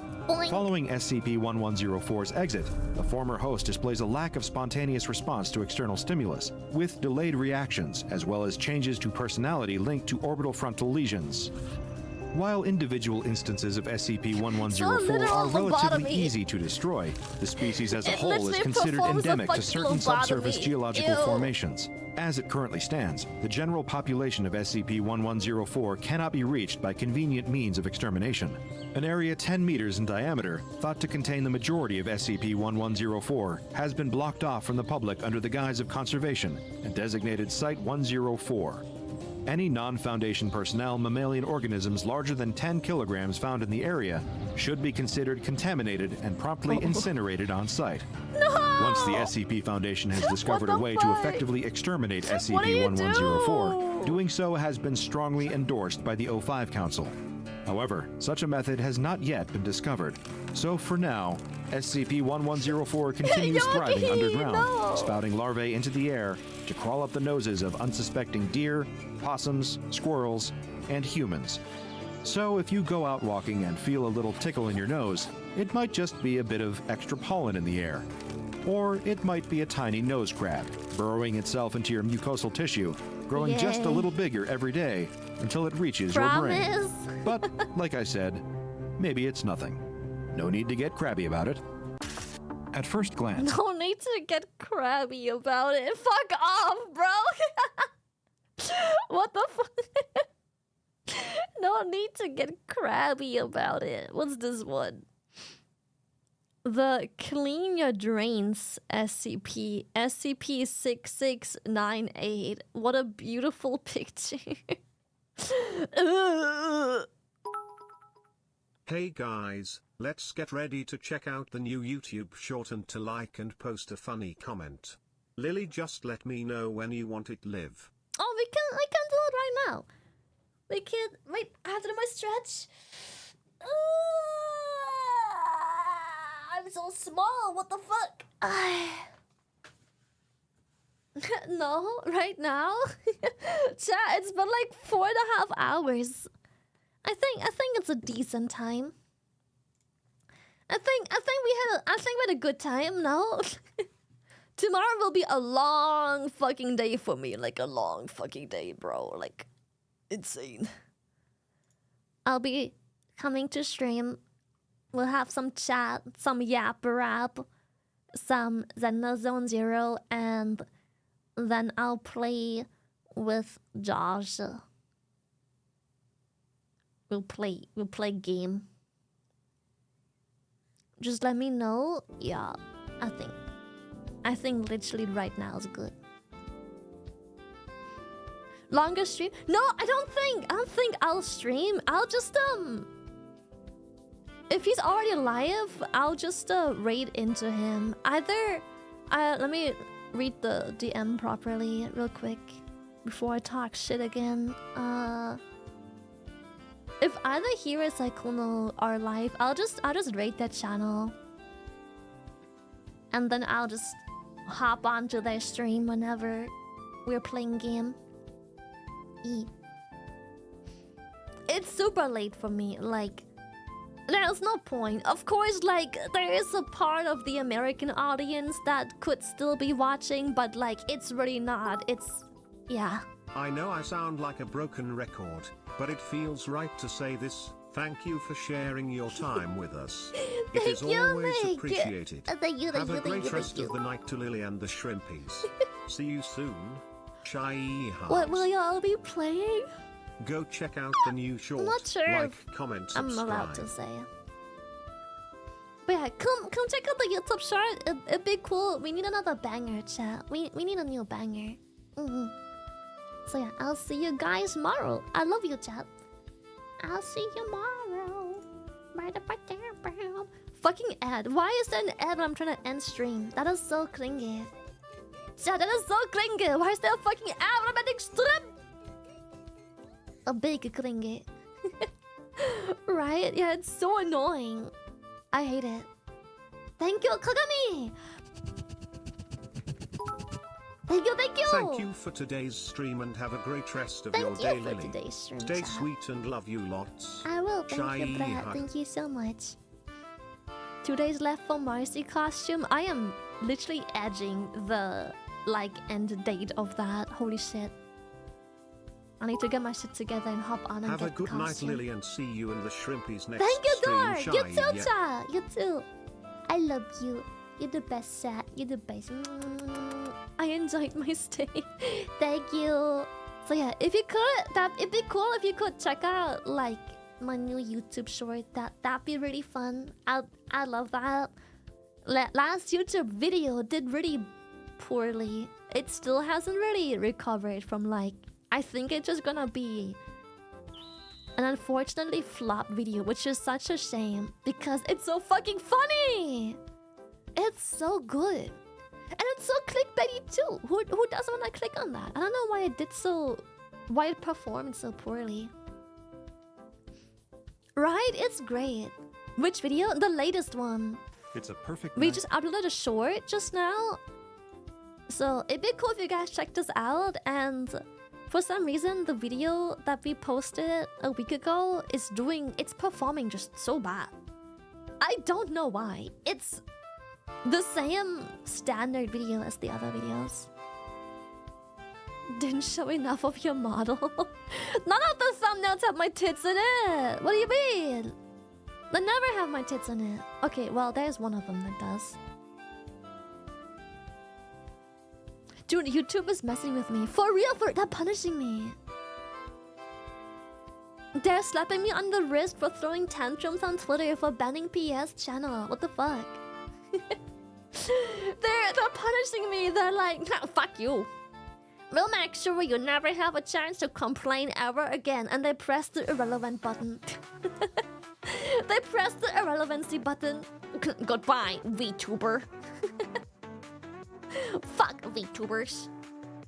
No exposure for you. It's crazy. YouTube drama. We'll show you who is boss. When complaining backfired, for real, for real. Alright, chat. I love you. Mwah. Have a good one. I will see you guys again. Tomorrow. Tomorrow will be a long day for me. Goodbye, chat. I love you. I'll post schedule now. Go check out my YouTube short. That'd be cool. I post schedule and I'll finish the next week's schedule as well, so we can post that one next Sunday. Yes.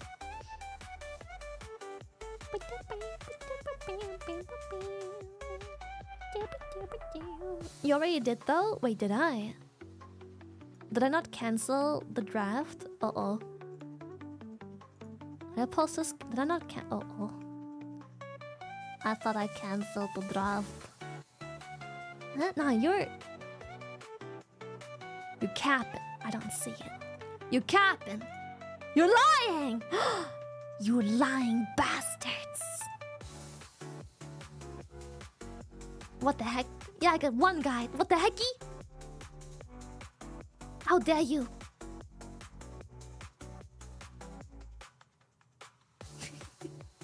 I literally got one guy. Oh well, I'll go review my schedule, make sure it's all proper. I don't think there's any mistakes in it, and I'll post it and update my schedule on Twitch too. Okay, chat. Love you. Mwah. Go check out my short. That'd be nice. Bye. Bye bye. Bye bye. Bye bye. See you. See you. See you.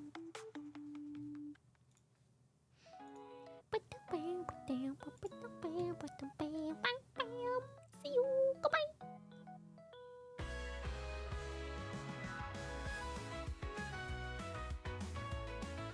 Leave? No, you hang up first. What the fuck? No, you hang up first.